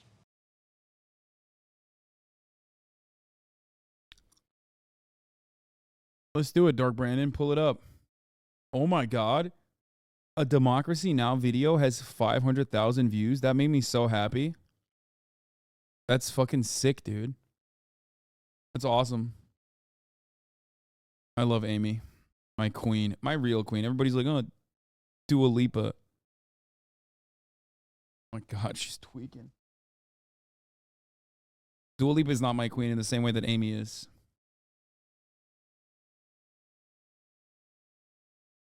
We're not going to do the murder video. We're not going to do the Clarence and Ginny Thomas one. Everyone is trans. Stop looking. What is this? The third party bid that could sabotage Trump and Biden? Abandoning the Democratic Party to run for re-election as a third party candidate. You're here to make a significant announcement. What? I've registered as an Arizona independent. Oh, I thought she was running for president. What? There was one organization that was absolutely psyched. A centrist group called No Labels. No Labels. No Labels. They call themselves No Labels and bill themselves as a centrist group seeking common sense solutions for the majority of Americans. No Labels is quietly mobilizing a major bid to launch a bipartisan unity ticket. But we followed a money trail that leads through Aspen, luxury resorts, jaunts to Europe, and undisclosed locations. Bro, why would I watch this, dude? What is this? Fail 21, The Folly of Man. There's 119 views. What's going on? In Washington, D.C. to discover a deeper story about who is behind No Labels and what's really in it for them. Why do they keep, like, I don't get it. Like, America is already a neoliberal shithole, right?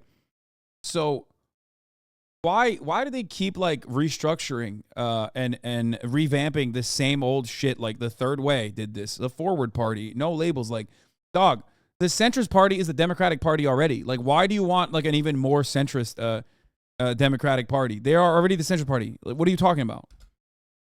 Like, what the fuck do you mean? Until this point, No Labels has really just been a gilded cabal of dark money, a lobbying group that worked on the inside. For this upcoming election cycle, No Labels is actually becoming its own political party, and they're aiming to run a bunch of corporate-sponsored third-party candidates in critical elections. We're not talking random weirdo candidates either. Mandatory toothbrushing law. You'll probably I'll take just about any alternative to the DNC GOP. What are you, crazy? What are you, insane? Your alternative to the DNC and GOP, your alternative to the Democratic Party and the Republican Party is just more annoying Democrats. Like, what the fuck? Yo, what is that, by the way? What am I peeking on? What am I peeking at in the fucking shelves of this young Jebediah? What is that? What's that about? Is that the Bible? Is that the Quran? No. Even better. probably recognize some of their names. Along with Kyrsten Sinema in Arizona, rumor has it that they want Joe Manchin to run as an independent against Joe Biden for president. Usually, running a third-party candidate is a bit like lighting money on fire, and with more than $70 million raised already for this operation, No Labels is going to be hosting a bonfire. It begs the question, what's in it for the people behind this scheme? As a result of a 2010 court ruling, No Labels' political arm does not have to disclose its donors while it works to get a line on election ballots. But thanks to some sleuthing, we do know a fair amount about No Labels' past donors. Coca-Cola, General Electric, pharma giant Johnson & Johnson, and oil and gas company Pioneer Natural Resources have all made five-figure donations to No Labels over the years. So has the Consumer Technology Association, whose members... I don't get it. Like, why? Why don't you just give it directly to the Democratic Party? Like, this is what I don't understand, actually, okay? Legitimately, like, what the fuck? First of all, five-figure donations to a fucking 501c4 is nothing, okay? Like, it's nothing. From Coca-Cola? What are you, fucking joking? To a 501c4, 5 figures is like you throwing a fucking penny away, okay? So just remember that. Like, it sounds crazy, but we're talking about dark money, okay? The entire point of it is, like, literally you get away with pumping straight up unlimited funds into these ridiculous organizations. But even then, it just like doesn't make sense. Like, why are you throwing money away? I don't understand it. Like, it's not like the fucking Forward Party or whatever, the No Labels Party is like actually gonna. They're not gonna do anything. It's stupid. The same as the Democratic Party. Members as of 2020 included Amazon, AT&T, Google, Humana, Nvidia, Verizon, Walmart, and others. We'll get to why they're throwing so much money at this effort in just a second. Private equity. What do you mean? What about tax breaks? First of all, Democrats do that too. Like, Democrats either A, don't stand in the way when Republicans do it, or B, end up like, solidifying tax cuts that were supposed to sunset. Obama did that, by the way. Yeah, we must take these tax cuts for the wealthy that are slated to sunset, and we must make them permanent. Firms, the people gutting hospitals, nursing homes, and driving up your rent, love Kyrsten Sinema. And it turns out they're big fans of No Labels too. Puck News recently revealed that Steven Schwartzman, the billionaire CEO of private equity giant Blackstone, is a major donor to the group. Blackstone's business model is built on exploiting major economic downturns and national crises like COVID and the Great Recession. The billionaire hedge fund CEO Louis Bacon also got in on the action. He maxed out his contributions to Kyrsten Sinema and tossed $1 million to No Labels a week after doing the same for the Republican Party. Then there's Nelson Peltz, a billionaire investor and major Trump backer. He's been my man through the last 4 years because he's done amazing things to the economy, amazing things. He gave $900,000 to 2 No Labels PACs and maxed out to Kyrsten Sinema. Then there's James Rupert Murdoch, the son of Fox News founder Rupert Murdoch, the media magnate who has done more harm to democracy than nearly anyone on the planet. Okay, except for maybe one person. Harlan Crow, a Nazi memorabilia collector and Supreme Court Justice Clarence Thomas's... Hold up. Hold on now. He collects them to know how evil they are. He just looks at it. He's the guy reading Mein Kampf, but reading it in the most disapproving way possible so everybody knows. He's like, he's doing this. I hate this. Finger wagging in between turning the page. Pure evil in my hands. That is one of the funniest, dude. That I will never forget that line. It's so fucking good. I kind of want to watch it again. I have to play it. We have to play it. We have to play the pure evil in my hands. We have to play it.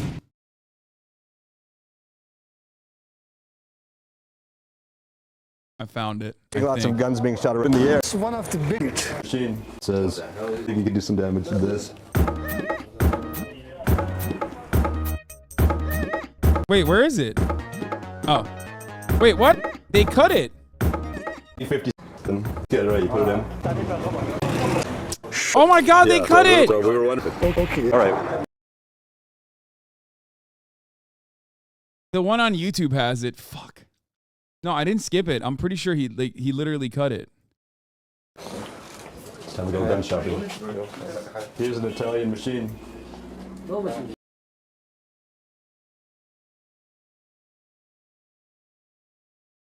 The original video was like... The original video was this long too. Gavin McInnes cut it out. He was like, no, man, it's not evil actually. Here's an Italian machine. This is like a Kalashnikov? Kalashnikov. It says it's a muzzleite. I think you could do some damage to this. I know he's holding the Luger when he says it. They cut the part out. Aw, that sucks. The joke has passed now. German. World War II. Nazi gun. Pure evil in my hand. Okay, they added music onto it. That's why it's not. It doesn't hit as hard. Nazi gun. Pure evil in my hand. Nazi gun. Pure evil in my hand. It's so good. Billionaire benefactor. Crow donated $130,000 to No Labels between 2019 and 2021, according to documents obtained by the New Republic. But why would the billionaires at No Labels want cinema on the ballot so badly? For one, they're really big fans of her work. Let's follow the money trail back in time to September 2021, when Democrats were trying to hammer out their massive Build Back Better bill. It was filled with super popular programs like universal childcare, which even 70% of Republicans approved of. You would think that No Labels would be all in on something that so united the country, except that it would have been paid for by raising taxes on the wealthiest Americans. Given the choice between national unity and hoarding billions of dollars, you can probably guess which one an organization with a coal power plant owner, a plastics maker and fossil gas owner, a defense contractor executive, and corporate lobbyist on the board wound up choosing. Cinema made the same choice, refusing to sign on to a bill that raised taxes on billionaires. And as a leaked email revealed, No Labels appreciated it so much that the director of the Billionaire Front Group sent an email telling all of his donors to call Cinema's office and express their gratitude. A month later, the group made it public with this well-produced TV ad. They call Kirsten Sinema a lot of stuff. We call her tough, independent, principled, always fighting for two-party solutions and for jobs. A senator America can be proud of. All that public celebration was nice, but the big checks that Sinema received at fundraisers with No Labels donors were even nicer. It netted her over $1 million over just a few months. She did the same thing just about 1 year later on the Inflation Reduction Act. Democrats. She's just like, dude, I think I am a misogynist. I think I'm a misogynist because she is like the most annoying person in Congress. Like, I think pure evil in my hands. You know what I mean? Like, I don't know if it's like misogyny or if she's just like worse than George Santos exists. Wait, you think George Anthony DeValder Santos is in any way, shape, or form anywhere near as damaging, devastating, annoying, smarmy, self-important piece of shit like Kirsten Sinema? Are you out of your fucking mind? George Santos serves more cunt before breakfast than Kirsten Sinema ever has tried to serve in her entire life. Okay? How dare you, sir? How fucking dare you, dude? George Santos is entertaining. He's crazy. He's out of control. He's defrauding Republican Party voters. Like, he was a fucking queen. He was a drag queen and he slayed. Her net worth went from $300K to $11 million in one term. Yeah, and like, dude, this is like grounds for capital punishment, okay? Like, in a normal society where we have fucking laws and we're like, oh wow, actually we're totally against corruption. That's the punishment. That is like a normal punishment for a situation like that. But we don't live in that society. Obviously, we live in a fucking bullshit one where that is not the case.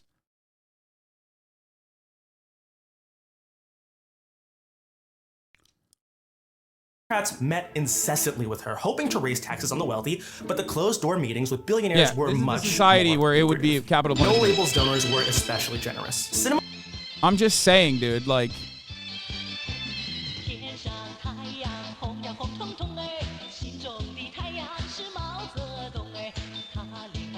it's just crazy, man.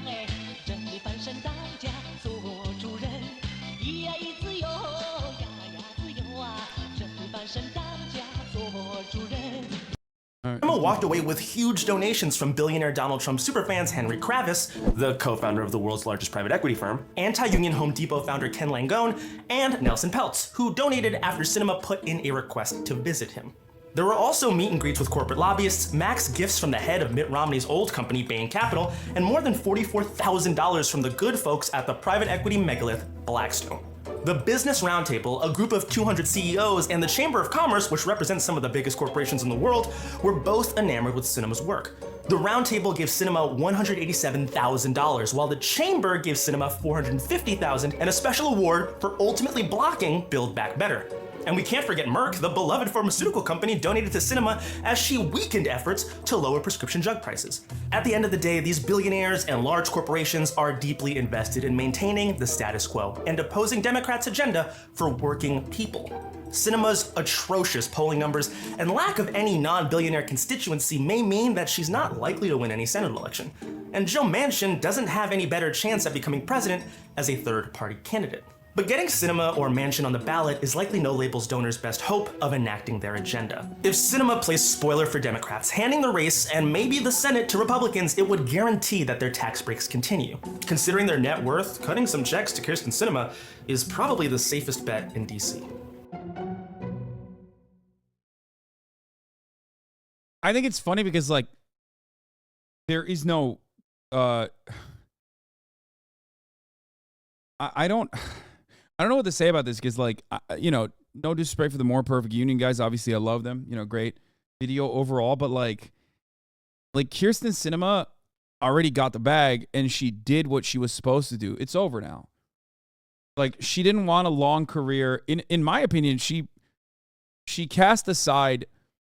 She left behind a lot of money that she could have made over a much longer history in Congress. And in a way, I think she just went for short-term profits.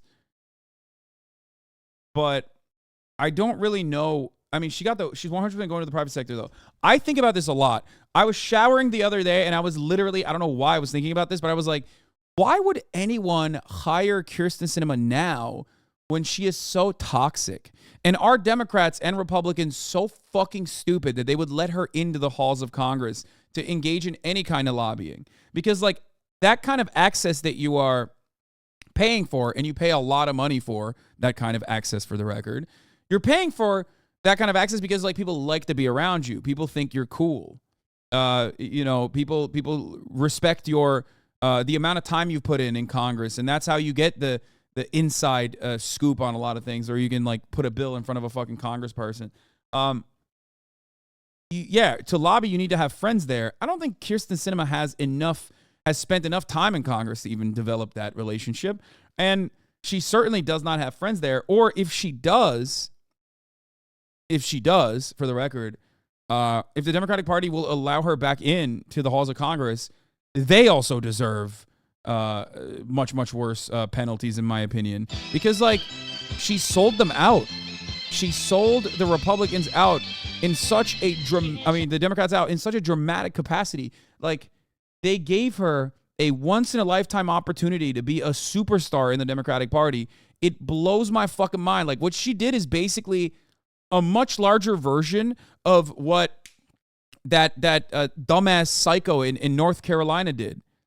You know what I'm talking about? What was her name? The lady who, like, switched parties in North Carolina. I'm forgetting her name now because she's irrelevant. She's a fucking stupid piece of shit. But, like, that's what Kyrsten Sinema basically did. Trisha Cotham, thank you. That's what Kyrsten Sinema did in Arizona, and it had national implications. Like, it's crazy. I don't know how to... Like, I don't know how anybody ever allows her back into the Congress. Quite literally committed political suicide for the bag after being propped up for an incredible amount of opportunity within the Democratic Party. No green senator ever gets an opportunity like that. You think they let first-term senators dictate a bipartisan, like, massive infrastructure and budget bill? Are you fucking crazy? You think they let first-term senators sit with, like, lifelong politicians? Like, from where I'm standing, I don't give a fuck about any of this shit, right? But they do. This is all they care about. They're like academics in the sense that they care about the symbolism of this kind of thing. You know what I mean? It's all they have. So the fact that the Democrats gave her that opportunity was insane.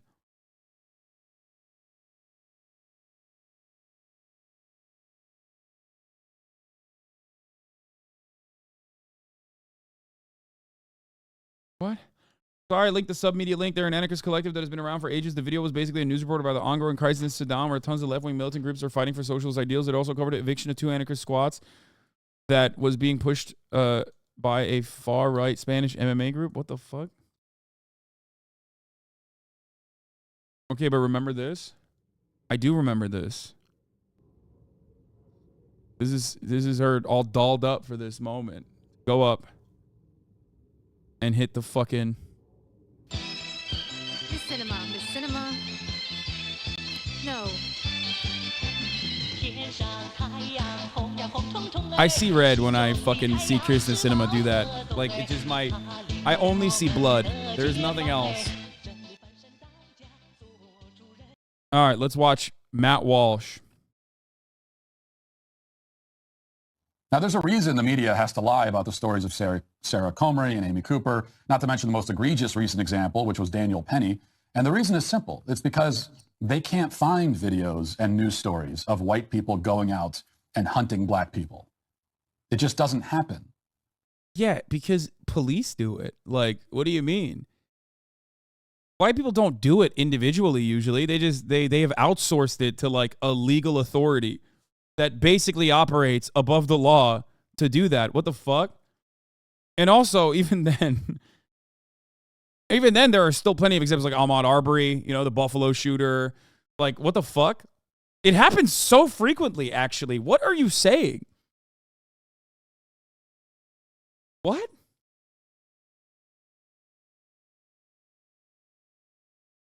Who was it that lynched people after church on Sunday? It was the Dylan Roof. Oh, the baby doll is back. Oh, this freak brought the baby doll back. I don't know why he kept it hiding for a while. They lie and pretend it happens all the time, and a lot of white leftists believe it, even when their lives come crashing down because of it. But it's not true. And the people spreading this narrative, they know that it isn't true. Just this weekend, the NAACP Board of Directors issued a travel advisory for Florida. And they were warning that the state, under the leadership of that infamous white supremacist Ron DeSantis, is not safe for black people. Not safe for black people because of white people, just to be clear. But guess where the... Why did he clarify that? Because he's saying Florida is actually not safe, but only because black people live there. Okay? That's what he said. That's what he's saying. Oh, you sneaky fuck. Your hairline looks like shit, dog. It is getting worse and worse every fucking day. You fucking monster, you. I hope. I mean, there's 0% chance your life is good. I mean, there's no way. A person with this much hatred in their fucking hearts for like random marginalized groups that are super powerless, there's no fucking way that he's a happy camper. No fucking shot, dude. Board's chairman lives. Florida, of course. So these people don't believe their own nonsense, but they expect you to believe it, or at least pretend that you do. On the other hand, black people committing crimes against white people for sport is common. In fact, it's so common now that it's one of the fastest growing genres on social media. Here's just one example from the UK. Watch as a black TikToker perpetrates a kind of casual home invasion. Wait, what? Yo! What? He said black people hunting white people is a sport, and then posted that fucking random TikTok from the UK of that dude that's like going into a fucking random house, by the way. Not that it, like that dude being black or the house, the people living there being white is just completely irrelevant. It's just a TikTok genre, apparently. Knockout Game Discourse Part 2. What the fuck? Also, what's up with like, is he saying that like black people operate as a monolith universally? Like, is this the argument that like the TikTok thing is just about black people hunting white people by making the stupidest fucking TikTok of all time? Charlie Kirk said that prowling blacks go around for fun and go target white people. What the fuck? Yo, these people are so unhinged, dude. Despite that, though, a certain video went very viral, and we got a couple questions on this. I want to read this one from Rebecca from Idaho. Charlie, I watch the show every day. I love what you do and how fearless you are. Isn't it racist to call white women Karens? Are they just hurling it as a slur? Dude, I love this. I hope they run with this. I really want them to make this their main argument, like that, like endlessly crying about Karen being like a racial slur. Endlessly crying about Karen being a fucking racial slur is, I think, a very viable, very successful, very, very successful strategy. Slur. Did you see what happened in New York City? What's your take on the so-called Karen story from New York City? As a white woman, I'm beginning to get pissed off when I hear it. Would love your thoughts, Rebecca. Okay, so this is somewhat of a complicated story, but it really isn't, okay? So there is a pregnant white woman who worked at a hospital who is going to go, basically in New York City, you're able to rent bikes. Okay, so you're able to rent bikes. And this was the last bike of its kind. Last bike there. So she goes to go rent the bike, and halfway through whatever altercation was brewing, there seemed to be a back and forth between a black man and her. It might have been a group of black people, actually.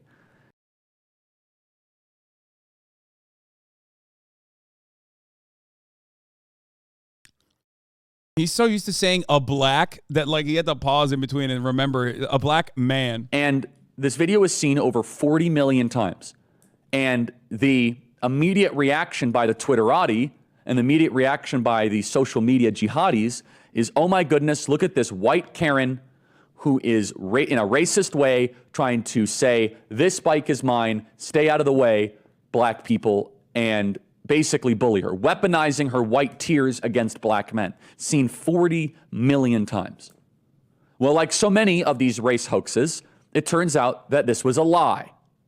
And by the way, Twitter was calling out her name. In fact, one of the Twitterati said, she effing deserves. I hope you never have a moment of peace again. Again, this is a 4-month pregnant woman. Well, it turns out she actually paid for the bike. And something that is common in New York City is that young thugs will come up and actually, as you rent the bike, push the bike back in, kind of as a way to troll you, as a way to be like, oh, you paid for it? Well, you lose all your money type thing.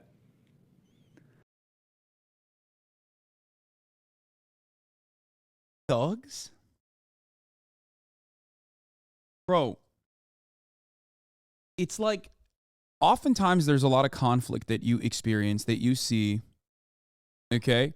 There's a lot of conflict that you see in your day-to-day life, okay? And sometimes that ends up on camera. I have never seen more agreeable people, like in any fucking found footage moment, in any like phone footage moment, than those fucking teenagers with the lady who was screaming. I, by the way, made mostly jokes about the situation because it's like unserious, and yet people, of course, never watch the videos. Instead, they screenshot it and then complain about it because they think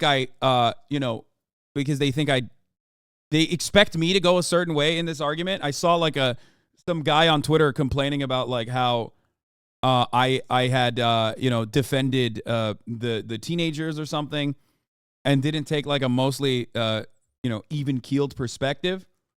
Weird why Charlie won't show the video, by the way. Yeah, I wonder why. I wonder why Charlie won't show the video. Perhaps if he showed the video, his argument would fucking fall apart.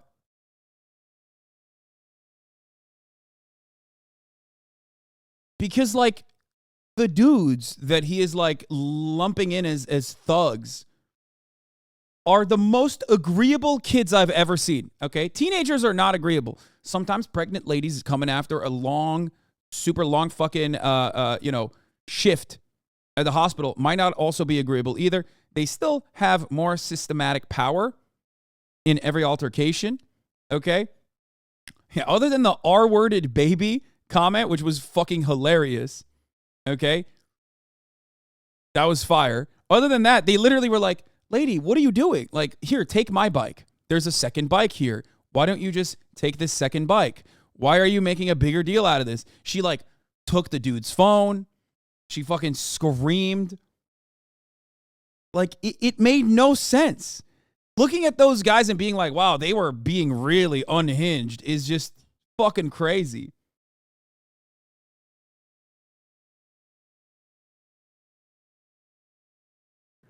So this white woman gets completely misrepresented. This is a pregnant woman equivalent of Nicholas Sandmann.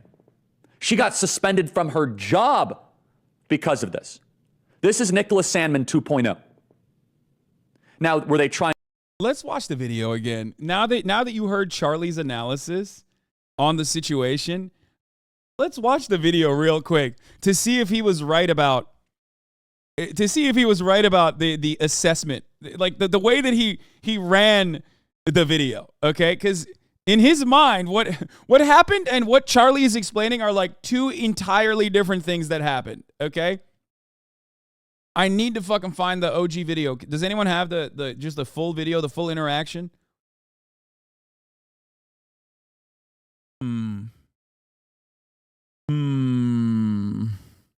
record it. Help! Me! Please help me! It's not your bike. Please help me! It's not your bike. It's not your bike. Please help me! Help! Please get off me! What the fuck is going on, bro? Please get off me! Yo, don't not take it, bro. Now you're not getting the bike, bro. Hey, now you're not getting the bike, bro. Help! They're like, this is not your bike. I paid for the bike. That's what they're saying. Why you took his phone? She takes his phone away. You're not touching his phone. You're not touching his phone. I'm not touching you. Says you're hurting my fetus. You're hurting my unborn child. Wait, what is What's wrong with you? You're not touching his phone. You're not touching his phone. I'm not touching you. You putting your stomach on my hand. Help! Dude, stop. No, dude, stop. No. I said no. I said sit down. Please help! She's just crying. You're not crying. You're not crying. I got you on video. Wait, you pulled it out? Hey, Hasan, you pulled it out? Hasan, you pulled it out? This is my bike. It's on my account. Please move. All right, so why don't we reset? He said, "This is my bike. It's on my account. Please move." The bike? I'm not resetting the bike. It's his. Reset it. I'm pull it out on your account. You're active. That's just my fake crying. It's fake crying. Stop fake crying. Hey, stop touching me. I want to touch you. Hold up. Hey, stop touching me. Stop touching me. Why don't you take this bike? Stop touching me. I will. Exactly. He goes, "There's another bike right there." So she literally, like, she gets hit in the face with, like, common sense in that very moment, I think, where she's like, wait, what the fuck am I doing? Like, the teenagers, and I cannot believe I'm saying this because teenagers are fucking scary, okay?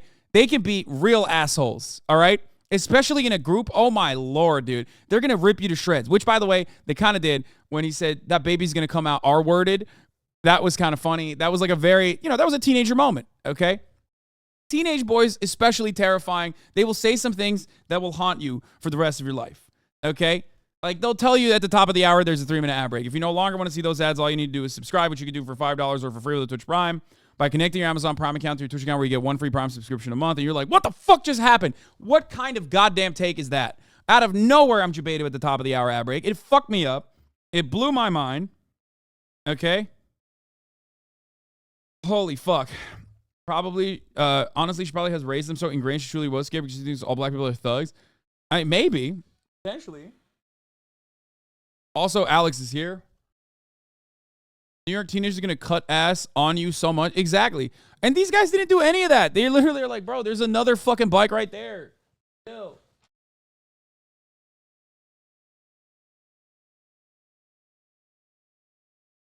All right, you're going to man the ship for a little bit while I go and take her out to pee and stuff now that you're here. You brought me something. Okay, uh-oh. I brought you a treat. Uh-oh. You brought me a treat? Oh, no. Here. We're relitigating the bike, Karen. You're still unfamiliar with the bike, Karen, right? Hello. Yeah, that's right. I'm unfamiliar. Okay, don't worry. Hello, chat. Hello. Is Mike okay? Can they hear me? Can Yeah, you guys hear me? It's the same thing as yesterday. Okay. What are you doing? Oh my God. So I gotta give her a shower. Oh, the bully treat. Nope, no biting. She's so good. No biting. No biting. This is my dream come true. Okay, what is it? Okay, wait. Here we go. This is a special I treat. forgot to run the ad break. Hold on. Fuck. Anyway, here's a 3-minute ad break now. You can get gifted a sub if you're lucky. Okay, go on. Okay. So I know we were talking about like snacks that we liked yesterday. So, and you were saying that you agreed with me. So like I brought you some mint. Oh, no. Mint Oreos. Yo, get out of my house, dog.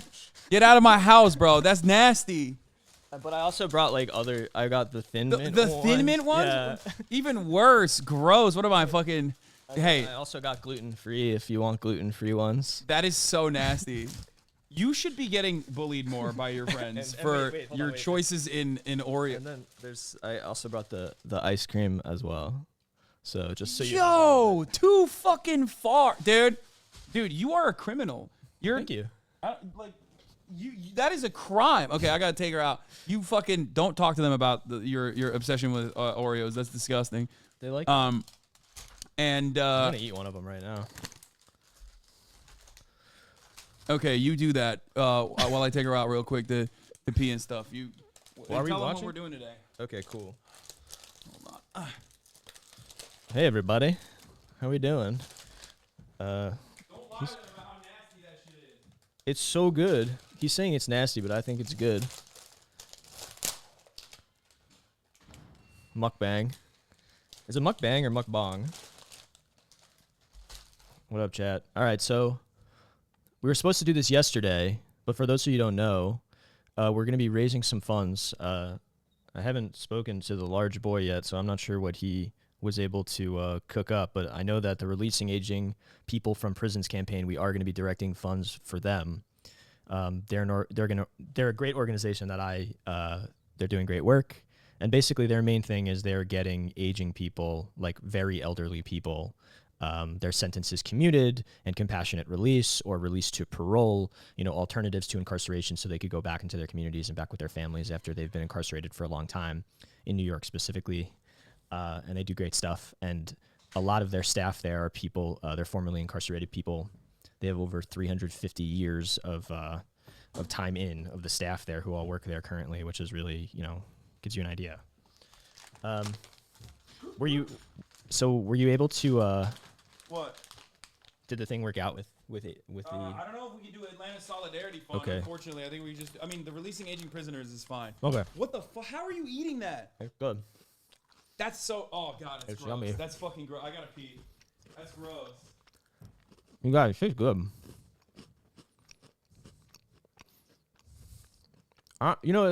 It tastes yummy. They.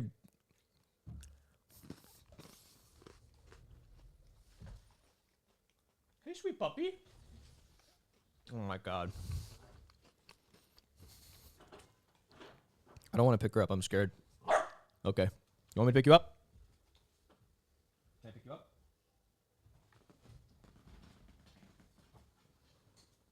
Oh my god. Woohoo! Yay! Oh, nibble. Oh my god. This is the best day. This is the best day of my life. I'm going to free her. I'm stealing her. She's probably biting you because she accurately assesses you as a threat. All right, puppy. Because of your fucking insane. She loves it. All right, let me crack one. Give me one. Oh my god, really? Yeah, I'm gonna try one. All right, here we go. Okay. Wait, which one do you want? Do you need gluten-free? No, I don't. That's even shittier, probably. You know what? That's kind of rude to people with celiacs. Yeah. Maybe you should. Well, take they that back. know they eat the shittier version of the food, so I don't know. I'm just stating facts. All right. What's happening here? I put on dramatic music. Because on the Hasanabi broadcast, we like to do things. We like to do things the hard way sometimes. And if that means that for the sake of content, I'll torture myself with a fucking mint chocolate chip. Oh my god, it's got an upside down one. It's an upside down one! That's good luck. That's the first one I pulled out. It smells... It's minty. It smells like the familiar Oreo smell, but with a hint of mint for no reason. Well, I mean, it's mint. This is your favorite, huh? I like it. You should go to jail. All right. Well, I we am already talked literally about that. not on board with abolition specifically so you can go to jail for this. What are you doing? I'm trying to open it. Why are you... I like opening them. Anyway, we're trying it! Cheers. Oh, God, gross.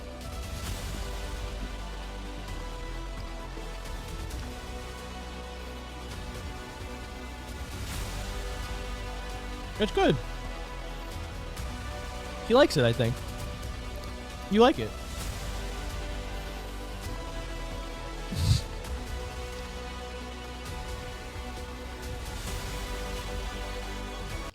Okay, it's not that bad.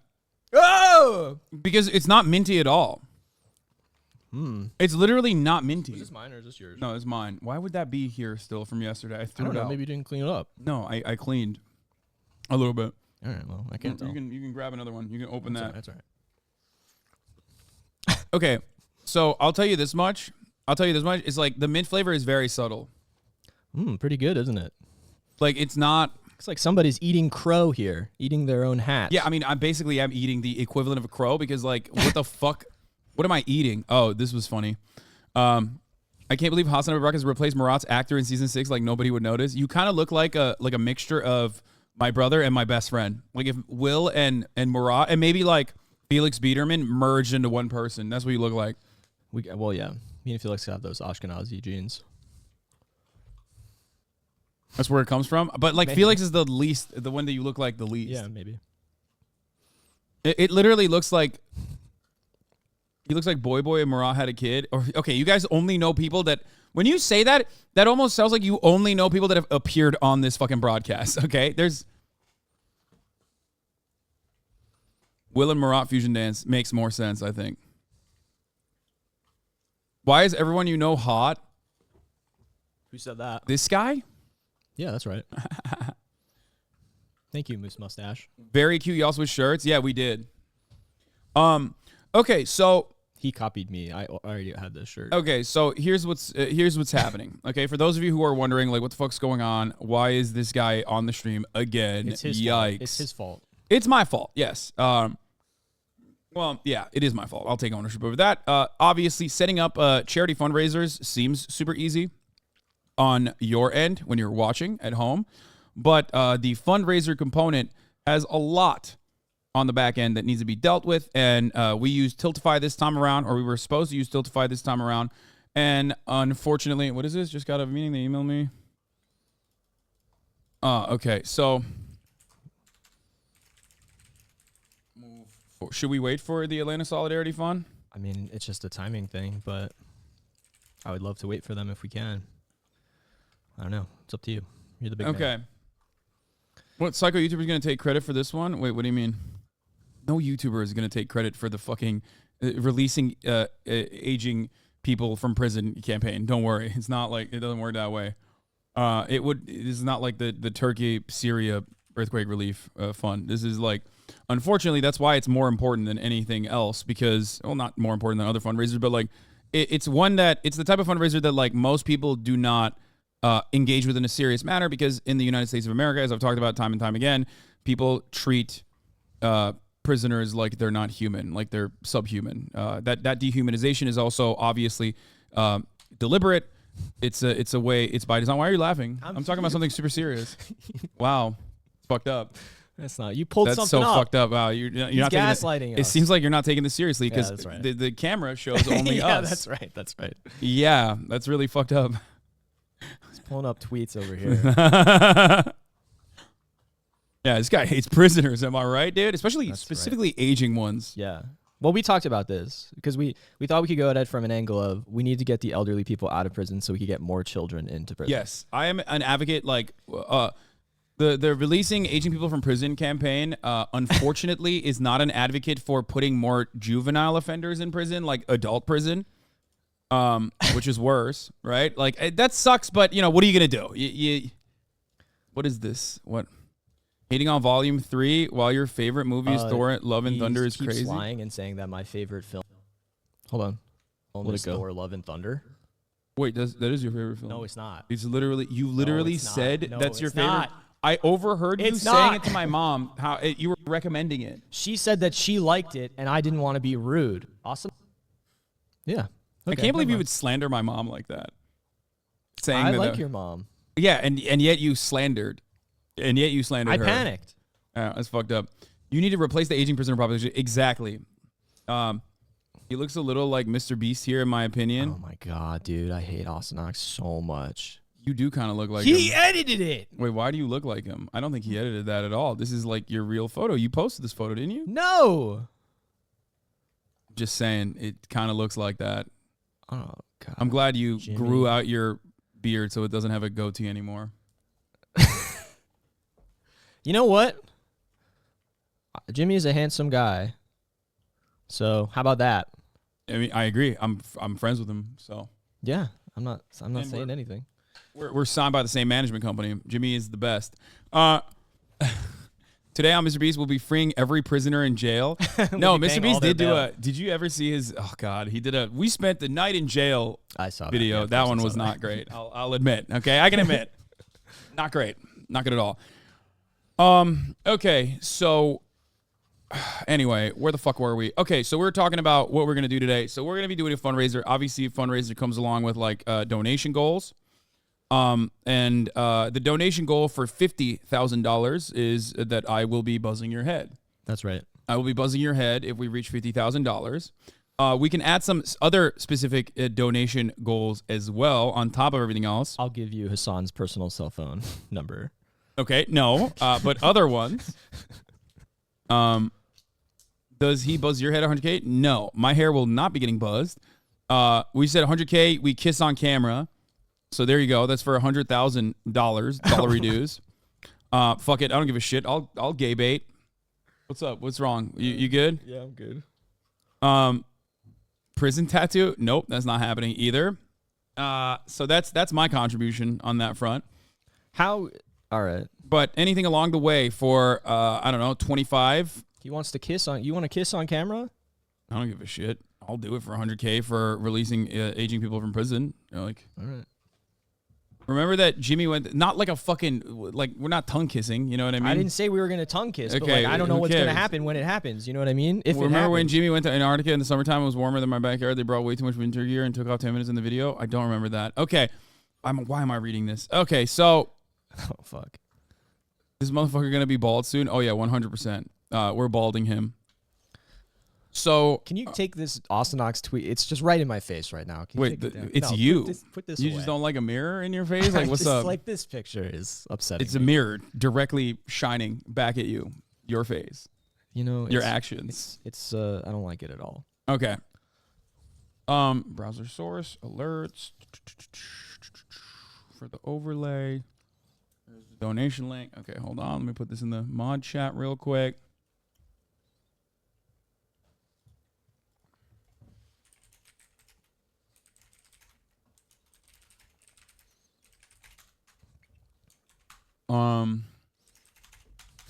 Okay. Oh, Aiden's already on it.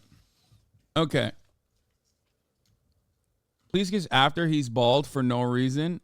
Yeah, that's what's gonna happen. Yeah, because the 50K, 100K is kissing. 50K is you know, he's going bald. So, freestyle to what is that? If you do head shave for 1 million, you could easily bait conservatives into donating. Yeah, we're not gonna do that. Okay, so. Was Law overruled a model UN kid? Were you? No, prefer not to say. That's a yes. That's like when they ask racist people, they're like, "Do you think slavery was bad?" And they're like, "No comment." That's like you just admitted it. Nice. You prefer not to say. Okay. Hearts of Iron 4-stream 50K? No, that's not happening. Hasan gets waves at 75K. That's also not happening. All right, I think those two dono goals are good. Okay, that's a good dono goal overall. I think. None of you guys have any good ideas on what kind of dono goals we can add, but basically the point is this. Okay. 100. Oh, this is 100K. Okay, 75K. No stun lock week for 1 week. How about that? For $75,000, I will not be engaging in drama or stun locks for an entire week. Okay. Whoa. It's going to be crazy in there. It's an impossibility. Don't make promises you can't keep. I will do it. 25K, we get the Kai Cam back. Sure. All right, let's write this down real quick. Also. Run it. Hold on. Oh, man. Okay. So this is a scam? It's not. How is it a scam? It's going straight to the organization. No, they're saying scam as in I'm not going to fulfill my obligations. Is what they're claiming. No stun locks for a week. Just invent cold fusion. It'll be easier. Okay, chill out. We're never going to beat these queer baiting allegations. I don't give a shit. Yeah. I mean, look, I'm straight. I say it all the fucking time. If you literally think You know Dark that, right? Viper, you're not straight? No. Oh, what the fuck? All right, no kisses, dude. Why did I let you into my house? Gross, dude. No, I don't give a shit. Dark Viper UA reaction at 200K. No, I'm not trying to do that because that will get me banned. Okay. Check out my puppy. No, I will not be doing that. Okay. You guys have no good ideas. We got a couple. We did get a couple. You're right. Okay. So So originally, this was supposed to be for 2 different fundraisers for the ATL Solidarity Fund, but unfortunately, we didn't have enough time to get that situated, get that set up. So this is all going to go to the RAPP, which is your fund that you wanted to do fundraising for. Obviously, like I said before, it's one of those causes that like people unfortunately don't really care too much about. I would go so far as to say any kind of prisoner-related cause, most of the time people are not interested in engaging with. I will do a separate Stop Cop City fundraiser as well, for the record.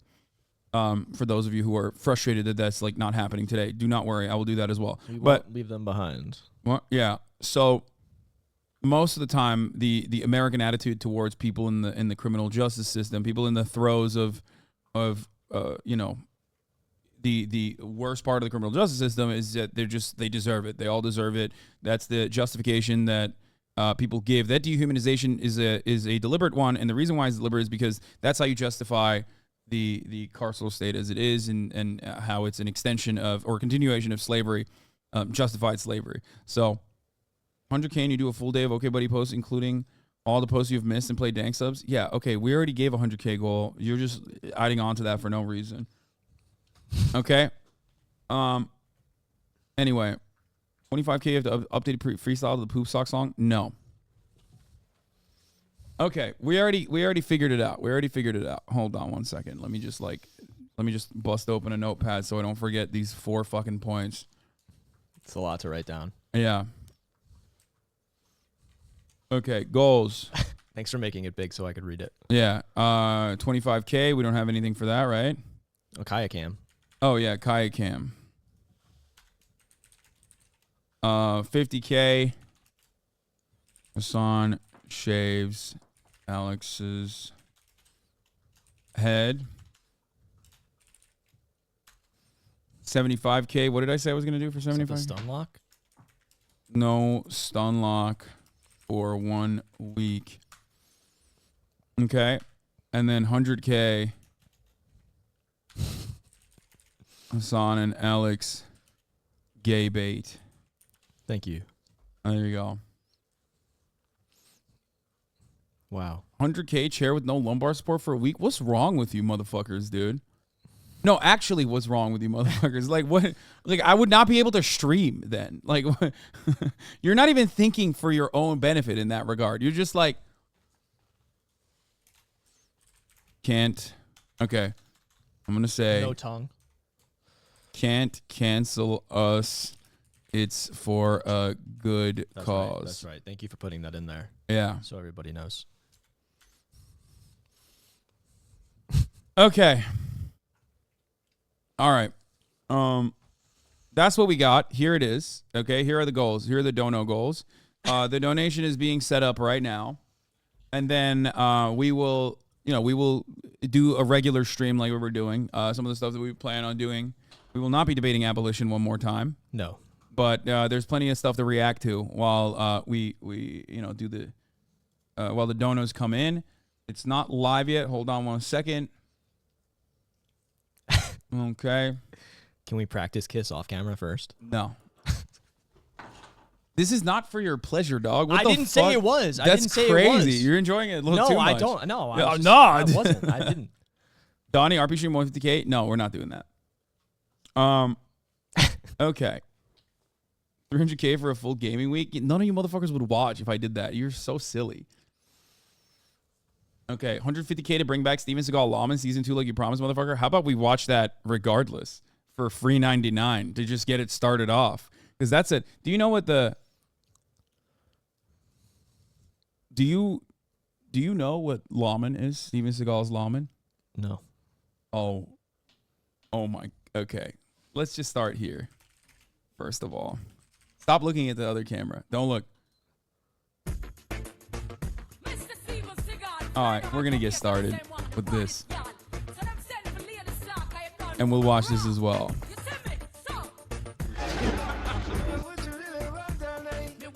What is this? This is Steven Seagal, the singer. We want the banana. Okay, so that's Steven Seagal. You know who that is? Famous, Yes, of course I know who Steven Seagal talented is. actor, musician, envoy to Russia. Yes. A defender of the anti-Nazi action that Russia is engaging. He's also a great in martial Ukraine. artist. Great martial incredible artist. martial artist. Yeah, that too. The inventor of Aikido. Oh, right. Well, maybe not Aikido. He didn't invent Aikido. He perfected it. He is the inventor of Aikido Vision, Can though. you pull up the Aikido or no? We'll see in a second. see, What? let's see. Check Vorlo. Great idea. 250K, you bring back the P.O. box? Oh, dude, that's too... sure. 250K, I bring back the P.O. box. You had a P.O. box? I used to. I had to stop it. It was too much. Okay. But fuck it. We'll bring it back. Write it down or it's not real. I'm going to write it down right now.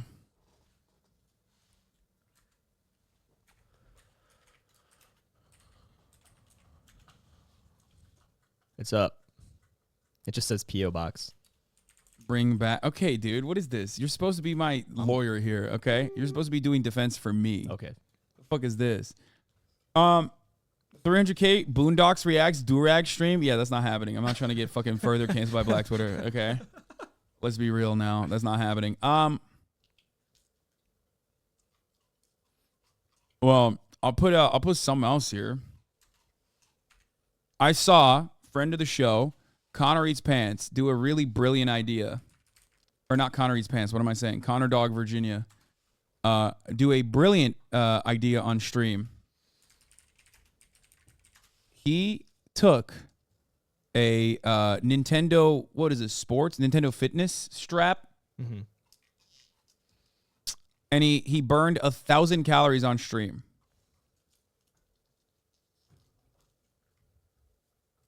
With a Ring Fit. Is that what it is? Nintendo Ring Fit? Where is it? Do you have Okay. one of those? I think so. Don't look. Okay, let's move. Oh! Moving your legs works your abs more. Oh my god. Don't go too What low. the fuck? How did I fuck that up? I'm healing. Hold on, I'm healing. Oh. Oh. Okay, I gotta put my arms down. That helps a lot. Oh, it's just like giving birth. Do you want Tiltify to also add these goals to the overlay site, etc.? Sure. Why not? Nuke Hoscord, he says it again on 821. No. First of all, I've said it so many times. What are you, crazy? So that's not even, I give it to you for free 99. What America deserved. You know what it deserved. America knows what it deserved. You know what I'm saying? Nuke Hoscord for $10? No. I'm gonna have to do this so 300K delete Zelda save game and start over? Yeah, fuck no. many times today to heal my health. Okay. Does Alex know what America deserved? Do you know what America deserved? I know what you said. Wow. What do you think about that? How does that make you feel? It makes me feel nothing. Wow. That means he likes it.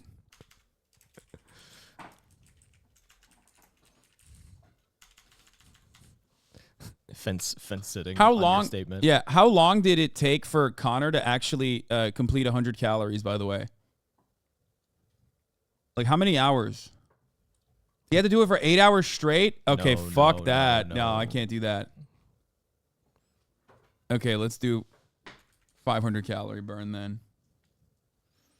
500. Yeah, that'll be 4 hours. Of I two? can burn so I have a whoop that like I know I can burn 500 calories in like an hour, but if I'm playing basketball. You know what I mean? Doing but in the game their calorie burn metrics are probably wrong or different. But 500 is still an incredible amount for the record. Every 25K you eat a mint Oreo? No, I can't. I don't. Yeah. No. It's not because the mint Oreos are nasty or anything. Like it's fine. I already had it. I'm very honest. I will let you know. If it sucked ass, I would have told you. 300K, got to wear a Cookie Monster fitted hat on stream for a week and not acknowledge it? No. That's so dumb. That's such a dumb one. Yeah, and I have to wear it sideways like this. I do that. Take a fucking Twitter PFP and change it. Mint Oreos are bad. but they're not like the worst. You know what I mean? They're totally edible. Not as bad as I thought they were going to be. I just meant like I didn't want to eat it because it will fuck my calories up. Like it's not in my calories to do so. Anyway, we'll keep chatting this. I don't care. Raise the stakes. Recreate Insane in the Membrane together and post it to YouTube. No, I'm not going to do that. All right, these are our goals. Solidified. It's over. It's done. Okay. That's what we're doing. Goals command will show the goals. We have the donation link ready to go. Okay. How quick are they going to shave my head?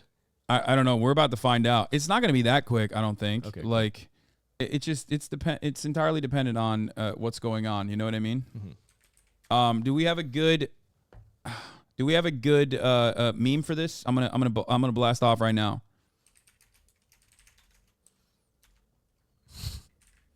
Public Defender, TikTok, Heartthrob. You love that, don't you? When I call you that. I do. Yeah, it's good. It's good for me.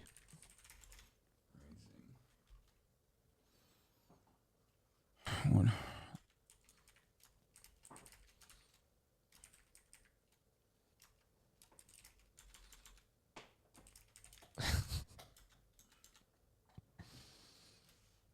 $300K, you IRL some hogs rally? No.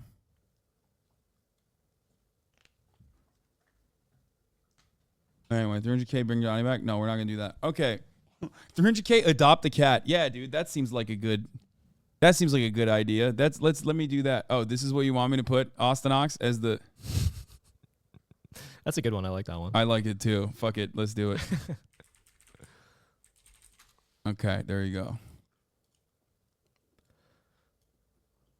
Fuck, why can't I? Looks great. Does anyone have all the donation goals in like a neatly packaged graphic too? So I'll post it on there. Or if not, I'm just going to screenshot this.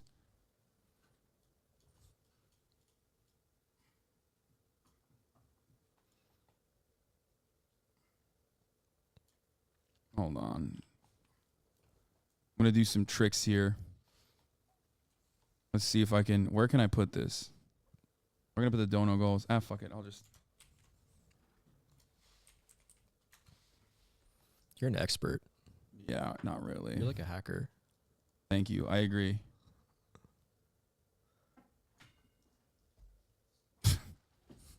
It looks so good. That's the worst snip job of all time, dude. What the fuck is wrong with me? What is this? This is like Don Lemon's apology. What the fuck am I doing? Fuck!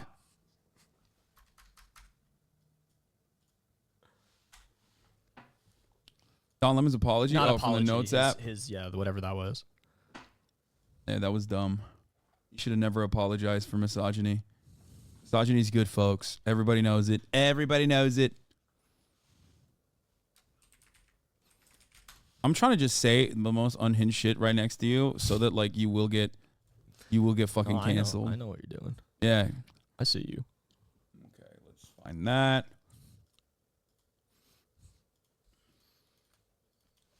Wow. Are the dono goals. Okay. You did it. It's coming. Okay, here it is. Okay, let's blast off. Oh shit, I gotta do the Twitter blue thing. It's so fucking annoying. Send now. I hate this shit. I'm one of the Elon Musk recipients. What? No, I'm not. You're paying your $8 a month. No, fuck no. This guy pays for Twitter. I would never in a fucking million years. I am one of the unfortunate victims of Elon Musk who have been forced Twitter blue upon themselves. Force femmed. Hasan, if you change your display name, it gets rid of the blue check. Yeah, dude, let me go change my display name, which is Hasanabi, which is like the only thing that connects me to my fucking main account because my username is Hasan the Hun. Let me go change that for like a month. What am I going to change it to? This is Hasanabi? I'm not going to do that. It's like a major SEO issue. What's up, Nesua? Okay. Not Hasanabi, that's my alt.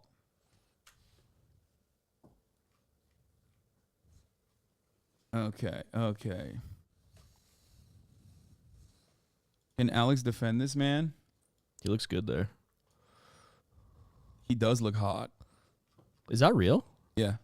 Wow. Yeah. It's incredible. What kind of lift is that on the left? I don't even know what. Also, what's going on down at the crotch area over Yeah, there? it looks like he's got a camel toe. I don't know what that's about. It's the old presidential. Yeah. Okay. All right, we're getting started. I got to do one more thing here real quick while we do this. Steven Seagal Lawman. The Punani. We want the Punani. All right, we'll get started on. Ooh, this is a good one. Should men have a high body count? Alphas versus betas. You like that? I love it. All right. I'm we an can. alpha. The man indicted for murder in the stabbing deaths of 4 young Men should be the. Oh, this guy's a fucking real freak. Oh, I love this. Okay, we'll start off with this. We'll start off reacting to this fucking insanity. I'm gonna shut this off. Oh, this is funny too. The neurological differences. We won't watch that. Charlie Kirk being an unhinged racist. We're gonna stop that right now. We're not gonna look at any of that. What about Steven Seagal? We're gonna watch Lawman 2, man. Shut the fuck up. Don't be Chat. Mean. Don't be mean to them. Chat, shut the fuck up. No, they need to be yelled at. Like, they need to learn their fucking lesson. Because Dynamic Jab, thank you for the 5, get the subs. If I don't yell at them, they get so out of hand, which they already have a little bit in many ways. So they need it. They definitely need the guidance a little bit. They need me to be stern with them. Look, see? Yeah, Alex, we literally do. Punishment over rehabilitation. Yeah, sometimes it doesn't work. You need to run a community like this with a fucking iron fist, okay? Or else it will get completely unhinged. She's good. I'm just looking to see what she did. Oh, she took the bully shoe out, the bully stick out. Okay, I got to do one last thing here on OBS. Where is the link? Okay. The goals are in there. Browser source.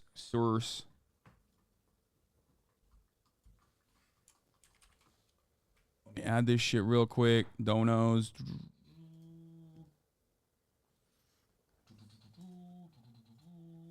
Hold on. 1 second, chat.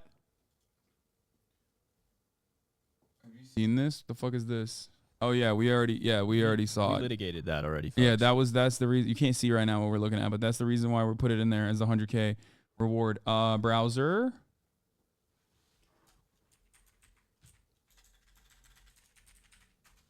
Okay. I hope this works. Okay, there it is. It's fine. She's such a dumbass. Okay.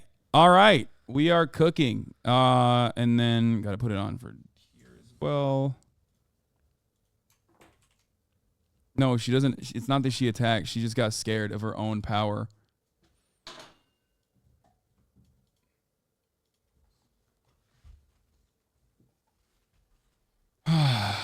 Okay, desktop. Put it over here as well. And we're good. We're set. Okay, we've already raised $598. Look at that, even before it started. Okay. There's this, All Cops Are Bastards from last month. Oh, we could watch that as well. That's a good one, too. But I do want to do the... Should we do this right now? We should do the All Cops Are Bastards one. Are All Cops Are Bastards? Police versus Criminals. This is a Jubilee video. Do you know what Jubilee is? Yes. Like, you've seen their videos online before? Yeah, totally. Okay, good. Well, all right. The donation link is live. I don't even know how the fuck you guys got to it already, but there it is. The Justice Fund. donate.tiltify.com/@Hasanabi/justice fund. Okay. What is the goal, right? What do you mean? What does this say? Oh yeah, 100. Yeah, we'll update it. The command is !donate. Okay, we can change the title as well.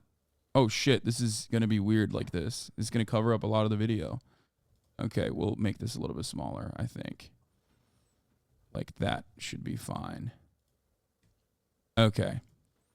All right, we're here. We're live. We're ready. We're going. Let's go. It's already at $1,000. Let's see how fast we can get me to shave your fucking head. No. I want to see that. Oh my God, they're already at 3. Oh yeah, this is gonna. You're fucked.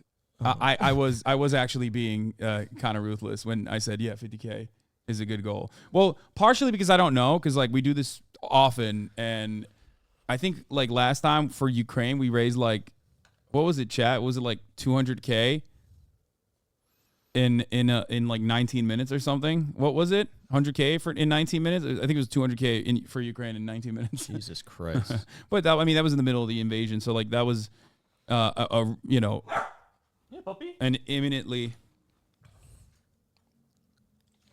Yeah, we raised a couple million for Turkey.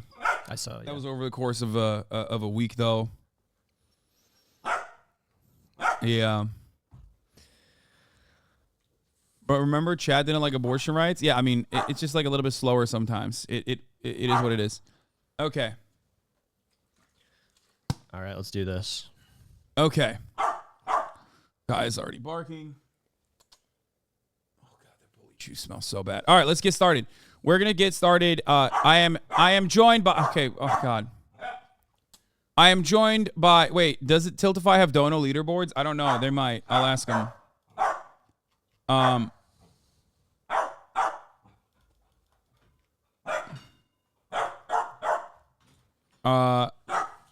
Also, if in participating, make a donation with a new cool feature where anyone donating over 500 can make it a timed matching challenge. So donations would, in essence, be doubled at a time. If multiple people did matching, they could stack 3x, 4x. Oh, shit. Okay, I might try the donation matching in a little bit. So, all right, this is like we're starting as though it's like a YouTube video or something like that. But hey, all right, folks, I am joined by Alex Peter, a public defender in New York, also known as Law Overruled on TikTok. He's a TikTok heartthrob. And we are raising funds today for Release Aging People from Prison campaign. They are not going to be substituting the aging people in prison with juveniles, even though Alex originally lied to me and said that was also part of the promise. Yeah. But I was lied to, which is fine. But since he's here and he's a public defender and he's, are you ACAB? Would you say you're ACAB? I would say that is correct. He's ACAB. He's an abolitionist. I thought, you know, who better to have here with me reacting to a Jubilee video. Are all cops bastards? Police versus criminals, middle ground. These are oftentimes very unhinged videos. And I feel like you are the perfect person to take a little journey with in that regard. This is going to be good. You have some unhinged opinions as well. You know what I'm saying? Thank you. Yes, absolutely. All right. So without further ado, we're already at 11,000 and we just got started. Really does that feel bad? Because like, I mean, at 50K, you're gonna. It's good to yeah, but it's kind of bad. It's bad for my head. Yeah, you are gonna get fucking your head buzzed so quick. It's happening. Anyway, let's get started. You're a cop, why should you have the right to tote a gun around just because you have a badge? You're saying we shouldn't be armed. You shouldn't have guns at all. Okay, next time there's an active shooter going into a university, then we're just gonna let him shoot all the students. You know what? I can't do this. This episode, my wife. Damn. Cops versus ex-cons. That's what they have for this. Step forward if you agree with the prompt. Cops should not carry guns. Oh, interesting. Only one person? Oh, two people? There are so many countries in this world that do not have this level of violence within its law enforcement department or any other department. Guns themselves are not the issue. It's the finger behind the gun, because you don't know the mentality, the mind, the heart of the person, and people. No, it's not for the ATL solidarity. Just RAPP, release aging prisoners, release aging people from prison campaign. Just for RAPP. That's what we're doing for. Okay. Things trigger people and they snap, and no one exempt. Police officers are human beings too. They can snap. If you took guns away from the uniform, I guarantee I'm just saying, like half I of them don't know would if I not agree with that either statement. way. Maybe it was If you had maybe to it's struggle to submit a perpetrator and to like actually do work, police work, like it's not just about reaching for your gun 99% of the time. So it's like if the gun wasn't part of the uniform, a lot of them wouldn't take that enabling role that they want to take as officers. Right in front of my building, I was harmed by an older man. When I got away, I went to the police. The detective took me to the hospital. Everything checked me out. You know what the police officer did with the having a gun and everything else, pulled me over, saying he was taking me back home, pulled me over on a dark side of a street and raped me. Oh, I'm sorry. Because of the uniform, the badge, and the gun that made me freeze. But you, as a police officer, saying that you were here to protect and to serve, you allowed your power, your uniform, you got everything else to make you think that that was okay. And this happens a lot. It happens a lot. They want to abuse other people. They want to, tyrants over other people, so they choose jobs like that. Like, what? If you want to help other people, why can't you go be a humanitarian? There's oceans to clean up. Instead, like, everybody just wants to be out here taking rights away from others and abusing people and getting guns. And the moment you start copying an attitude, literally click. Let's go. But I don't want to do that to them as they do it to us. Can the disagree step forward? If someone else has a gun, you gotta defend yourself too. It's just the way you use it. I'm not saying that you should use guns, but I mean, if you have a gun, then you have to use it, of course, but not use it just for traffic stops or people with mental illnesses, stuff like that. That's out. If they have a knife or a stick, or or a fork, like that doesn't justify anybody getting shot. So you're for having armed police officers? Yeah, if someone else has a gun, if someone else. I believe that y'all should be armed because I believe in the Constitution. I don't believe in the policing that the police force has done throughout many communities I've been in, but I do believe in... Bro, like, how are you an ex-con and you're like, I believe in the Constitution? Like, the Constitution and the system that it is supposed to prop up has, like, failed you dramatically. I don't understand, but hey, it is what it is, I guess. People buy into it, and then they... Yeah, she's still an American after all. You know what I mean? But also... Whoa, what is this? Donation match, $1,000. What does that mean? So, like, up to $1,000, this person is going to be matching the donos. I also have a snacking ball right here from Yomp, I guess. Made with love, not plastic. Food-grade silicone. Great for hiding treats. I'm going to put a bunch of treats in this fucking thing, and I am going to get Kaya to play with it when we unlock the Kaya Cam at $25,000. So I just wanted to raise the stakes a little bit. What will I be putting in this? What will I be use this link to show it? Oh, here. This is what's happening. 2X donos happening right now. Whoa. Donation matching is happening. Exciting stuff. Paywalling the Kaya Cam is inexcusable. You know what? I'll also add in. I'll add in a favor. I despise mint chocolate ice cream. I think it's disgusting. I will also have that at $45,000. Ooh. Yeah. It's good though. It tastes good. You're so wrong. Like, it's not even funny how wrong you are. How can one man be so abysmally incorrect is the real question. I won't bow down. It makes me question what other things you were just so wrong on. Mint ice cream is goated, you demon. It's mint ice cream Oreo as well. Add a goal where you game all day like 150K? Yeah, maybe. Okay, let's... rights versus laws, and I do believe that there are dangerous scenes that you go to where it is required to use them. So I have to agree that part of your, like he said, his tool belt needs to include a pistol. Okay, good, because I was about give to her this Nylabone right challenge now. you both and say, okay, so you mean to tell me that what happened at Michigan State University with an active shooter killing... I like that, cops are, like, the implication that cops are only necessary during active shooters kind of invalidates, like, the need for cops. You know what I mean? Because, yeah, you're right. In an active shooter situation, you do need someone who is armed to provide some level of defense. Except, this is post-Uvalde, so that's a little bit different, even though cops have behaved in the appropriate manner in numerous other mass shootings that have happened since Uvalde, because fucking, holy shit, enough mass shootings happened that, you got enough mass shootings happen that, like, clearly there will be some where the cops are actually behaving in the way that they're supposed to, which is like, that is the one instance I say where, that violence is justified. It is defensive. Okay. Oh, sure, yeah. You know what I mean? Well, yeah, it's like if you're killing children at a school, I think that, like, someone with a gun, pretty bad, I guess. Yeah, if can you throw that out? Yeah. If someone is stopping the further killing of children from happening, like, that's valid, that's justifiable. Most other circumstances, which is the overwhelming majority of circumstances where cops are behaving in a violent manner, whether it be like the tip of the iceberg, which is what you see, which is like, brutal moments of like unarmed citizens being executed, being shot from behind, or even the overwhelming majority of interactions that cops have that are actually violent, because ultimately even like arresting someone is a violent act, and oftentimes it is completely unjustifiable.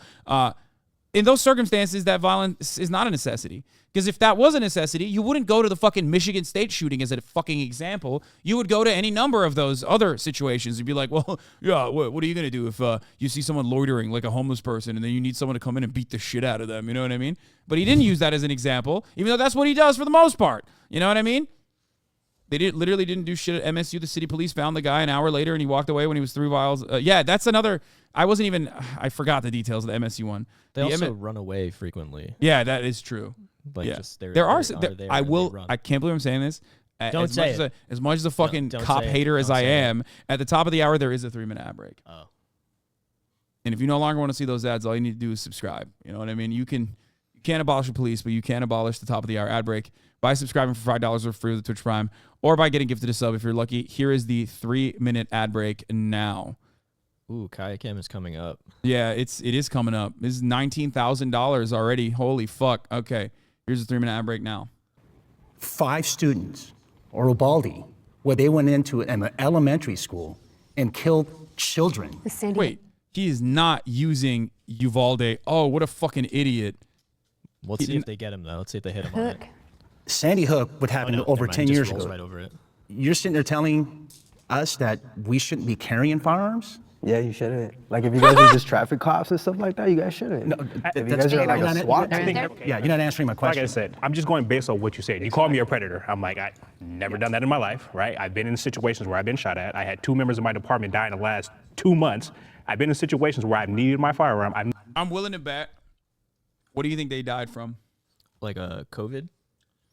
Statistically speaking, it probably is COVID. Or I don't know. Or the other killer, heart disease. Or the other killer, vehicular fatalities, as they're fucking riding through a goddamn red light with their lights on, thinking that everyone is going to be ready for that moment. It's certainly not fentanyl, which is responsible for 0 cop deaths, despite the fact that if you look at the media, they just lie all the time and act like, it's the cop kryptonite. A lot of seizures. Yeah. Needed every tool in my belt in my career. If you would go out and then see half of the stuff I see, you may change your perception about what you see. It's dangerous. So you can't call for backup? What does me calling for backup having to do with So this? if you work county, okay, say in my area. I'm a county cop. Right, and in my area, I mean, you have miles and miles of nothing around you. Your closest partner is maybe if you're lucky, 20 minutes away. Okay. In the meantime, I've got somebody that has me at gunpoint, and if I don't have a gun on my hip. Dude, this is like she's in the Wild West. Yeah, I've seen the movies. It happens in the movies. It's like, why? Why are you talking about these edge cases that like have not happened to you? Okay? It's like it just doesn't make Hollywood is responsible for this in many ways. Like they have made it so that everyone thinks that like cops are constantly under threat. They're constantly under fire. Everyone is always like holding them at gunpoint. It's like regularly happening.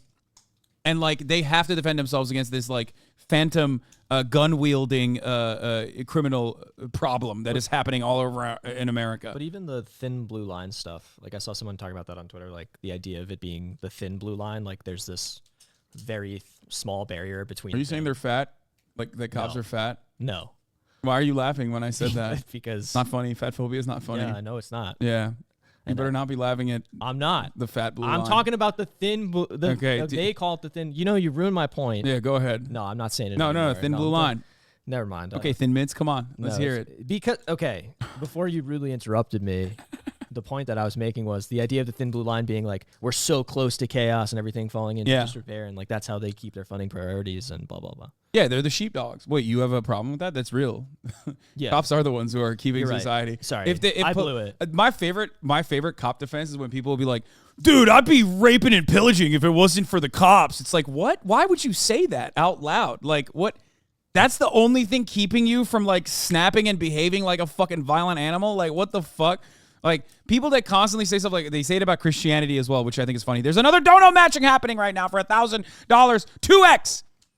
So close to the $25,000 goal here to unlock Kaya Cam. This is waiting right here. I got a fucking supersized Kong Easy Treat waiting for Kaya, even though I guess she's being a good girl right now, so she deserves it. She's just chilling. You will be able to see what she's up to. 25K. Kaya time. Yeah. She's a cop in buttfuck nowhere, Tennessee. Oh man, they're constantly holding her up with their weapons in Tennessee. Ed, I am a dead man walking because I have nothing that can go up against another gun. But how do you think? Like, why is she saying that? Like, why does she think that? Like, so what is it then? She's constantly being held at gunpoint. Yeah, and she is the most held at gunpoint cop in America, and she's killed everyone. Yeah, she's Nicole. Yeah, she has been able to successfully take down all of her targets that held her at gunpoint. Felons feel. There's tasers, pepper balls. Societal issues are not on the police. Like, I'm not stripping you of your rights, right? That is not. You can vote. You I don't give a shit. You can vote. You can carry a gun. No, your job directly does that. What do you mean? Like, you're talking to fucking ex-convicts. Like, you have stripped them of their rights when you arrested them at the point of arrest. You can do all that. That is not my. Right? I mean, that is not my job in life. My job is you've been accused of a crime. I got to take you to jail because this and that and the third.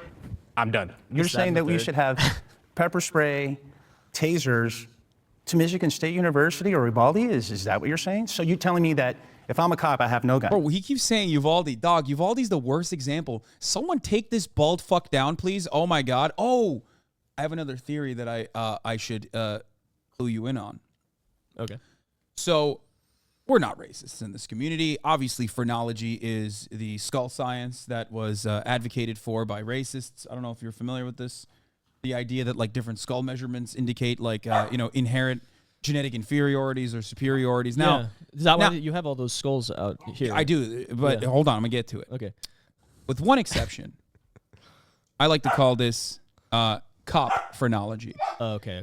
I am a firm believer that if you are thumb-like, if you look like a thumb, the more thumb-like you are, the more ACAB you are. ACAB in this community does not always stand for all cops are bastards. It stands for assigned cop at birth. Oh, okay. So what I firmly believe and genuinely believe is that you are assigned, you're assigned cop at birth. And I'm kind of worried about me shaving my head right now. We're about to find out how much of a thumb you are, okay? I'm very concerned. I'm gonna take Kai out while this debate happens. But what I'm trying to say is this man, the proof is in the pudding. I mean, this guy is a thumb. Cop. Yeah. He's ACAB and he is a cop. Yeah. And he definitely is a cop, and he's very thumb-like. But also, he said to the community, like maybe no, that's not what he said. The prompt is, should cops be unarmed? Hold on a second. You just got done watching probably the most tragic incidents probably historically. Uvalde, may I add, just kids. Wait, for crying out loud. They added and the what you're sitting here context of that they saying waited is that outside we for shouldn't be over an an hour. What would you like me to do if someone has an AK-47 killing kids? That's my question to you. We actually have our own rights. That we actually have our own rights to carry and defend ourselves in certain situations like that. With all due respect, that's not the question I'm asking. You want to use Uvalde? I'm asking you if you were, I'll ask in a different way. If you're a police officer and you have no firearms, you got your pepper spray, you have your taser, you have your baton, and you are responding to Uvalde Elementary School where there's an active shooter with an AK-47, what are you going to do? Wait outside the classroom for over an hour. To the proper authorities that would be entitled to have those weapons that are not in the general community. I get what he's saying. No, but what entitled to have weapons? Who? What agency? So like the SWAT UK. and above. Yeah, what he's saying.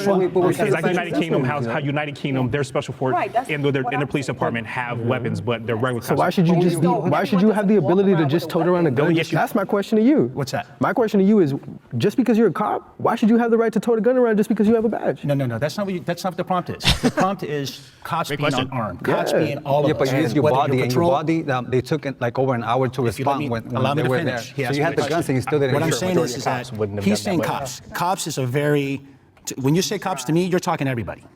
Every single cop. Yeah, okay? And you're saying we shouldn't be unarmed. Good job. Okay. You shouldn't have guns at all. Okay. So you know what? Next time there's a big active shooter going into a university, then I guess we're just gonna let him shoot all the students. So I have a question for you. So all those countries that don't have their police officers carrying guns? Not many, just so you know.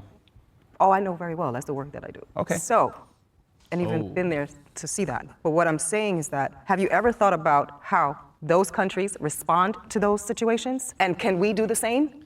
We absolutely could not do the same because we have criminals here, and I'm not speaking of y'all, but there are people here that still carry regardless of it, if it's against the law. If you were to take guns away from illegals, criminals, people that are not from here, I would 100% agree that officers don't need guns and that we could go. Because I think the mass shooters are not the ones, the immigrants, and the taking That's it right. away. No, I'm just giving examples. Yeah, I'm but just so giving the examples. She's right. I mean, yeah, so the mass shooting, all that is. A constitutional right to bear arms, right, allows everybody in this country to bear arms. Well, not everybody, not everybody. Let me be specific. If you're a law-abiding citizen to carry guns, the amount of guns that we have in America, doesn't it outweigh the people that we have? Cam's up. These countries, they don't have a Second Amendment. They don't have a constitutional right to bear arms. So it's a lot easier to say, you know what? Y'all can't bear arms, so y'all can't bear arms. In this country, we can. So I'm just being, like I said, everything is anecdotal. I've been in situations where I needed my gun, and you were absolutely right. Would I do the job without one? Hell no, because I've been in situations where I needed one, and you know what?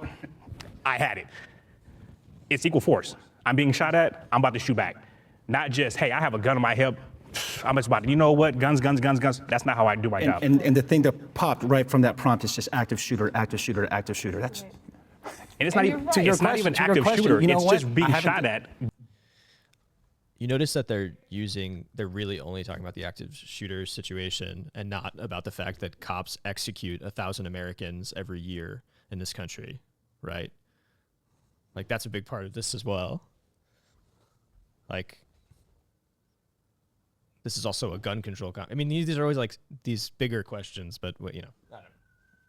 By itself. I haven't done the research, or I don't know if there's any empirical data to know exactly in other countries how they respond to someone who has an AK-47 that goes into a building and starts killing people. 25. And yet we're a police force that doesn't have any firearms. I don't know. I would have to do the research. They do have special units where they're just not out on the street where you see them all the time, 24/7. But you said something, and I want to bring that up. Hold on one sec. You said something. You said that the people with the guns are oftentimes criminals or, people like that. And I want to say that those mass shootings that happen in our country are from people that pass a whole tons of background checks. Let's go. And, are law-abiding, to your point, and all these things, and all of a sudden, and that was my point earlier about when people snap or whatever might happen, and we have to be clear in identifying that, because we get labeled like we're the ones doing all these mass shootings, all these things, these horrible, egregious things, and 96% of the time, it is not a person that was formerly incarcerated. And to your point, we get so labeled. let's be clear on that part. Right, and then we get labeled as killers. Right. I think I've heard agents of racial genocide is what we've been labeled before.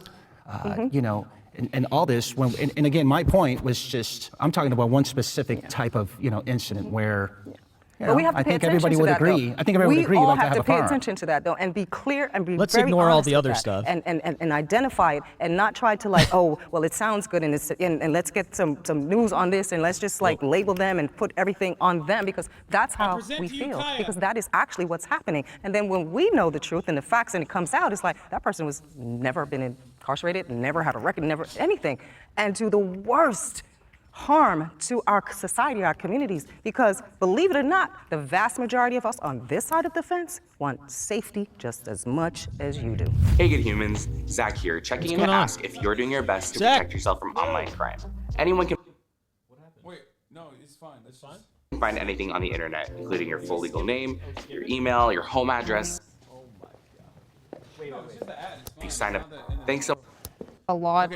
Or it does the hard work. Now, let's get back. Bro, it's not so easy, is it? Don't see none People of think that. streaming And streaming on Twitch is easy. I don't know how to. Move over a little bit. Sorry. Okay. We're at $25,000. Promises made, promises kept. Okay. I will be giving you guys Kai Cam. Hold on one second. I'm gonna set up the Kai Cam right now. Okay. That's number one. Before I do that, I've never used one of these things. These things always like freak me the fuck out. I don't know what I'm supposed to do with this.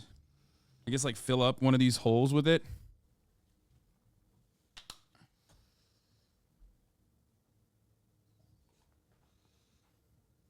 It's a peanut butter? Cheese, I think? Smells like cheese. Kong Easy Treat. It doesn't say what it is. You want to try it? No. Smell it. All right. Give me this. Oh, yeah, it's cheese. It smells like Cheese Whiz, right? Is that the right term? I'll eat it at 30. You'll eat it at 30? Okay, well, he said it. It is crack for dogs. Is it safe for human consumption?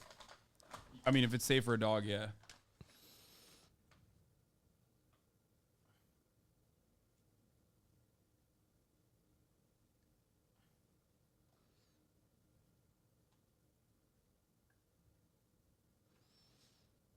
Yeah, it's fine.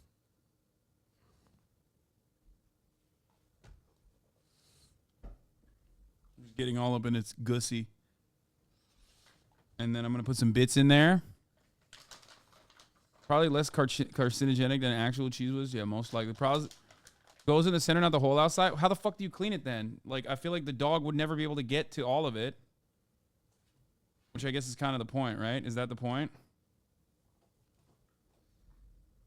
Oh. I feel like that's an annoying amount of cleanup. We're not there yet. We're not there yet? Okay, well. You think it tastes good? It smells good. It smells really good. It smells pretty good. It smells so good that I assume that it makes me feel like it probably tastes good. Well, I'm going to let you know.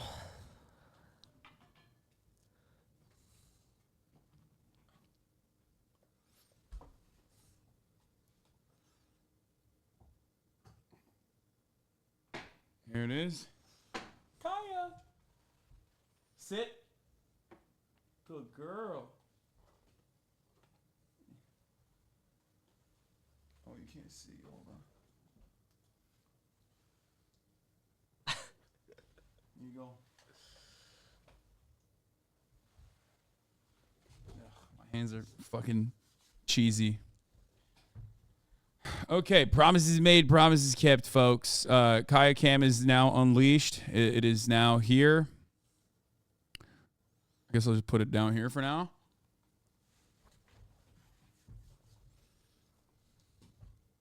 Bigger? No, we're doing something else right now. Okay, let's continue. Community policing. You know, we go out and we do activities with the kids. We do activities with families. Yes, we still do our job. We still pull people over, but we're not, I guess, what you would call harassing people in some of the ways that the big cities do. But I mean, you technically are, though. Like, I mean, justifying your bad behavior and your violence for you guys doing community work, it just doesn't go hand in hand, you know? I understand people sending... My favorite is when they say they're doing community work, but like which community they never actually address. It's rarely ever the fucking legitimate communities that they are supposedly serving, or rather occupying, right? Mm-hmm. Like, we saw this with Steven Seagal's Lawman, as a matter of fact. They were like, yeah, we got to do community day today. And then they went in and it was all white people for like their community day where they're like showing off their fucking helicopters and stuff. Like literally they had just like recently gotten their helicopter. And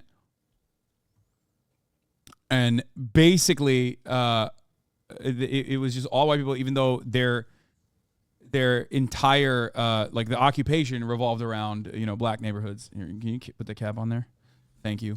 Where one incident where it looks extremely bad is wrong, and then it casts an entire umbrella over the entire profession. I may have a different perspective or different perception of what you're looking at than you do because I'm in this profession. You skipped the question? Sorry. Bro, what the fuck?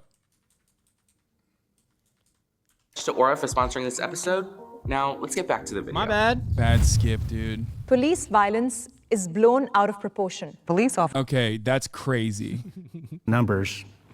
It's very, very... So when we see the videos of a police officer handling a child and that cop has become violent towards a child? And I agree, but my thing is, has it been blown out of proportion? I see that one incident. We see it a lot. Children You do see it a lot, but you have to also take in consideration that there's over 1,800 agencies in the entire United States. So if you look at the big grand scheme of things as it relates to all these agencies, and you do see violence, you do see where it's scrutinized, where it's brutal. But if you take the numbers, it's very, very minimal. If you look at all the public contacts with all agencies nationwide compared to these bad incidents or the perception of bad incidents.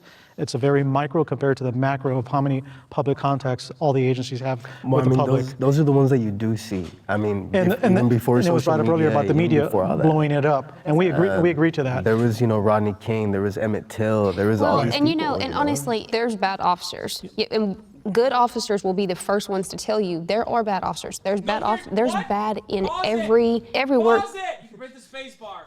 Good officers are not the good officers are not the first that they're bad. What the fuck? No, it's an entire culture of denying accountability. And if anything, the good officers, the supposed mythical good officers, are literally the bad officers, or the fired officers, technically. Okay, they're no longer officers. It's bullshit. You're behind bars right now saying this. Yeah, I'm locked up. They won't let me out. I'm about to do a prison break of reality. I denied this wonderful political prisoner, Kaya. I'm sorry, sweet puppy. She's 100% gonna roll that shit down underneath that fucking thing again. No, did you did not just roll it up, bro. She did it again. I just got done. She put the treat under the shelf.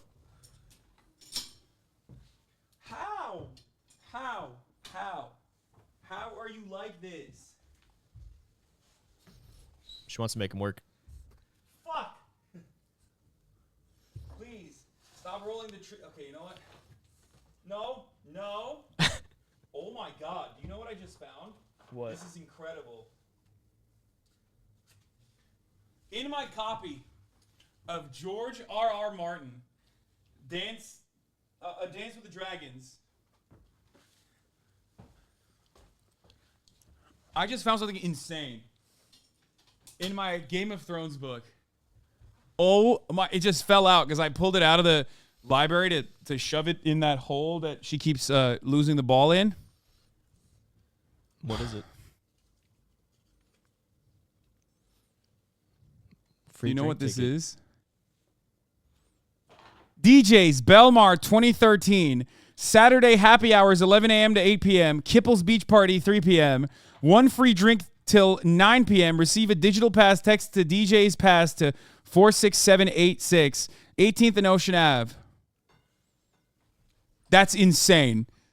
I probably was using this as a way to fucking as a stop note or whatever. Isn't that what it's called? Or what is it? What's the word? Bookmark? A bookmark, yeah. This guy reads books. Of course. M-Hud, M-Hud and I are hive mind. I was literally going to ask for this clip. Motherfucking DJ! They're going to DJs. Wow! I'm ready! Are you ready? Are you ready? Going to DJs in my car! BL! Go to DJs in my car! BLMAI! Go to DJs in my car! Baby Blue, I see you in 2 weeks, Baby Blue! You gotta be smiling, you gotta be dancing, you gotta be shaking that ass! You better step it up, motherfuckers! I can't wait to watch it on fucking YouTube. In their fucking Hyundai Elantra. Not one person in that car would pass a urine tox screen. Oh, dude, they are on everything, dog. Hilarious Guido's driving the DJs in Belmars, New Jersey. Possibly the funniest clip on YouTube ever made. I want that life so bad. Yeah, let me tell you, as someone who lived it, it's not that sweet. Like, it's all right. You know what I mean? We are currently at 27,000. Remember, at 50,000, I will shave Alex's head. Just get it to 50. That was 2 years before Jersey Shore, too. Yeah, I mean, this is authentic. Jersey Shore was real. It was it wasn't a meme. Workforce that you're in.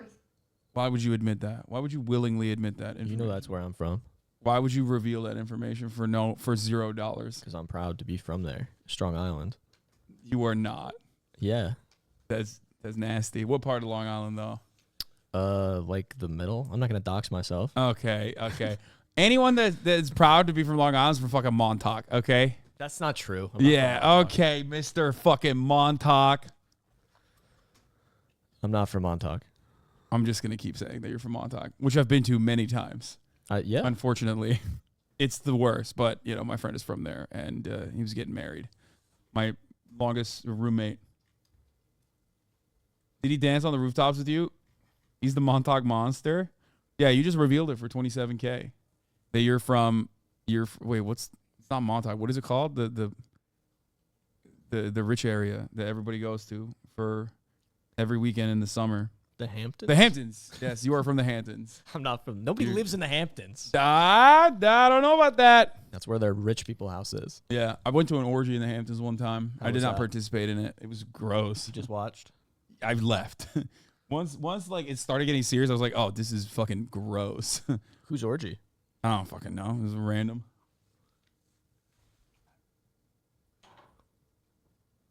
Bro, you got so many toys in here. Like, if you fucking get bored, I don't know what to tell you. I don't ever get invited to orgies.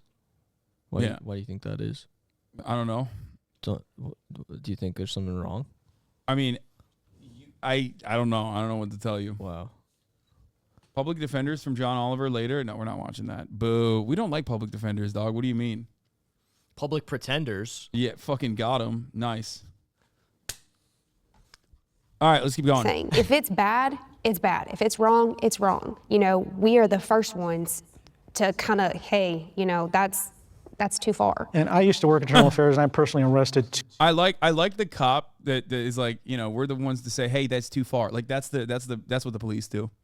Yeah, notoriously. Yeah, definitely to one another. They're like, hey, that's too far, please now. Two prior police officers. I also worked internal affairs, and I can tell you out of 30 plus of these tribunal hearings, a lot have been terminated. So there is some accountability. I think we're heading in the right direction. Bro. Terminated his desk duty with full pay. Yeah. Also terminated for what? Like, what the fuck were they doing that they got terminated? Okay. Because like they were probably doing some shit that you wouldn't even consider to be illegal. Like they were probably doing good cop shit, and that's why they got fucking terminated. Okay. They were like investigating the mayor. Yeah. They were doing too much. Okay. And not too much of like what is expected of cops, but like actually what you see in the movies and shit. Fucking highly doubt that these guys. He was like terminating what cops for being what racist. No, they get promoted for that. Not internal affairs. The people who work the hardest to keep the police force real garbage. Well, they're like who are they terminating? Like who? Many of the officers that do horrific things, they're on for years. I mean, everybody knows this. They're years Yeah. and years. Daniel Pantaleo was, in the Eric Garner video, like waving at the camera, and he worked for 5 more years after. Yeah, and he got what? Like, isn't he still getting a pension? I think so, yeah. Yeah, that's so nice. Thank you. Shouts out to the New York City taxpayers. The cop saying he thinks police reform is doing the right direction is the best evidence that reform doesn't work. I mean, yeah, 100%. I am not, I will never fucking sit here and tell you that, like, police reform is not just a way for police to be like, oh, dude, come on, police reform, community policing. These are all the fun little things that cops fucking say that is, like, for a broadly liberal audience to be receptive over. That is absolutely, it's just propaganda. It's just fucking bullshit. Okay? Yeah. Considering 20-something years ago, you did something bad and, it got swept. Now, social media obviously has magnified it by hundreds and hundreds, which is good. But what social media has done is just allowed everyone to see what's happening in the moment, right? Before we got it weeks later, months later, years later, so no one knew what was going on. But now we have the ability to film it in the moment and say, hey, look at this, and this is what's being captured. And violence that's perpetrated against people, who, whether they're doing something wrong or not, is so, it's to the point where it's not even harmful anymore. It's tragic. Why? Because we're all human beings. And there's a culture of violence that perpetuates within the department itself. And I've had good cops reach out to me and said, they're not listening. And if they know I'm saying anything, I'm gone or I'm going to be hurt. Police violence is completely blown out of proportion. Oh, dude, how can you say response to that? How can you say that with a straight face? Like, it's completely blown out of proportion in comparison to what? Like an alien universe where like they're killing even more people? Like that's 2,000 deaths a year, right? I think it's like 1,800, something along those lines. Yeah, it's a lot. Like, that's crazy, man. That's crazy. That's crazy. That's a crazy fucking thing to say. When it's like, what, like, you look at any other fucking country, which also has a police force, by the way. I don't know if you guys know this or not. They have cops too. They're not killing thousands of fucking people, man. They're also just better at dealing with difficult situations. Yeah, what's the argument here? Are the French better? Like, are they just like better than us? Is that what you're saying? Like, that their cops are just like built different? Like, how? Maybe they just have a system of accountability. Less guns on the street. You know, they have legislation that also works alongside the police force on top of that as well. You know what I mean? But these guys also, that's the funniest part, is like libertarian cops, which immediately is like oxymoronic, but who cares? And then cops who are also for gun, for no gun restrictions whatsoever. It's like, you're making your job harder, you fucking idiot. It doesn't make sense. It's completely biased. Why isn't nonviolence or me saving someone's life not blown out of proportion? Can the disagree step forward? I don't believe it's blown out of proportion because I believe it's just barely getting the exposure that it needs. It is what it is. That's what it is. Each time I've encountered the cops, it's just been like the most negative experience of my life. Like, I'm addicted to the news. And every time I turn on the news, it's another cop killing. Like you said, maybe they don't report what's good out there, but they do report the bad. And I watch it every day of my life. Like, I see how the cops treat people. If I may ask you, if you did see the good, would that give you a different perception about the police? It's not that I don't see the good, it's that it just doesn't, I haven't seen it happen, I haven't experienced it, I haven't heard nobody in my community like have anything good. So I've seen the good when I was 16 years old. I'm in my 40s. I actually had a police officer who was my hero. Every contact since in multiple states, multiple divisions, has violated me, stolen from me, taken from me, and stripped me of every value I ever had. The way y'all talk to me, the approach, I'm so respectful. 18,000, that's what you said, divisions? No, 1,800. 1,800? How many prisons are there? And how many inmates? And then we're disarmed when we come home. We can't vote, so I can't compete with you on my laws. I can't carry a gun. I can't defend myself. I can't even carry a knife. The exposure is barely there. We need more exposure. I'm from the LA County area, from the islands of Hawaii originally. Every police in between them seas to the East Coast has always spoken with disrespect. They don't pull us over on a speeding ticket like, hi, how's your day? How you doing? Do you got any emergencies going on? Yeah, they come with their guns. When's the last time you was arrested? Who, me? No, I'm just saying that's the approach when you come to the car window, right? Is on guard. I don't He talk said, like you want to know why he said, who, me? Because he knows cops don't get fucking arrested, dog. Exactly. How many crimes has this motherfucker personally committed? Like, if they were a civilian, 99% of the things he's doing as a part of his regular job would be a crime, okay? It's ridiculous. I know that sounds so strange to say because you're like, what? They're a cop. Of course they're supposed to, violate the laws. It's like, no, they're not. They are still normal human beings, okay? The idea that they are able to literally fucking do whatever they want, run red lights, all this shit, we have been socially conditioned into thinking that, like, oh no, they're constantly throwing themselves in front of bullets that are hailing at them, so they're allowed to fucking do all this shit. Well, it's true. It's true for Nicole. Nicole is constantly being held at gunpoint. Yeah, she is the most held at gunpoint cop in Tennessee. It's so weird. She's really bad at her job. Or good at it, because she's finding all of the criminals. Yeah, she's finding them individually because they just, it's weird. It's like a spell. Even if they don't want to, even if they normally wouldn't want to hold anyone at gunpoint, they see Nicole and they go, oh, fuck, it's time. You know what I mean? Well, okay, you got to oh, Jesus Christ. You can't do that, man. I'm going to get fucking...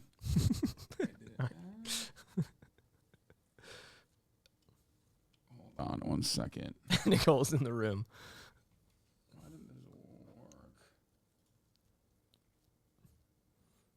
Oh, because I didn't finish it.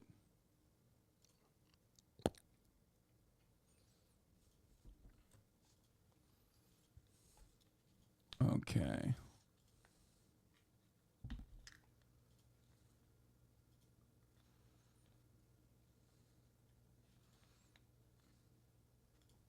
How do you?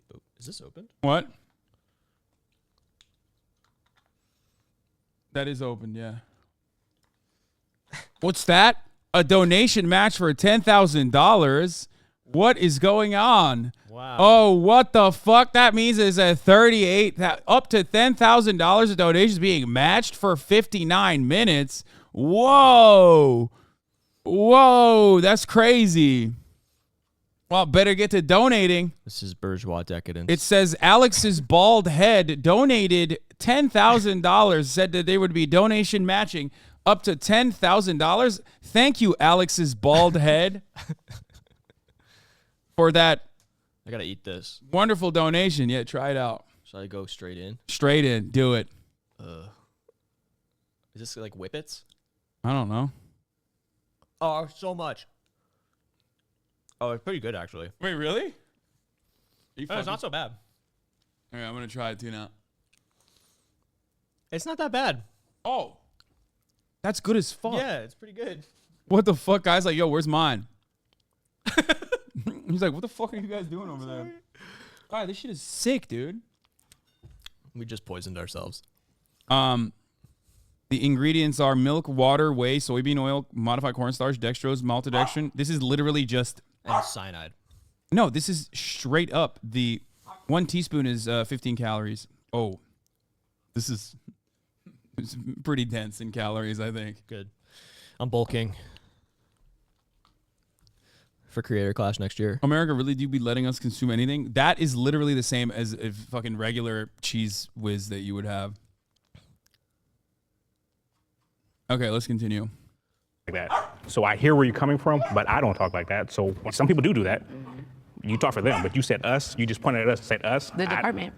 All departments. All I don't know which I don't department know they work for, but I work for a department, and I've never seen these people in my life. I've never seen you in my life. I've never encountered you in my life, but I wouldn't come. Oh, so then, yeah. So then you're invalidated. Okay, never mind.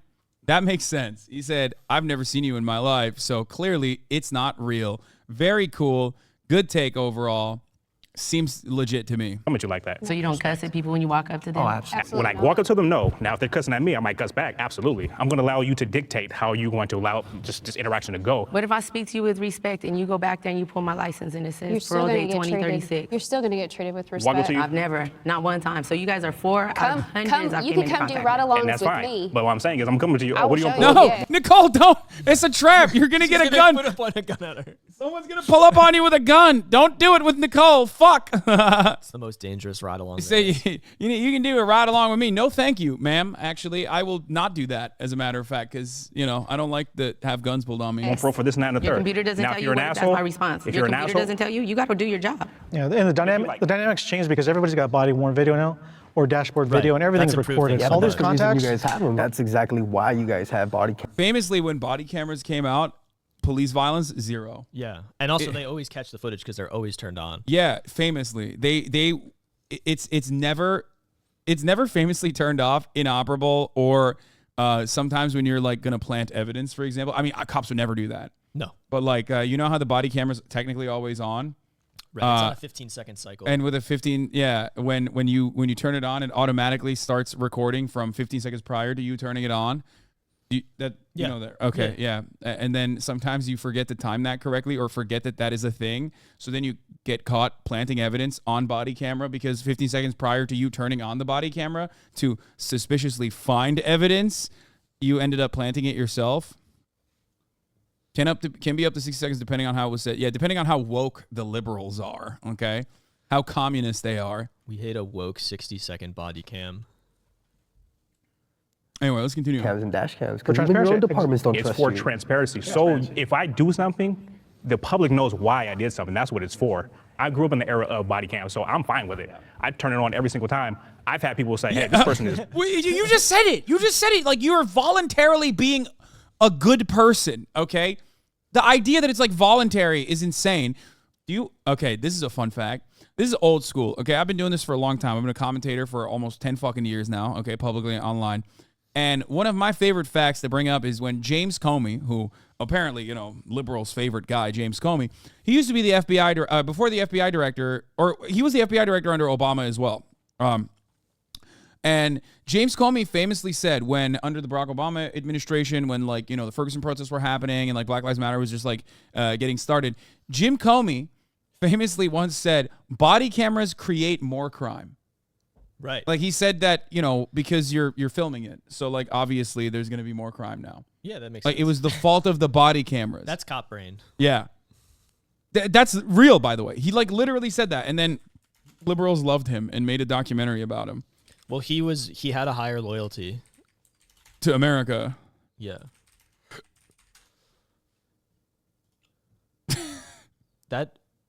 Do you have that? Is that a video of like Trump seeing him in the corner and like, or is that not on video? No. Oh, when he's like hiding. Yeah, in when the, he's hiding and in the curtains. No, that's. I don't think there's Just a a video of story? that. Okay. Or maybe there was. I don't remember. Yeah.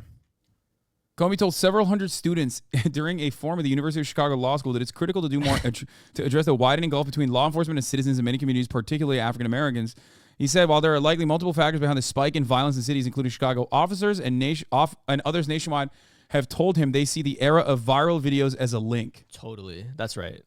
These viral It's videos TikTok are fault. making us do hate crimes in black neighborhoods that we used to do, but not on camera. Okay?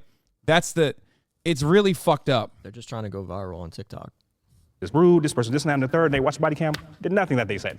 Bingo. And I'll But jump into that. technology is policing you. So technology has little air. He said body cameras are actually good because it helps the cops, is what he's saying, because they're always good. And Right. people often lie falsely about their behavior. So the body camera proves them It right. shows how good they are. Sure. I'm sure that happens all the time, brother. Human beings are policing us in the community of a community that you don't even know our values. You come from 30 miles away as a difference in the values. So I believe that it does need more exposure beyond the cameras that you... He's about to be like, of course we're in nice neighborhoods that are sheltered away, that, you know, we were able to develop with your tax dollars as we like hyper enforce your neighborhoods. We don't want to live in shit neighborhoods, dog, that we have to hyper, enforce. And the cops are there all the time. Yeah. Yeah. I don't want to live there. It sucks. I hate the cops. Yeah. Well, I think if you're going to say it needs more exposure, I think the good side also needs more exposure. I think policing in a whole needs more exposure. I mean, I grew up with that in school, DARE programs and all these false hopes. But that's not, the DARE That's your program has exposure. nothing to do with patrol and being out on the streets and working with people and families out on the streets. I see the good in policing, but I also see the bad in policing. So, like I What? said, if this one side needs more exposure, I think it all needs more exposure. I think Nicole I grew needs up a in the show, community. honestly. I'm not judging you, but yet you see me with a uniform, you automatically judge me. And I don't think that's fair. I'm not judging you, he says to the guy with face tats. I'm sure. I'm sure if you saw the guy with face tats, you'd be like, oh, I will be nice to this guy down the street. Well, because that comes from her experience. That's what she's trying to say. It's like as soon as the uniform is put on, the badge, it like, and for An most, ego trip. because I'm in that work, and I see it, and it's like the ego comes in, or that power, and as human beings, we must Stop. Oh, is this Nicole's Instagram? Oh my God, her name is Blue Line Barbie. Hello. I am constantly under fire. She not a natural redhead? Yeah. It's Stolen fucked valor. Up. It's fucked up. That pisses you off, don't it? It really does. Listen, the real oppression is that I cannot put a bulletproof vest over my gigantic knockers. I'm sorry.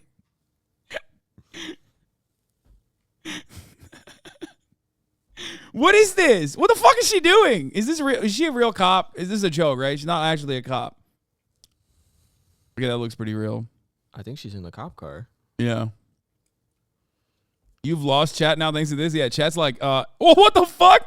That was censored. That was censored. That was luckily censored. What the fuck? Oh, yeah. Get out of there. What Get out the of there. hell? What the hell? What is this? What the fuck is this? She's just showing that she can be. What is it?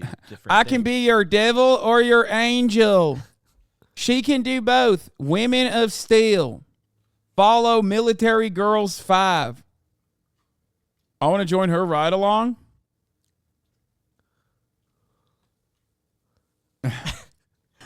Just saying Blue Lives Matter. They're like, Fuck! wait. We lost No, them. Get out. Boob Hold up. Boob lives Wait. matter. All right. Jesus Christ, dude. You got to stay focused. You have Yeah. to stay disciplined. Yeah. Do not. This is haram, brothers. Do not look. Okay, we can look though, because we're. It's fine for us. We're not looking right now. Yeah, we're not. And also, like, even if we were looking, what the fuck? That's not even censored. Yo, that's crazy. Oh yeah, okay. Yeah, you could just see Aureola like. She got a OnlyFans? Well, don't promo her. I mean, maybe she'll stop being a fucking cop if she. Clearly not. Clearly not. If she makes enough money. Don't. No matter her journey, she'll always bleed blue. Boudoir. #model. #modeling. Absolutely love this shot. Will you by chance be making this into a poster for sale? That brother's starving, dude. This guy is out of control. Okay, Dino0224, you're out of control. Feet just rock big time. Oh, it's that guy from your chat. Fuck the police, says Topher Star. You can make a dog bark faster than a fish can climb a tree. What? What? That makes no sense. Wow, send a pic on Octa models. Oh, she's not even a cop anymore. She's a former police officer who turned her badge in to become her own bunny with Playboy, of course. Whoa. Yeah. Oh.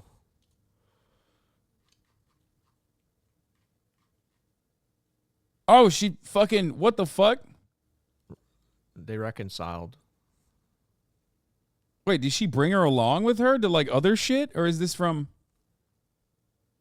Oh. I was casted with Jubilee Productions, Middle Ground, Cops versus Criminals. Cops versus Scumbags. Here is a scumbag I'm touching right now. I arrested her immediately after this altercation occurred. As you can see, she is behaving in a violent manner.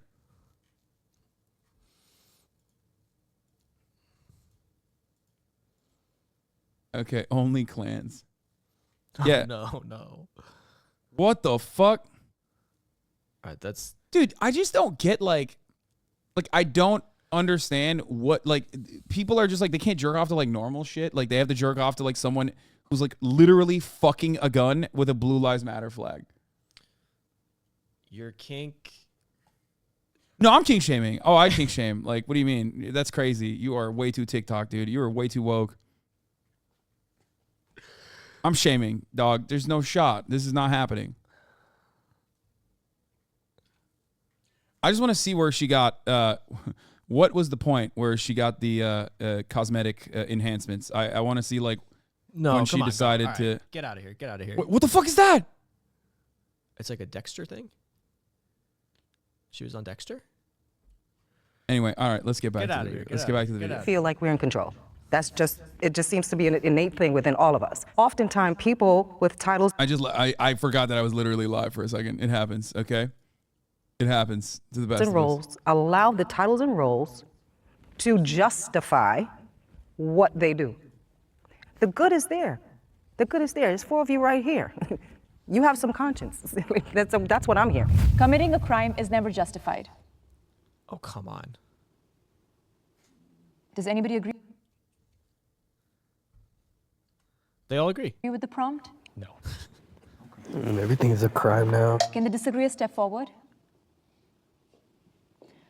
That prompt, it's a very open-ended question. I shared a part of my story earlier about the person, the officer, who was there. It's like the right side of the table, I totally get. The left side of the table, I'm like, ooh, what do they mean by committing a crime is never, like...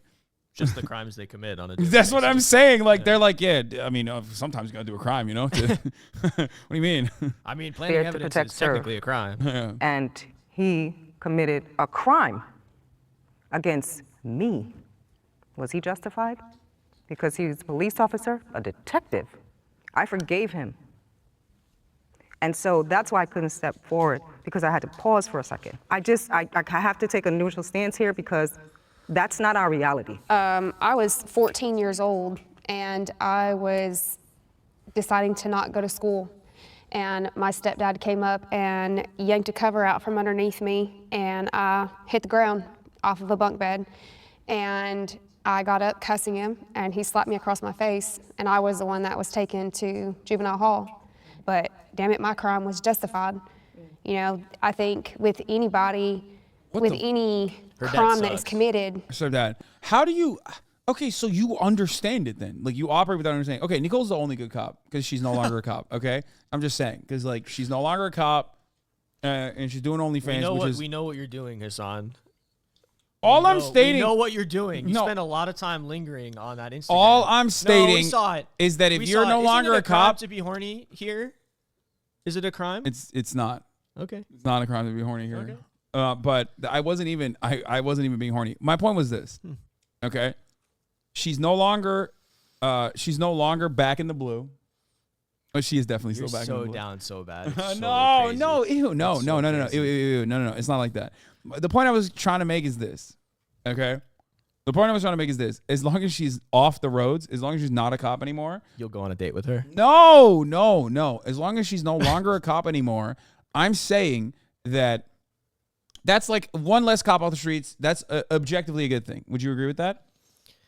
Yeah, I mean, I'm not going to say because... And yeah, okay, instead of like fucking harassing minorities or brutalizing homeless people, she's like making an OnlyFans, which is technically, again, better than being a cop. Of course it's better than being... Hey, there you go. Anything. That was my point. Okay. There's a reason. There's a background. There's a story. There you go. There's circumstances that Like, you I have actually to wasn't find being out. horny. And us I'm as not police kidding. officers, that's our job, and we'll take it from there. So none of you as officers stepped forward and felt like it was unjustifiable the minute that you put your badge on to commit a crime? No. Not one of you? I feel like it's She just asked for justified. an instant. Right. I feel like some things are justified for basic survival. I'm just curious. Yeah. If out of Like- four of you didn't that's have way that more one self-awareness concept than I and thought you was took an oath gonna be presented to protect here. and serve my community, his community, your community, her community, and not one of you stepped forward. I was going to step forward and challenge it. I hesitated and went back because I wanted to rethink it. Not one of you felt like when you put on that badge and that tool belt that there was no justifiable reason to commit a crime because it'd be self-defense, right? Some things are just, like I just said, basic survival. I Food, deal with yeah. transients all the time, right? They go and steal something. Oh my God, dude, that immediately. I like hearing the cops say talk- transient, dude. It zaps my brain when I hear that word. I'm like, "Zzz." Like it just. I hate it so much. It says infinitely more about you as a fucking sick freak than anything you have ever seen with your own two eyes that a homeless person has done. Okay, like I'm no big city lawyer like Alex is here. Okay, That's he's right. quite literally a big city I'm a lawyer. fancy city boy. He is.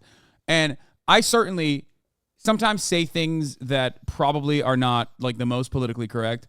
I'm not like one of those people who's like, oh, you got to say like houseless people. You know what I mean? Like sometimes colloquially. Experiencing houselessness. Yeah, or experiencing houselessness. Like colloquially, I think it's like much easier to just say homeless person, right? As long as you like identify them as a human being. But when I hear transient, I just know how fucking loaded that term is. And I know what that implies. Like you're just saying they're not human at that point. They're like automatically like a bad person. Like they're automatically a criminal that's violent and needs to be dealt with violent force. And Anyway. that's what we believe. Yeah. Something. My department requires me to do something when somebody steals something. Now, I have a do I quick- think it's right? No, but he's hungry. It's my job, so I have to do something or I'm going to get fired. Can I pull out my card and pay I've for done it? that. No, Yep. I've done that. But I can't. My department doesn't allow me to do that, so I can't do that. I have to do something. They say, hey, I want him to go to jail. He's going to jail based on what that person said. With your situation, if she would have took the knife to the officer, that's justified to me, right? In my eyes. Yeah. Now, do we have being justified and dealing with the consequences? are two Historically, different good things. dudes I'm just following totally orders. accountable. Yeah. My years in prison made me 100% accountable for me in every action that I do and every thought that I make. So I've served federal and state prison. I have a parole until 2036 for narcotics. God damn. I've never hurt anybody. Nobody's ever overdosed from my drugs. I just got She caught. said, I got the good shit. Sorry. Yeah, it's like clean. nobody's ever overdosed. It's pure. It's fucked up. Under the Reagan laws. I was raised in there. I've created my deepest friendships that I have in there. I've left women behind in there. The problem is that when I found myself in trouble since I've been home, the last number I would call is anything with a 11, 211, 411, or 911. My loss of faith and belief in the whole entire police community is gone. Yeah, they don't give a shit. Because you're an ex-con, so they think that like you deserve it. Yeah, you deserve it, or no, they think that like, of course you're not gonna call the cops. You're a criminal still. Like that's what their attitude is. 100%. Yeah, I also just want to say, like, because the work that I do now, I specialize in parole and I represent people who are going through the parole process. Parole just remember, just because you're out of prison doesn't mean it's over for you. You Yeah. know what I mean? And like parole's a horrible thing. The constraints it can put upon a person. You know, they have to go every week, twice a week to an office while they're also trying to maintain a job, and it's really hard to get a job if you're a felon, a convicted felon. Like, it will destabilize and create many problems in your life. And of course, if you have a little problem here, you don't go, you curfew, blah blah blah. All of a sudden, you end up back upstate. You know what I mean? Like, Yeah. it's crazy. 2036. Think of how many years that is. Yeah, no, it's unjustifiable. It is so undesirably cruel. It is so inhumane. It is so fucked up. The fact that, yeah, your sentence continues outside of prison, like, they already tortured you inside prison, and then they're like consistently torturing you. The state is torturing you outside of prison too. It is so fucked up. I don't know. I mean, and oftentimes that actually causes more trouble for you. As you guys know, Jeff Woodek, friend of the show, literally went to jail because he was on probation, again, for drugs. And then he thought that it would be better to evade the police on a motorbike instead of, get arrested, because they would fucking harass him every single time that he was like in anything, in any kind of circumstance. And then he had to go to literally a Los Angeles County jail, which is like, no one should go there, honestly. It is unimaginable. It's unimaginably fucked up. Or at least if you're going to evade the police with a bike, make sure you get away with it, is what I say. Hell yeah. Which she had That's legal many advice. times prior. Yeah, that is legal advice. For sure. It's not.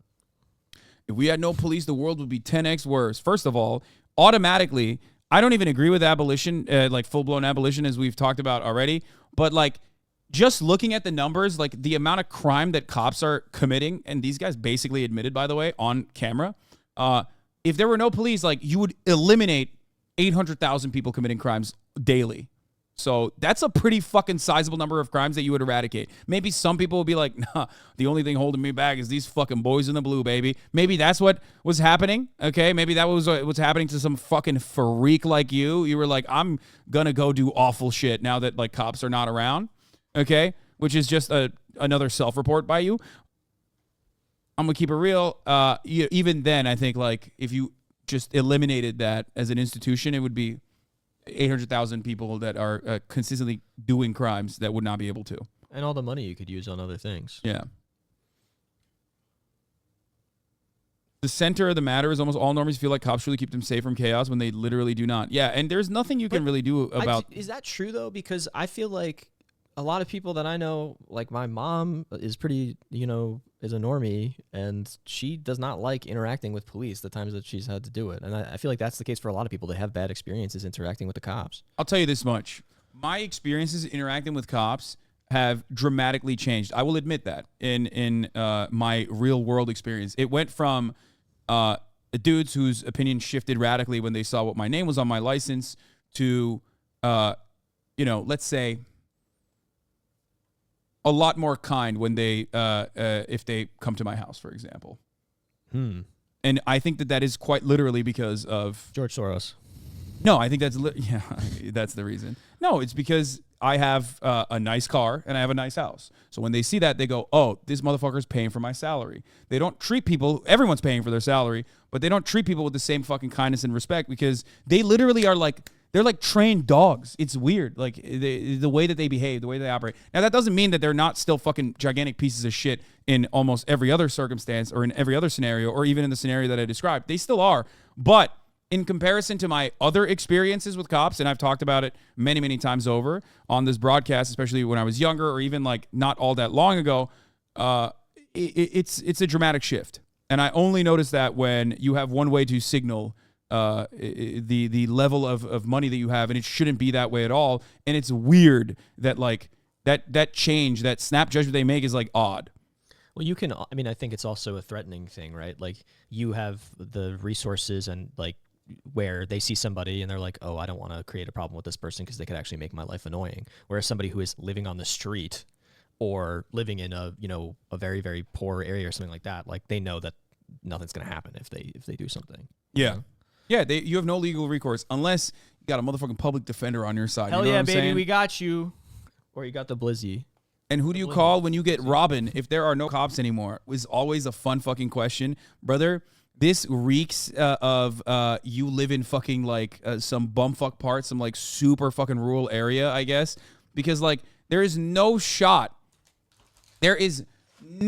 There's zero fucking shot that you've ever been robbed and actually had to interact with the police after that has happened to you. As someone who has experienced that, let me tell you something, okay? They don't do shit. The fuck do you mean? What is this, a movie? You think cops are like, oh my God, sir, grand larceny? Let me take care of that real quick, sir. Let me snap right into action, okay? The fuck are you talking about, dude? What are you talking about? Just asking Sawi? Don't fucking do a cry face. When has a cop been like, oh man, really got to do my job here, okay? There is no other line of work where you are routinely rewarded with like Nordic style social democratic benefits packages and like a pension plan and incredible amount of work security, job security, while you just don't do anything that you're supposed to do. And then also on top of that, you like literally are above the law. You can just like violate it all the time. What? Why are you looking at me like that? I don't know, because I thought you were going to make fun of me for eating another. No, it's not. I'm not going to make fun of you, even though I did call 911 earlier to arrest you for fucking downing those. Yeah, well, Nicole showed up, but I'm the Rizzler, so it's yeah. Nicole showed up, said, oh my God, put a gun to my head. He's got a gun.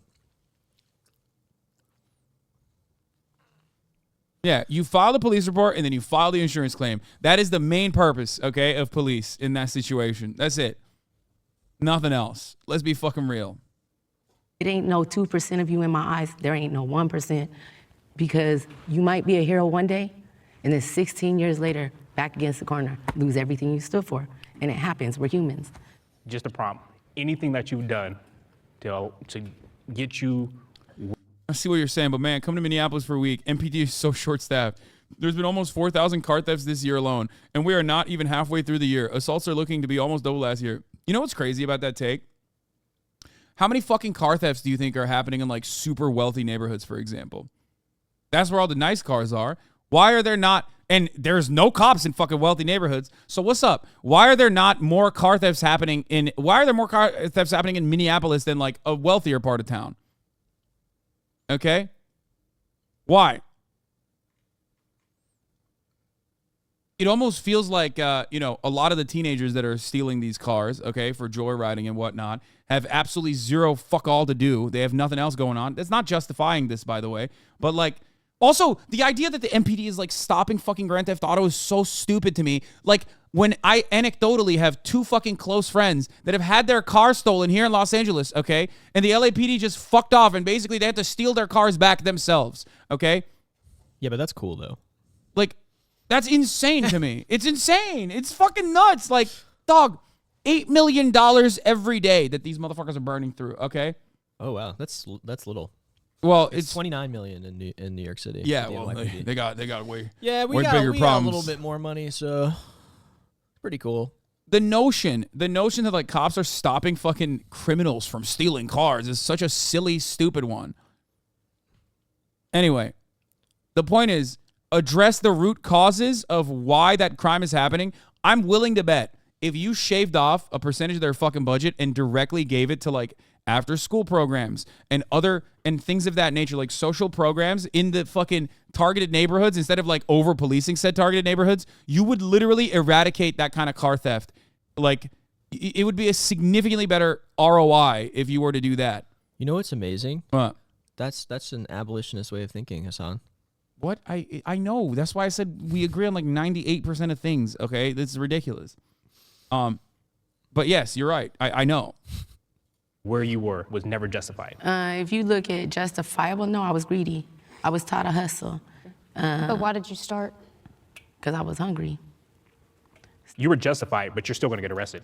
That's what I'm saying. No, I don't justify it. I'm accountable. See, there's a difference. You can't. That's not what I'm saying. I understand where you come from, but I'm still going to arrest you. I'm still going to do my job. Because this is a job. Yeah, I'm still going to do it. So I understand your story. I hear I'm you, still doing but you're still going to jail. That's what I'm saying. Is it justified? I get it. You were hungry. You had to do what you had to do. You had to do what you had to do to survive. I get it. But you're still going to jail. You're sick. That's a good. Yeah. No, I get it, but you need to go to jail right now. No, like, dude, what's happening with this guy? Like, he's having a really hard day. Was he like this, or did the police force like basically, whip him into this thing that he has become? I don't understand it. I mean, it's kind of interesting because for this guy, it feels like you're watching him experience cognitive dissonance. You know what I mean? Like he's 100%. He's like, but you do have to go to jail, and that is my job. And it's like he can't, thread the needle or whatever. We're halfway through the dono matching that Alex's bald head donated. We're at $5,380. Okay, 5 more thousand to dono match, and we have 26 more minutes to complete the dono matching. And only 12,000 away from my beautiful, stunning locks. Yeah, exactly. They're gonna get chopped, baby. But if you want to chop off the top of the hour ad break proportion of the broadcast, all you need to do is subscribe for $5 or free with a Twitch Prime by connecting your Amazon Prime account to your Twitch account with a $5 a month subscription or a free one in the form of Twitch Prime, or by getting a gift to sub. Here's a 3-minute ad break now. We got our car stolen in Minneapolis. Cops accused us of drunk driving and then left. Case closed. There you go. They did it. What do you mean? That's good policing. Yeah, that's good police work. They cleared it. That's the stuff that I'm talking about. Yeah. What? I don't understand. Minneapolis spends $250 million on police a year, spending $50 million on healthcare and $2.5 million on the arts, by the way. Yeah, why would you do arts? That's gay. Okay. Yeah. Yeah, we don't like the arts. Yeah, ew. I understand your situation, but I need to do violence to you now. Yeah, that's literally what he said. He's like, oh, you're hungry? Sorry. He's still going to jail. I feel you, but... That's insane.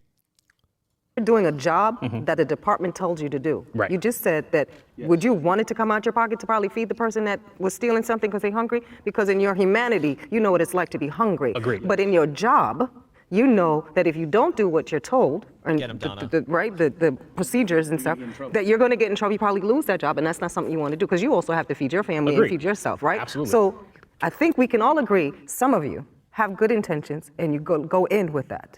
But it's a department that has a culture of violence. You can't help but to pick up some of those traits. Wait, I disagree with you, actually.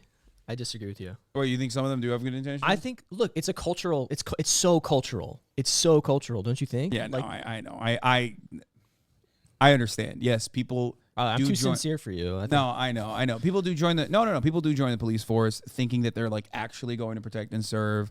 There is certainly a lot of media that reflects that false notion. So they like literally think that is the case.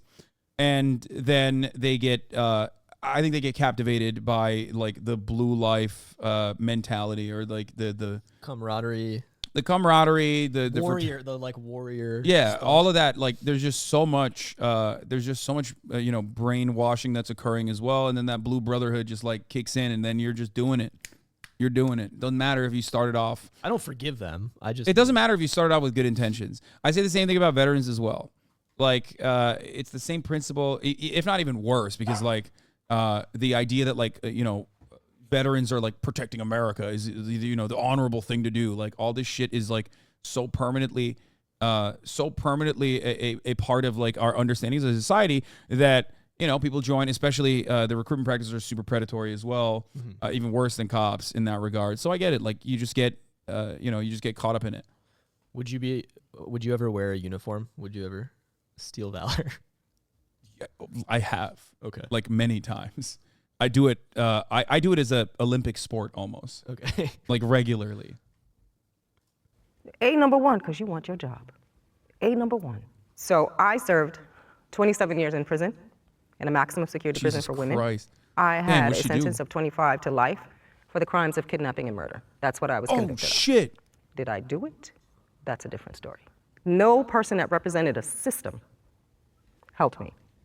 Punishment has become the response to every damn thing in this country. Because it's like we're out in the street living every day to survive. wild. We're out in the street doing our own thing. Kidnapping and when murder, you guys as especially if you colleagues didn't come do it, is after us, crazy. like at what point does it justify your colleagues to do all that stuff just because they have that badge?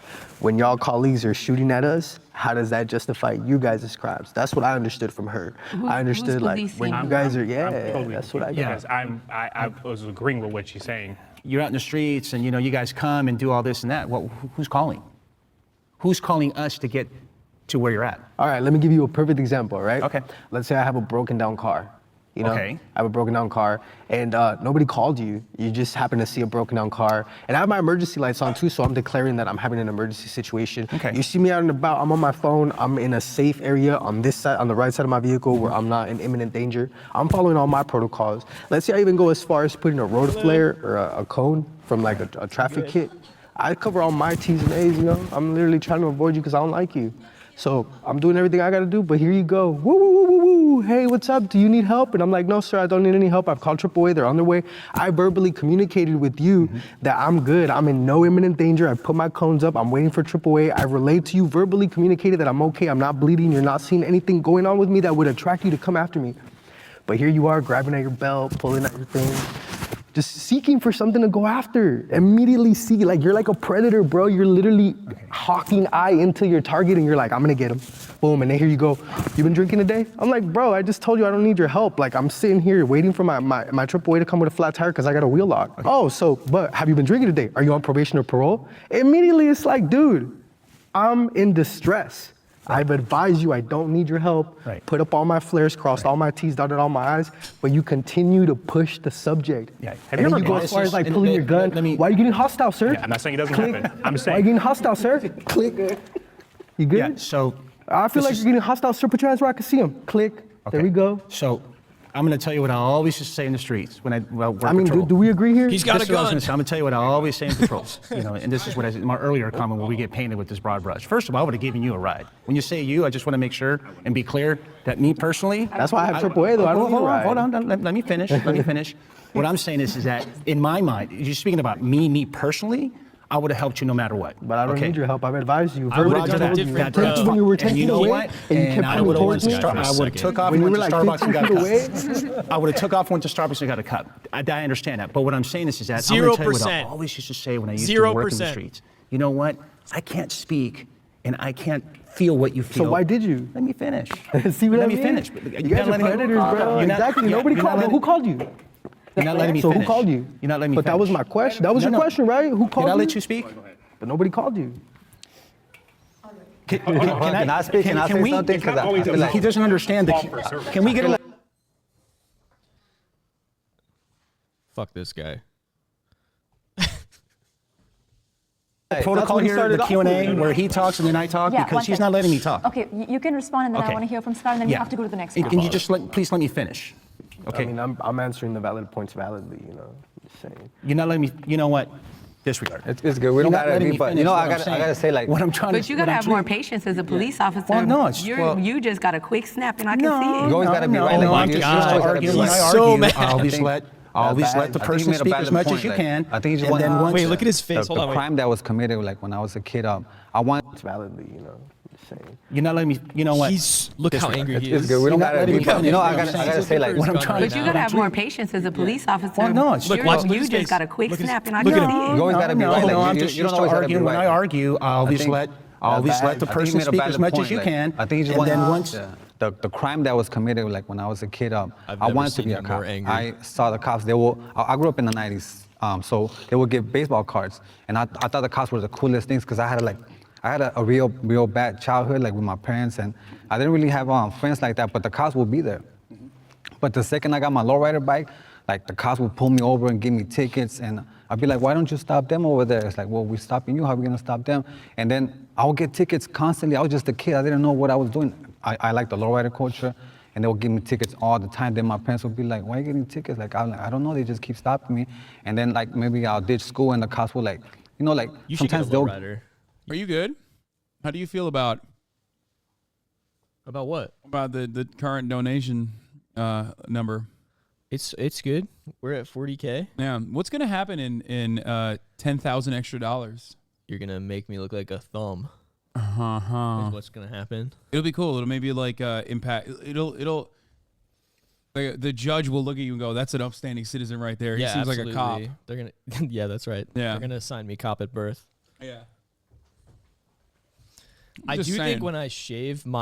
when I just have a mustache. Oh, it's at 3x right now? Wait, what the fuck? Oh, there's triple donation matching happening right now. Anonymous is matching up to $500, and Alex's bald head, whoever that guy is matching up to $10,000. 16 minutes remaining on that. Uh-oh. 1616. Get him in right now. Matching happening. Such an asshole. You would never put up your hair for charity like Lolo. Yeah, I know. I'm a bad guy here. Thank yes. you. He is a bad guy. Yeah. And I'm glad you all recognize it. Yeah, I am such a bad guy. I make no I make no sacrifices famously. I'm just trying to keep him in check and hold him accountable. How long has it been since you started? We started at like 4:30.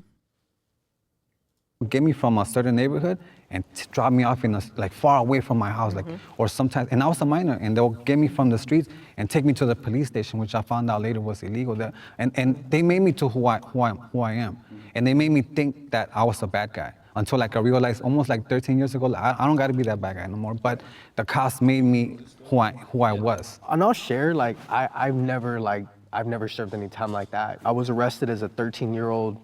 You know, literally, I still looked like I was 10. I was smoking weed at the park, and I got immediately apprehended, taken into custody. I got handcuffed behind my back, and then I got placed in a cop car with no divider. It was like a park cop, you know. So no divider. I don't believe you. Sorry. Also, Hasan owes us an ice cream taste test. I said it at 45K.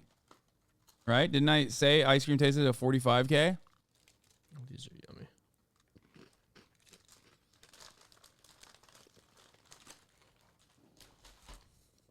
But then ones are even less minty. It's good. It's just like a, you know. I just don't understand why you would get this instead of getting a regular Oreo. The regular Oreo is so much better. I just like it. You're weird. And then when he started asking me about my name and stuff, so I was like adolescent phases. I didn't want to answer him. I didn't have to. Why not though? He's a minor. Because I'm a minor. You don't have to interrogate me without my parents. You don't have the right to talk to them. That's incorrect. You committed a crime. Bald Alex preview, they said. Looks good. Yeah. Wait, what did... Sorry. Placed in a cop car with no divider. It was like a park cop, you know. So no divider. And then when he started asking me about my name and stuff, so I was like adolescent phases. I didn't want to answer him. I didn't have to. Why not though? He's a minor. Because I'm a minor. You don't have to interrogate me without my parents. You don't have the right to talk to them. Bro, he's literally copping him right now, even though this is something that happened in the past, where clearly he was in the right and the cop was in the fucking wrong. And the cop instinctively is still like, well, duh, why don't you answer him then? Well, what's up? Like, bro, what do you mean? You can't turn it off. If I fucking went to your goddamn house or when you're in the park with your fucking children and I came up to you and I started asking you fucking random ass questions, you'd be pissed off. You're like, fuck off, dude. You have no authority here. Similar situation. That's incorrect. You committed a crime. See? But I mean, you know. But I don't think you're well. All right. One second. Gotcha. So without the barrier, and he kept asking me questions, and I just simply didn't want to answer him. I didn't have to at that point, you know.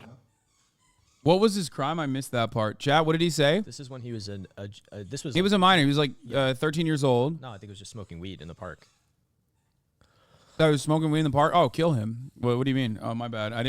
I thought he like actually did nothing. I didn't realize he was smoking weed at a park. That's a death sentence, I think. So Yeah. he got upset that I didn't, you know, They're hearing volunteer Kaya's whatever squeaky his toy in the demands were, background. and he just punched me in the chest as a handcuffed 13-year-old kid, my knocked God, the we're wind so out of me. close to 50 Whatever, right now. you know. It went as far as violating my rights. I never even knew that I could have told his commanding officers or even the watch commander once I got to the jail, yo, this guy like sucker punched me in the chest, like he knocked the wind out of me, he abused me, he abused a minor. I didn't know any of that. Now that I'm an adult, because I'm a felon, because of course that, you know, escalated into more things like gay marijuana, and marijuana was hella illegal back then. I'll be damned if you guys mess with me like all over again, and that has happened to me. I get it. That's why I got road flares in my car. That's why I keep like a kid. I get it. I cross all my T's and dot all my I's, dude. Criminals who commit violent felonies don't deserve certain legal rights. You know what? I'm sorry, I can't do this. Oh man. Episode no more. It's not making any sense. The questions just don't make sense to me. Sorry. I can't really get my point across how I want to. And Good for him, the man, questions are honestly. kind of like reverse. Like it's like you're asking the question, but you kind of. I can't do it. Yeah, he's saying like these are incredibly suggestive questions, Yeah. which are super fucking loaded and kind of bullshit. That's like his life. Yeah. Obviously, those in the power position here don't give a fuck. Right. But those who are powerless in the face of the system, well, their situation is going to be a little bit different. Now, we consume this Jubilee content all the time, and this happens all the time. Like, it'll be like trans people versus transphobes. You know what I mean? Like sex workers versus like incel perverts. You know what I mean? And it's like, Yeah, it makes sense. It makes sense that like this dude was like, what the fuck is this shit? I totally understand. You can always share. Yeah, it's a bad video with 2 biased parties. Biased? What do you mean biased, bro? wait, he says smoking weed in public. Like, oh, I get where you're coming from then. Like, I was joking when I said they should shoot him for that, for the record. I mean, we kind of talked about this yesterday, like as far as this question prompt goes, in terms of like the definitions of violent crimes, right? Because people think violent crime and then they have an idea in their head, but there are a lot of things that are defined as violent crimes that you wouldn't actually think as violent, like certain drug crimes. Yeah, like beating a child who was fucking being annoying. Yeah. It's fucked up. It should be allowed. Why won't they let me?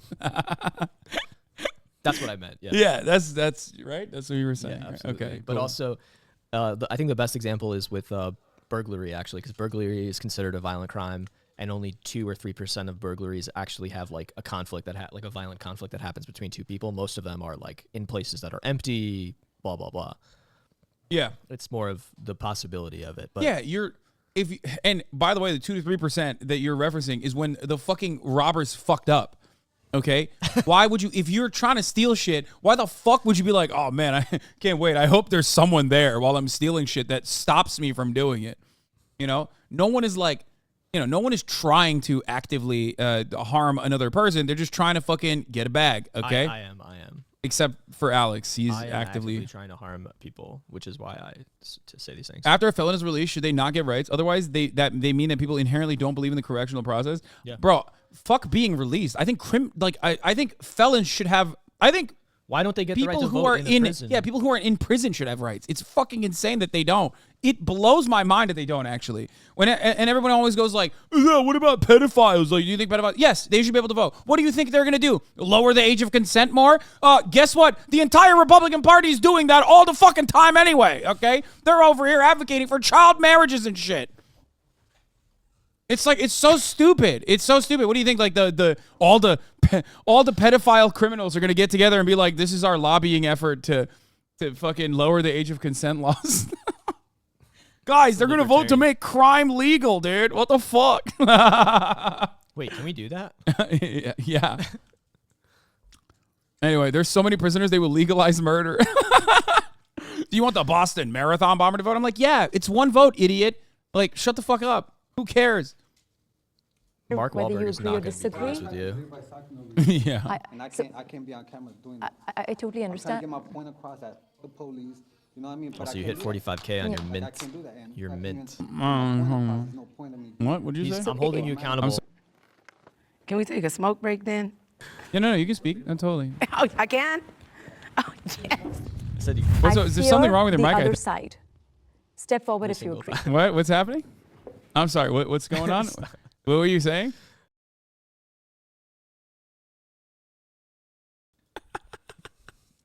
I said that it's time. What is it? Time for you to eat chocolate. I can hear you. He's trying to get out of it. He's trying to get out of it. What happened? I don't know what you're talking about. They're telling me to speak into the mic. Yeah. I like that they think that it's your He's fault. the devil, and he's pressing the button over and over again. Sorry, let's continue. This is actually a really good I video. think, I'm sorry that I'm it's like part fucking of it their up a job to little bit. put fear in us, but it shouldn't. You know, every time just for a traffic ticket or just being stopped on the street, it was always like guns drawn right away. You know, and every time they point their guns at me, especially towards my back when I'm not even looking, like it just gives me this fear. Like, and then not only that, they like to manhandle you. They like to like grip on your knuckles when you I already know the procedure. I spread my legs and I try to do everything right, and they still try to manhandle you each time. They try to like hold you so you could react and do something. It's like that it's like their job is to incriminate us.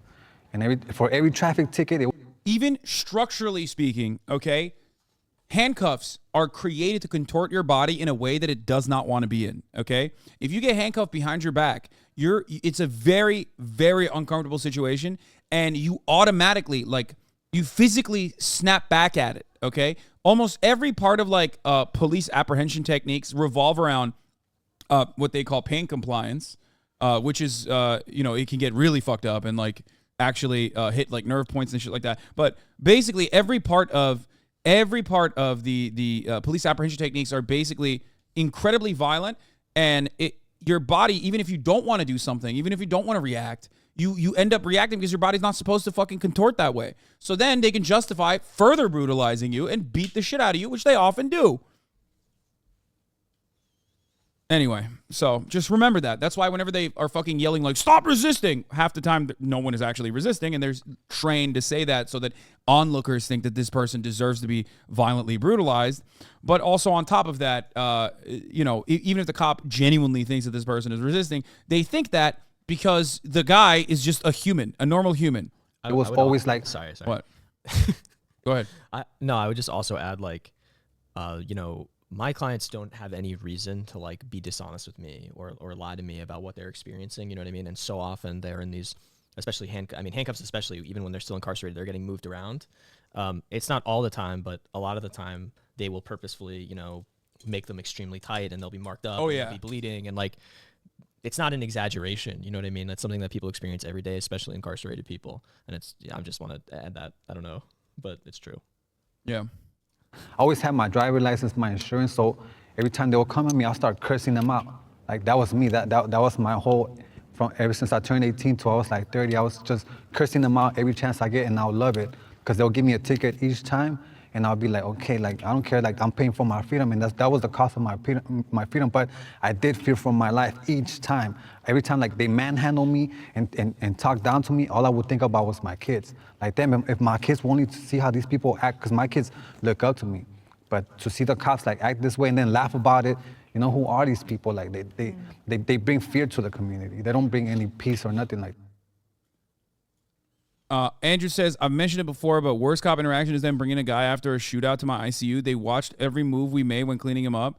He was shot in all 4 limbs, in each humerus and each femur. All 4 bones were shattered. They 100% held him down. Jesus Christ. 6 officers were suspended a week later. I've never seen cops so nervous. They could only really bug us about cleaning a shooting hand for forensic bullshit, but we don't have to tell them anything about the care otherwise.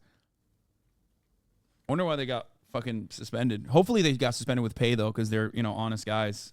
Obviously, automatically. Clearly, they were in the right in every altercation, including that one, most likely. Yeah. Desk duty, baby. Like that, you know, and that's how I grew up. I grew up with so much aggression towards the cops, like so much aggression until I realized, you know what, I'm not who they made me to be. I have a dangerous job, just like how you have children. I don't know if everybody has children. What? You don't have a dangerous job. You don't have a dangerous job. Like, landscapers have a more dangerous job, okay? Pizza delivery guys. Pizza delivery guys have a more dangerous job. Taxi drivers have a more dangerous job. Most other classic jobs that you think of are significantly more dangerous. You are not even in the top 20 at this point. You are not cracking the top 20 most dangerous jobs in America. Shut the fuck up, okay? Ridiculous. Ridiculous. Roofers have a more dangerous job. Exactly. Oh, yeah, lumberjacks are notoriously, that's a pretty dangerous job. Yeah. Deep sea fishermen or crab fishermen. Hell yeah. More dangerous job. Okay? It's stupid. It is so fucking stupid. Okay? I want to go home to see my children, so I don't necessarily fear the other side. I just fear what could happen if I let my guard down while I'm doing my job. And that's it. Once you start off aggressive, I kind of have to match that because in the back of my head, why are you being aggressive? I have to understand, hey, he's being aggressive for... I don't know, maybe because you're like a fucking psychopath with an arsenal of weapons and also no legal setbacks if you use them on someone. Like, no professional setbacks if you use them on someone, and no legal hurdles that you need to clear either. So I feel like that kind of is terrifying. I try to explain this to people all the fucking time. I'm like, when people are just so conditioned into being like, cops are here to protect us, the fuck are you talking about? I'm like, dude, what do you mean? 86% of cops are Republican, first and foremost. So just remember that. So you have an armed, like, organized group of fucking individuals who are like barely trained, but have all of the fucking arsenal on the planet and with no legal repercussions if they use it on you. Why wouldn't you be afraid? Like, you have a gun. This person I'm talking to has a fucking gun and has his hand on it. Why wouldn't I be afraid? What human being would look to that situation and be like, I'm totally calm here. This seems totally normal. Like, you can kill me and get away with it. Of course I'm going to be fucking tense. It's so stupid. I wouldn't be tense. I'm built different. Yeah, no, totally. For some reason. I don't want to die. I don't want you to die. You don't want another thing I've noticed is that, like, yeah, I do yell at cops a lot. I'm not even kidding. I think cops are like they are literally like dogs. They respond to authority. Just don't do that if you're obviously not white and you know, in your fucking $7 gazillion mansion in you know, in Los Angeles. But definitely like class trader. The experiences that dude, it is so weird, man. The experiences are so dramatically different. I could be in an apartment down the street and I would not be able to get away with it though. That's what I'm saying. Like it's just. Oh, play the little Lopez clip because Ricky, I'm going to see Ricky after this. Oh, we'll watch it after this. Let's finish this. I would hope that you don't want me to die, and we just meet in the middle right there. Actually, back then I would hope a car hits them or something because the cops will come out with their guns drawn. It wasn't even know like I'll just be spooked and once they come to me, I'll be like, you mother, like I'll just go off on them. In my younger days, like I'd never just pointed my gun for no reason, but I was, you know, what the, whoa. Now it's like, oh, okay. I mean, it's just interesting how all you guys stayed back there and man. didn't come. And I think you guys decided to come and show that you do have fear, but I don't think you guys really fear us, you know, the way we fear you. You keep saying that it's not you, and he's gonna. First of all, again, the dynamic is so insane. Like to describe that is so wild. I don't know how or why we would even need to do so. You have a gun. I don't. You can use that gun and not get in trouble. I don't have a gun to begin with, but if I did and I used it, I would definitely get in trouble. The dynamic is very clear to me. I don't know why it's not clear to anyone else for some reason that don't understand it. Like, even if you are a law-abiding citizen, even if you are a cop lover, if you will, it's still perfectly fucking reasonable to be a little tense in a situation where the dude in front of you is armed to the fucking gills and, you know, willing to use it, willing and able to use it with no accountability whatsoever. Keep saying that it's not him, so who is it? Nobody? As if it's black and white. Do I fear you? No. I don't even know you to fear you. I signed up for the fact that one day I'm gonna get shot. And 20 plus years ago, I couldn't agree with you more. I totally understand that brutality and how we treat people, we treat them like shit. I get that. Fast forward 25 years ago, because of all that treatment that we did, now you have ambushes, you know, you got situations where suspects, you know, people are coming up at cops and just executing them. And dude, it's happening every day. Dude, it's so crazy. It's happening Well, daily. Nicole. I know. Well, that's why she's. Nicole, luckily, is able to, like, you know, John Wick her situation out of it. But, like, hell yeah. Yeah, she does gun kata, I hear. Do you know what that is? Yes, absolutely. Equilibrium? Yeah, okay. of course. Yeah. It's crazy. Marlon is supposed to be a spokesman for the police here. And I have heard him only bring up Uvalde as a way to defend cops. Smartest famously, cop. yeah, Smartest literally, cop. famously one of the best moments for the entire American police force. And then just routinely say like, oh, dude, they're doing like ambushes all the time on cops. They're just executing them all the time. And, you know, so when the prompt says, you know, do I fear the other side? Well, yeah, I mean, the other side is someone who wants to take my life out and doesn't even know me.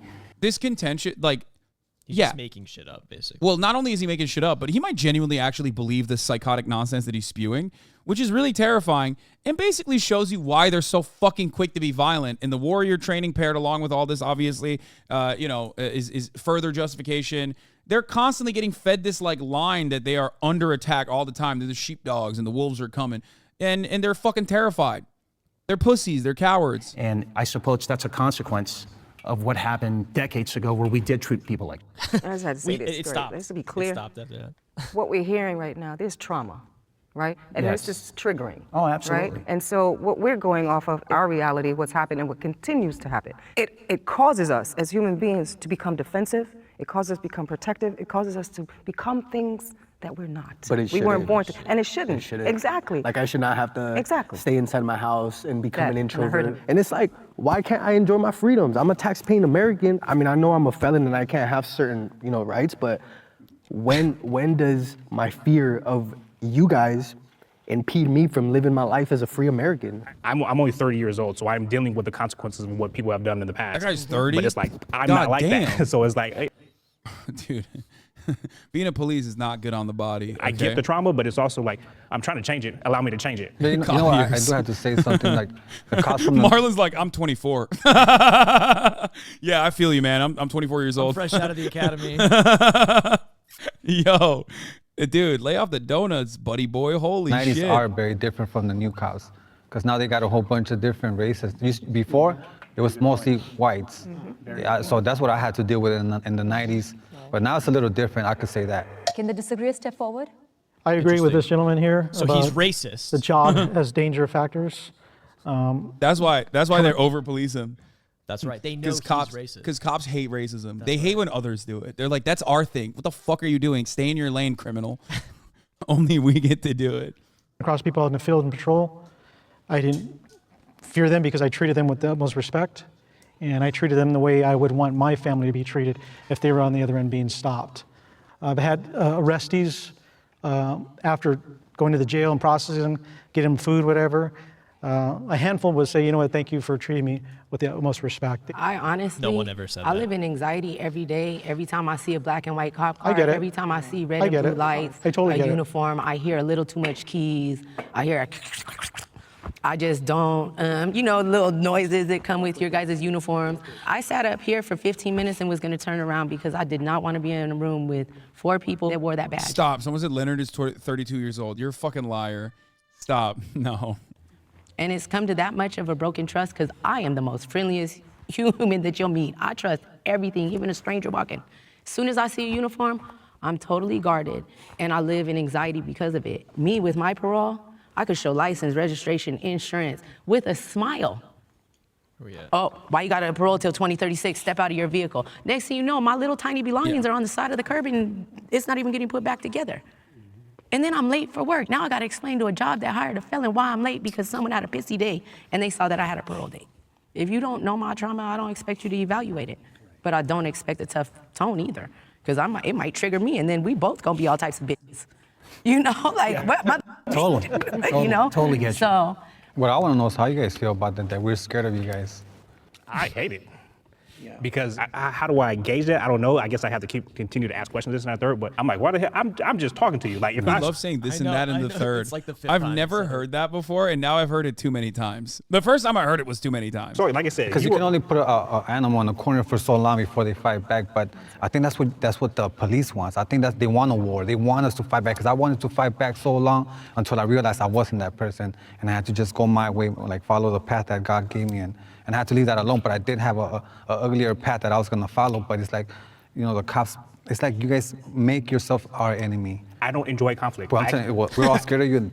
Everybody I know is scared of the police. When you interact with me or with any of you guys, I'm going to understand who you are as a person. Now that I know she's not a fucking cop and just only doing OnlyFans, like everything changed when the Fire Nation attacked. Okay, she's just That's like the only reason. She's just fucking no. She's just like. She's LARPing, dude. What the fuck? She was like a cop for a day. And she's like, yeah, everyone was putting guns to my head. And it kind of goes back to what he had said about match energy with energy, But if that was the case, I mean, we don't really fear you. We don't. astrology We're not stuff. scared. I'm not scared of you one bit. If I had a gun, we could both go at it. We'll do a duel or something like that, and we'll be even. Other than that, I'm not scared of you guys. But it's That's just awesome. the fact that a lot of times we don't have guns, we don't have knives. Like you guys think we're ninjas, that we're just gonna throw a knife or a fork and it's gonna land in your eye, and then you guys, that's not how we live. That's not the reality that we. That badge gives you guys all the power. what community are you from? Because I hear Twain. Tennessee. Okay, so where do you police? Tennessee. You police in Tennessee? So No, she doesn't. She doesn't. She's lying. She's lying, which is, of course, very cop-like of her to lie, as always. At least she's not lying on the stand, you know what I mean? Also known as testa lying. So commonplace that police have a term for it, okay? Just think about how common that must be. That there is a literally known term for lying on the stand called testa lying in the police force. Let's do continue. you police in the community you grew up in? I do. Okay, so out here in LA, it's pretty different. Okay, our police, like the beat, they might live there for 25, 30 years and live over here now because they've made it out. Well, they never live there, actually. They just live in they live in edge towns that have nothing to do with the communities that they're policing in, ever. They always live in the same fucking neighborhoods. Yeah, they all live in Simi Valley. They drive down in their fucking kitted, lifted Ford F-150 Raptors down into the fucking city. They get in their cruisers and they fucking harass everybody, okay? Well, don't make it sound cool. What? That doesn't sound cool at all. I think it's an indication of insecurity, in my opinion. My NYPD Long Island cop uncle said the community policing can't work because then they will live near the criminals and their families will be at risk. Meanwhile, he tells a story about a couple beers later about how he and a cop buddy got him out of a crash charge by placing a dead animal at the scene to say he swerved. That's innovative. Yeah. That's literally the only time a cop has been forced to use their brain muscle. Meanwhile, by the way, we are $2,000 away, almost $1,000 away, as a matter of fact, $1,200 away from the inevitable. Ooh-wee. Or they might actually come from somewhere they wanted the police. A little. But they send them to Long Beach. Good. You know, so a big factor is that badge that you put on, you took a responsibility to know that I don't trust you.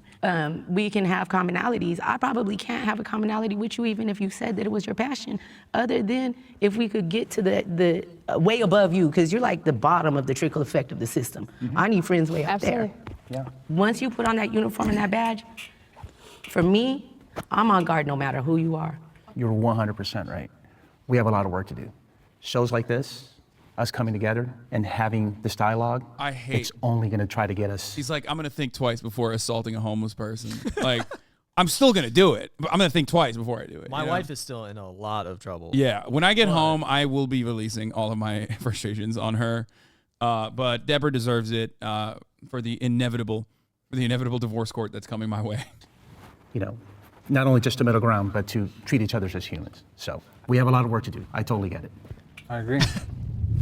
Policing is necessary. I would go Policing forward. is necessary. I'd be like, me, sir. I love the cat. You don't do his poll like I that. agree with y'all.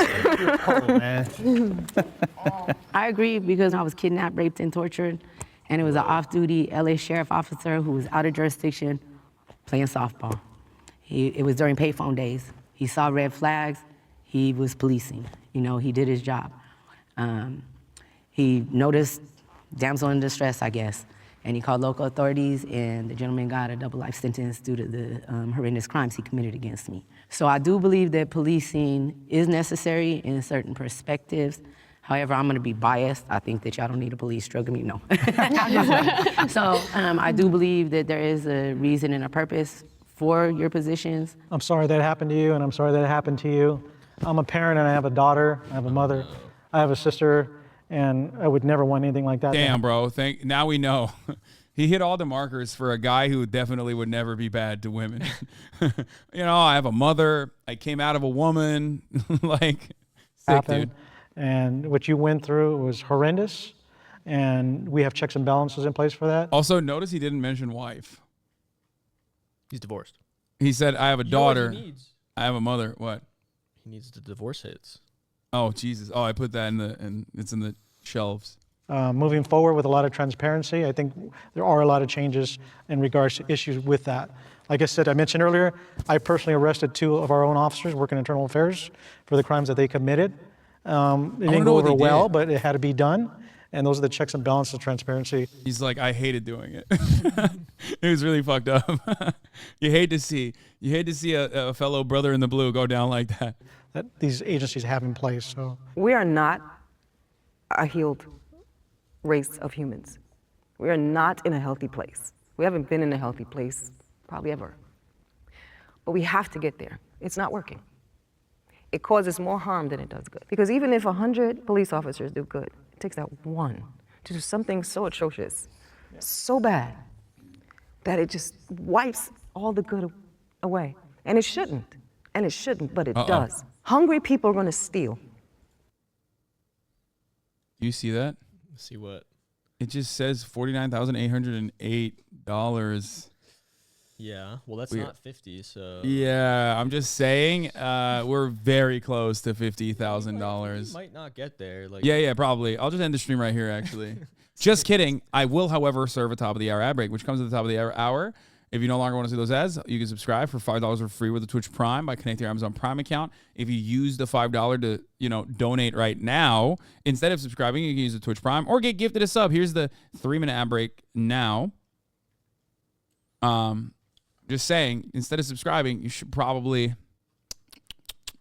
just give $5 to the fucking donation fund that will go to a very good cause, releasing Asian people in prison. I don't know why I said aging like Asian, but releasing aging people in prison campaign. Thanks for the clarification. I just wanted to, because they always fucking, see, I heard Asian. Immediately they're going to make fun of me because they'll. Oh no, to eat. Happened? And that's the thing. We're not looking at What's the that? root causes of stuff. Yes. Oh, The four of you, shit. what I'm hearing, you sound like really good shit, human dude. beings that have a job or chose a job to maybe you wanted to protect and serve and whatever else and knew that there was bad things that happened. You want to Aw, help with shit. that. I understand that, and it's true. But it gets lost and it gets murky when we continue to see the things that happen.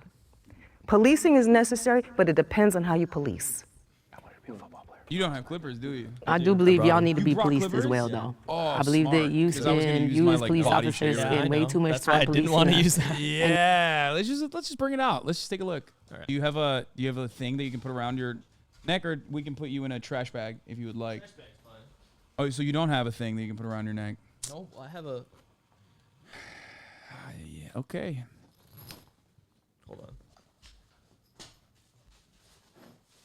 Yeah, I'll bring out the ice cream as well. You know, I'll punish myself a little bit as well with fucking disgusting mint chocolate chip ice cream. Ugh. Lull overruled, more like bald overruled. Yep. Alex, right now. All right, we got a couple different size clips though. Wait, what do you think? I'm gonna give you a fucking fade, dog? What are you, crazy? I'm taking one for the team, boys. I mean, let's be real. Maybe like a 1.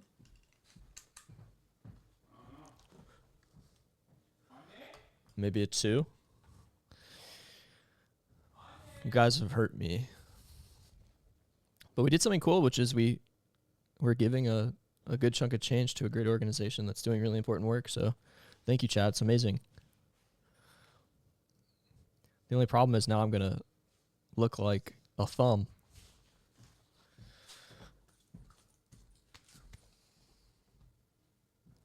That looks good. That looks good. Here you go. What is this for? You want me to do it? You're not I gonna, already like it. I mean, I don't know. I thought you'd want some. Okay. This Want is me to feed it to you? this is wait, hold on. This is new Oreo mint made with Oreo cookie pieces. Always classic, now refreshing. Here, give it to me.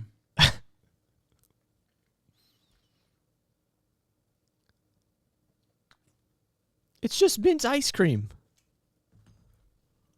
That's also not very minty. It's not terrible. I just don't understand why people. I don't get why people eat this.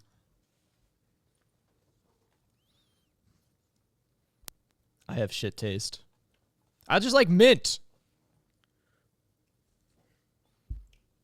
You don't have to keep eating it. He's still eating it.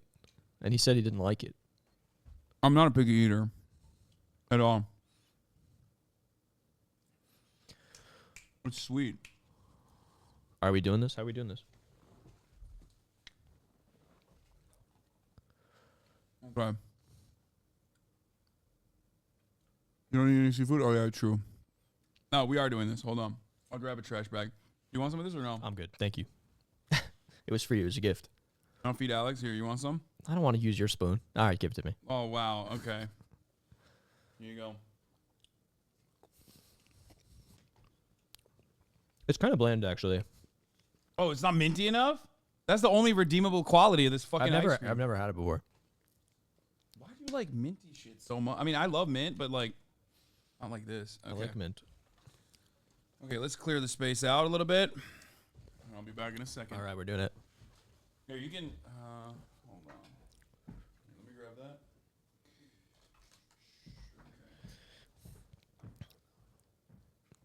Feeder.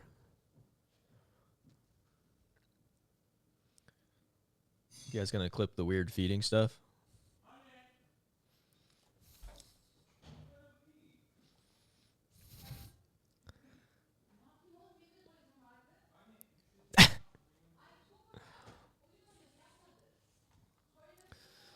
All right, well, say goodbye to this beautiful hair.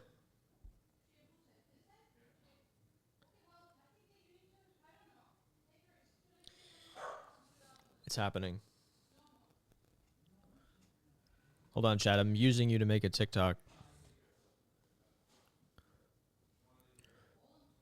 Wow. Chat, you're in a TikTok.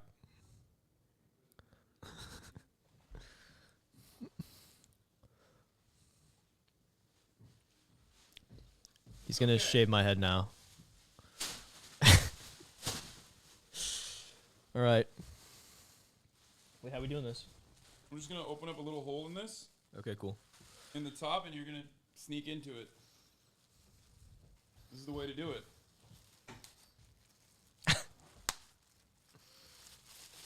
Oh wow. This should be big enough. Here. Are you filming?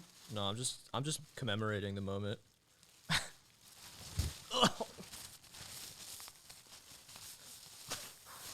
There you go. There you go. It's like you were killing me. It's time. Damn, you're fucking brolic, brother. God damn. I'm a big boy. You are a big boy. What the fuck? Okay, this is the best I can do. Is that fine? Yeah, this is great. I love this. Okay, this is not really providing a lot of coverage for you, but now you're strapped in. Okay, what is this? Is this it? Yeah. Hold on. Let me move this chair out of the way so it doesn't get fucking dirty. Let's see if I can do that right here. I have to pick it up.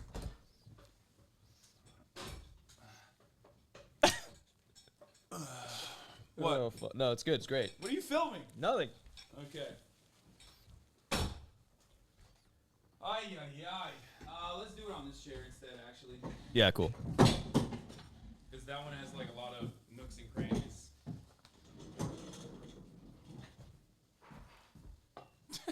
You look like a fucking prisoner, dude.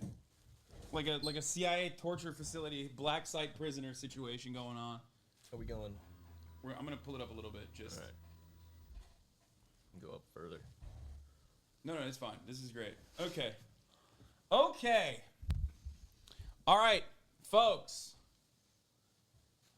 I've never done this before. You haven't? I've never done this before. You want me to say that for your camera too? Yeah. I've never done this before. Great. Okay. Is this a one you want to just off the top, right? I mean, however you want to do it.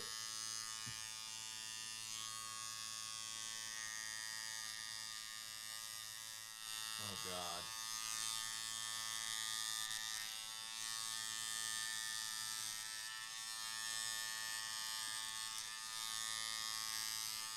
I'll give you a little mohawk first, just to see if you like it.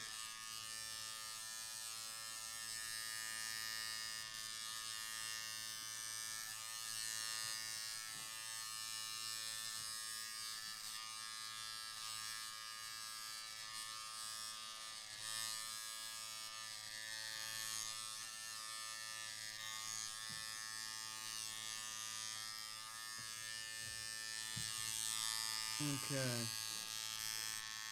Oh, fuck. Oh, did it hurt? No, that's all right. I'm sorry. Wait, how did that even hurt? It's like not even cutting right.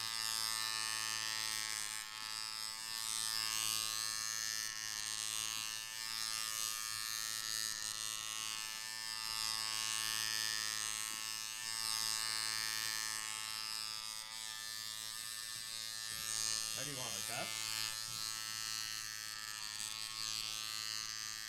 This is the shittiest clippers you could have gotten. Do you want to go shorter? You want to take the guard off? No, because isn't that like a 0? Yeah. I mean, I'll try it on the side. Oh, God. Okay. How do you take the guard off?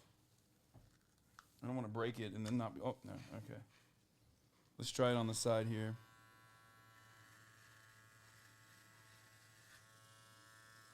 Oh, that's a 0, dog. We can't do that. Just do it. I'll give you a fade. Just fucking do it. No, I'm lining you up.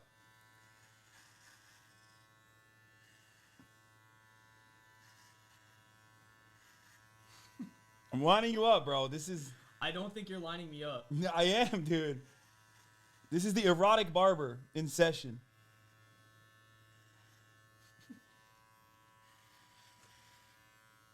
This is like getting cut by a child. Okay, this is really good. Yo, check, show it, show chat. That side, yeah, that's fire. Yo, that's fucking fire, dude. What the fuck? Yo, this is so much fun.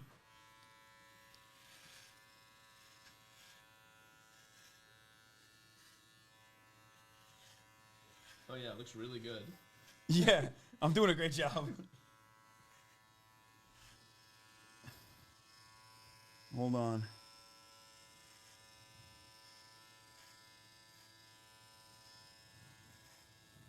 Most skilled Turkish barber. Dude, Turkish barbers, we take pride in our profession. We are very skilled. What's going on top? Dude, hold on. I got a vision, bro. You're not seeing it. It's fine.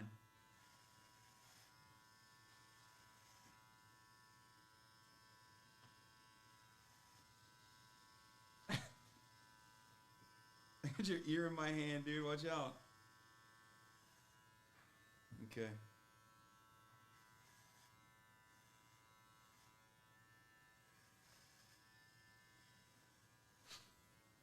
What? No, that's great. What, you don't like it? No, I think it was good.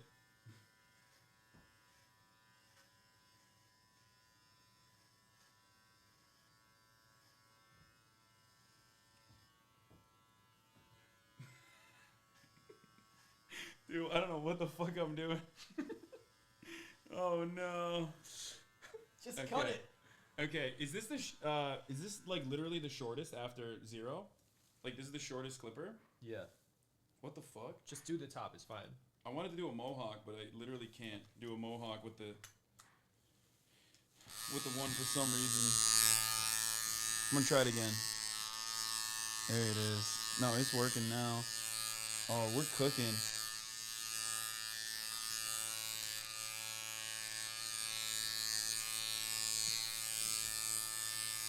Bro, I gave you... Oh, dude, I gave you such a good haircut. That's crazy. Here, I'll take the rat tail off.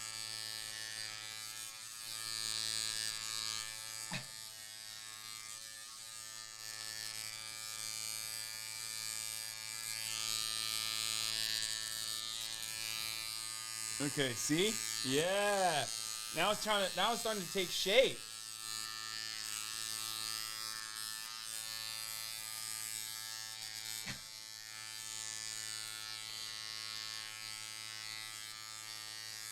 You think this looks good?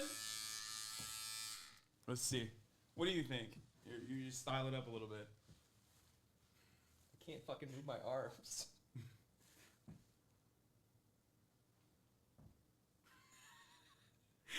You should do just the front. Like that. Just here, let's turn you around a little bit. Ah. Does it look good? Dude, it looks so good, dude. Oh my god.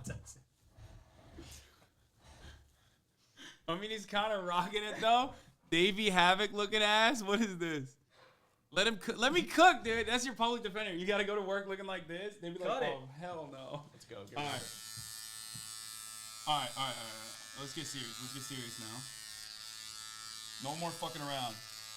I'm actually a professional. Don't worry.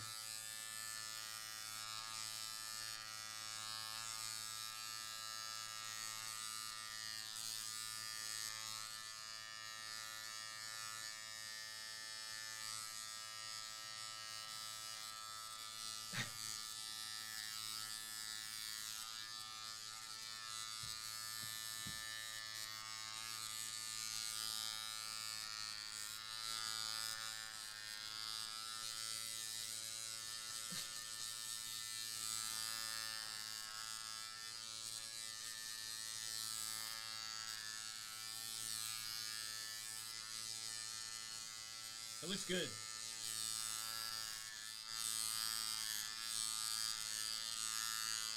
When's the last time you got a haircut? I don't know.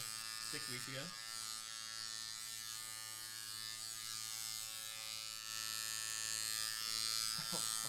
Does that hurt? No, it's alright. Sorry. Bro, there's some fucking hairs in here that are just not coming off. I don't know what it is. Like, I've gone over it like 8 times. They're just not coming off, dude.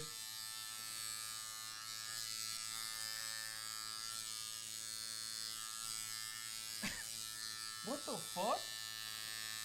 You gotta take it out. You gotta clean that thing. I think so too. Fuck. God damn. I got thick ass hair. They got fucking stuck in there, dude. Thank you. Those are the last. Yeah, that's the remaining moments of that. How do you feel about that? I think it looks good. The way it is, yeah.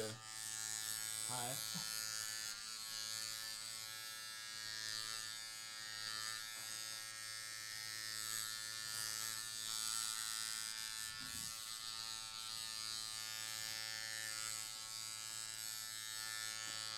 All right.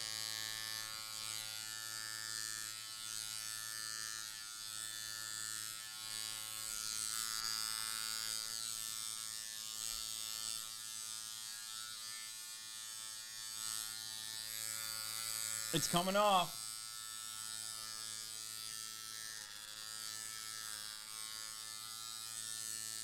Should I leave a little bit off the top? No.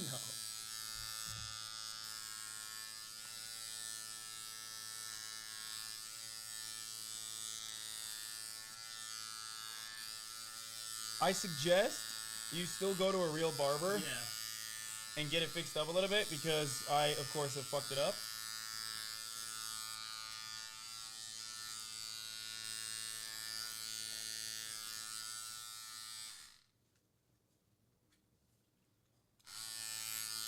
Wow.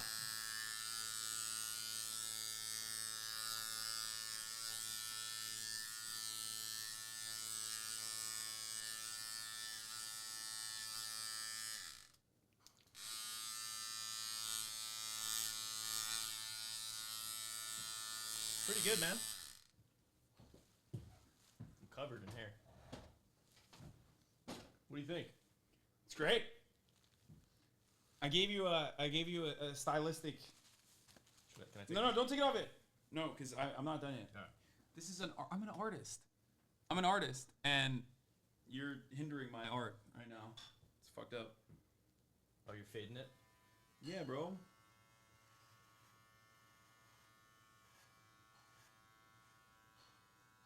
Am I a cab? Wait, don't, bro. Don't move your head. What? What do you mean? What do you mean? What do I mean? You just fucking.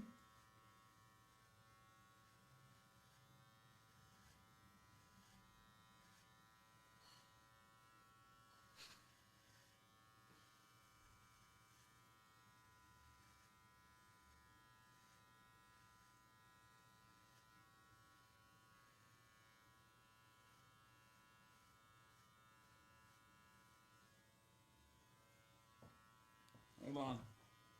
Oh my god, dude.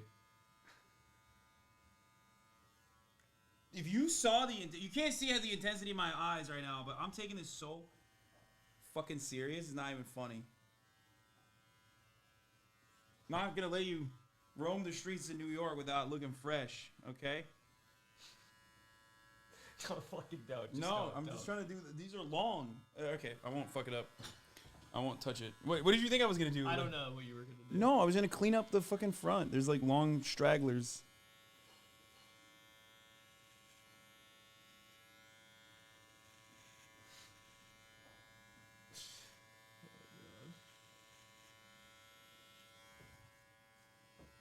Wait, did I go all the way up?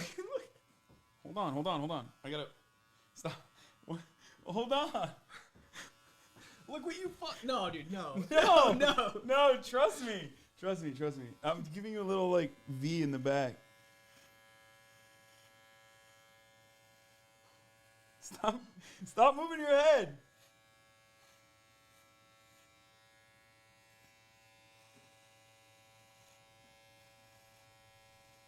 All right. Okay, it's done now. You want me to take a photo of it? So you see it? That's fine. I don't need to see it. No, trust me. The rat tail is what makes it. Okay. What, there's a rat tail? Yeah. Are you serious? Yeah. I'll cut it off if you don't like it. Cut it off. No, just look. Just turn around for a second.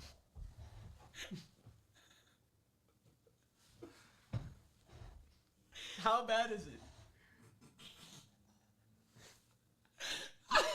Get rid of it right now. Hold on, I'll fix it. It's easy, but someone clip that and send it to him. He needs to see it. Oh my god.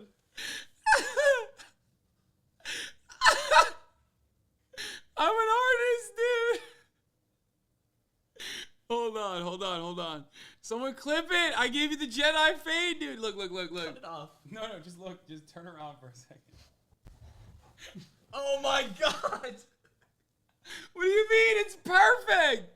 Bro, look how straight those lines are, by the way. That's crazy. You're not going to keep that? Like, if you don't want to, I'll cut it. But, like... Can you make it more normal back there? What do you mean? Like, what do you want? You want, like, a shape? I don't know. Not that. You want, like, maybe I could do, like, slits on it? Like, bzz, bzz, bzz, bzz. It'll be like a volume bar. Like a Wi-Fi bar.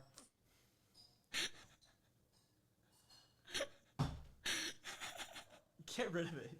You don't want it? No, I don't. Oh, damn, dude. Okay. I'll keep you with the with the high and tight. Put a nice block on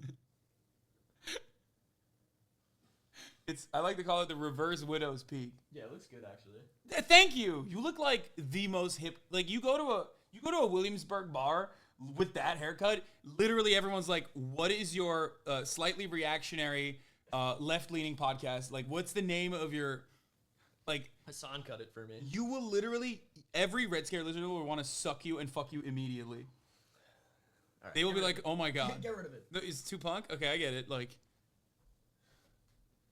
the faded wrap. You know what though? Actually. What? Can I take this off? Yeah. Why? What's up? Is it too much? Well, yeah. I just kind of, now that it's happened. What? Yeah. I'm kind of feeling a little bit. What, bad about it? Bad, so I don't feel very pretty. Okay. You know? Why? What do you got in there?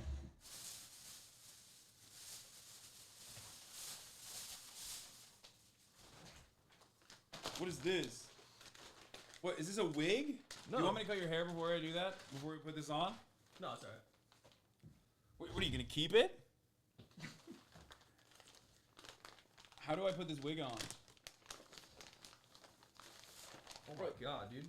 This is so heavy. What the fuck? What are these for? No. Oh shit. Oh fuck, I just dropped it. Wait, there's a short one and then a long one. I don't know how to put a wig on.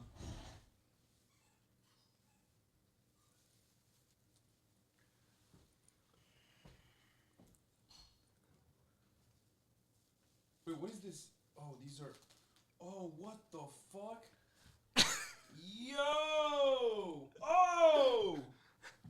Oh! Wait, hold up. What the fuck? This is nasty. You look so pretty. Thank you. Is that what you're gonna wear to court? Yeah. Look, now you can't even tell. I get why guys do this. What guys are doing this? Like guys with toupees. Dude, put the fucking... Yeah, I'm sorry, you're right. How do you do that? Oh, it's one of those. What's up? Hit or miss. I guess she never miss, huh? Wait, hold on. Is this Hatsune Miku? Is that what it is? How'd you do this? Like that? Clamp it, yeah. Whoa. This is beautiful.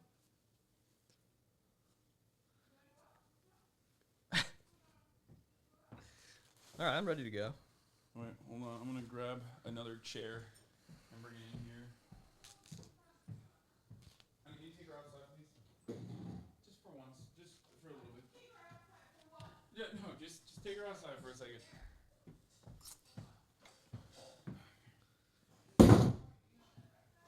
Okay. Can't see shit. Oh, fuck. My hair. What? What the fuck? It's like stuck. How? Bruh, how? Okay. God, it's hard being a sexy ass bitch, dude. What the fuck? Look at this, see? This looks great. I feel so pretty. Me too. I feel so pretty right now. It's not even funny. Did Troy become uwu? Yeah, we did this. Oh, what? Anne? Mom, there's so much hair here, and she ran immediately in here. What are you doing? It's in here. Oh, Mom, she's in the hair. I'm so sorry about the hair. No, it's not your fault. It's my fault, as always. She's eating the hair. You're not gonna eat that hair. Oh, my God. What is this clip? What the fuck? I think it looks good. Okay, for the record, Turkish people have, like, I know, okay, so I just gotta say something. A lot of you I know are probably going, Hasan, how are you so good at cutting hair? And my answer to you guys is that, you know, as a Turkish man, I have epigenetic memories that immediately unlock the moment that I grabbed the clippers. Like, it was just like, it was like second nature. You know, a lot of people were saying that. I saw in the chat, they're like, wow, you're so good. Like, you're so fucking good at cutting hair. That's, you know, that's what it was here. Wait, hold on. Wait, should I do that too? How do you, what is the hit or miss? Like, is it this? Isn't it? Oh, like this? Thank you. Hit or miss. I guess she never miss, huh? This is important. Is you showing the wig off the chat? Bodied the look. Thank you. Thank you. Hit or miss. I guess she never miss, huh? The pink actually looks good on Alex. I agree. You look like a bad bitch. Thank you. Okay. I'm NM. Gonna get a feminine wig now. This is so funny. Oh my god, this is us. Dude, oh my god, same. This is so us. Wait, why are you more stacked than me? The fuck's that about? What are you talking about? In this video, in this photo. What the fuck? Oh, dude. Oh no, they're coming for your ass. Not me though. She looks good there. I think the green would look better on him as a contrast to his gingerness, but that one just being me, lol. Okay, be honest. Do you feel bad? You don't feel bad about this, right? I hope you don't feel like this was a fucking... What do you mean?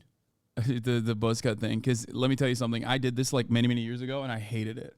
Oh, no, it's fine. When I got a buzz cut, I fucking hated it. It took so long to grow back. It takes a little while to and grow the back, growth period was like actually awful. No! Wow, same though.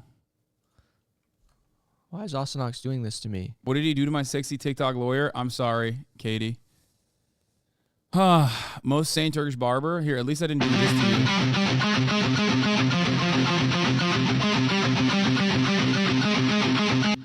Turkish barbers are like actually a meta. I don't know if you knew that or not.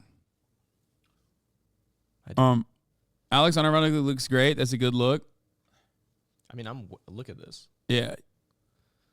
So wait, what's up with the... Oh, here, this is a Turkish barber.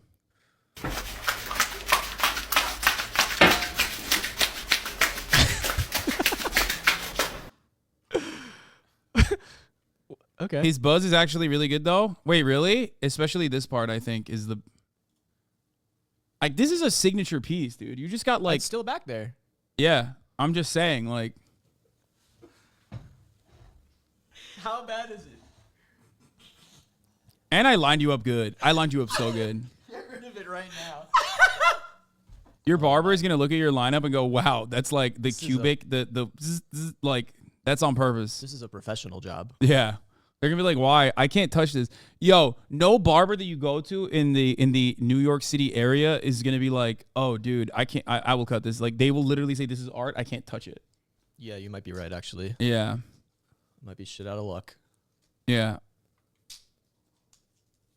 I'm not going to say I'd pick Alex up in a bar, but I tried to. Okay. Guys, stop thirsting after Alex. Thank you. Giving him out. Or maybe not. Do you like it? I mean, I don't know. Okay. Well, good to know. All right. Well, on that note, we've done it. We did it. We did it. We reached $50,000.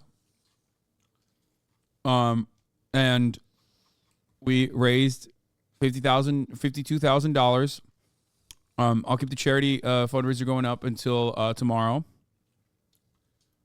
And Alex, thank you so much for coming. I mean, this was incredible. I had a really good time, man. Yeah, me too. The wig is very hot right now. Yeah, I'm leaving it on. The only person who could fix it is Carlos, who only did fades in prison for 10 years. No, Carlos went to prison because he cut a fade that was so good. They had to put him away. Yeah, they had to put him away for life, dude. Fucked up. So, But yeah, anyway, guys, I apologize to everybody that the kiss did not happen. Maybe next time. It's your fault because you couldn't raise $100,000. Okay, so I'm just gonna say that. So next time, I don't know, try harder. Okay. Damn, this is up already. Should we debate? Should we abolish prisons? Debate with the law overruled. And on that note, let's play this out. Thanks again, everybody, for watching. Thanks for tuning in. I will be back tomorrow, same time, same place. And love you guys.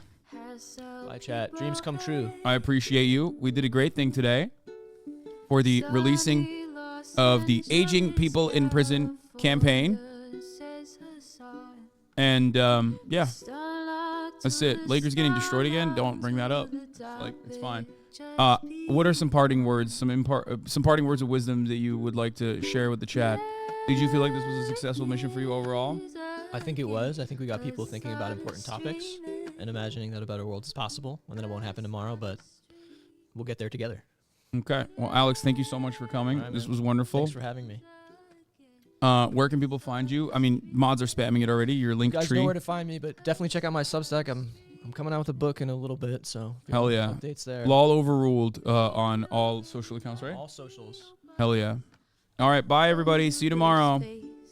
Peace. Sudden discord at your prop. Great names take on breaks. Tiny Bernie Sanders, LGBTQ Air Force. The whole left at your fingertips, on at your door. H3 crowded debate, the Young Turks online show. 3 full fucking years of this, plenty more to go. 90-day fiance, talks of champagne bourgeoisie. A Trump rally live reaction, a mass riot at DC. There he is again, Hasan is streaming. Hasan is streaming. There he is again, Hasan is streaming. Hasan is streaming. Reading live stream fair comments, Austin show chat advice. And all the ways the right-wing pipeline can suck you in online. JCS react, Lord, frame gets broken, cover blown. A full-blown mass pandemic, monster streaming at your home. Total radicalization coming out to find. The system you were taught to trust in was broken the whole time.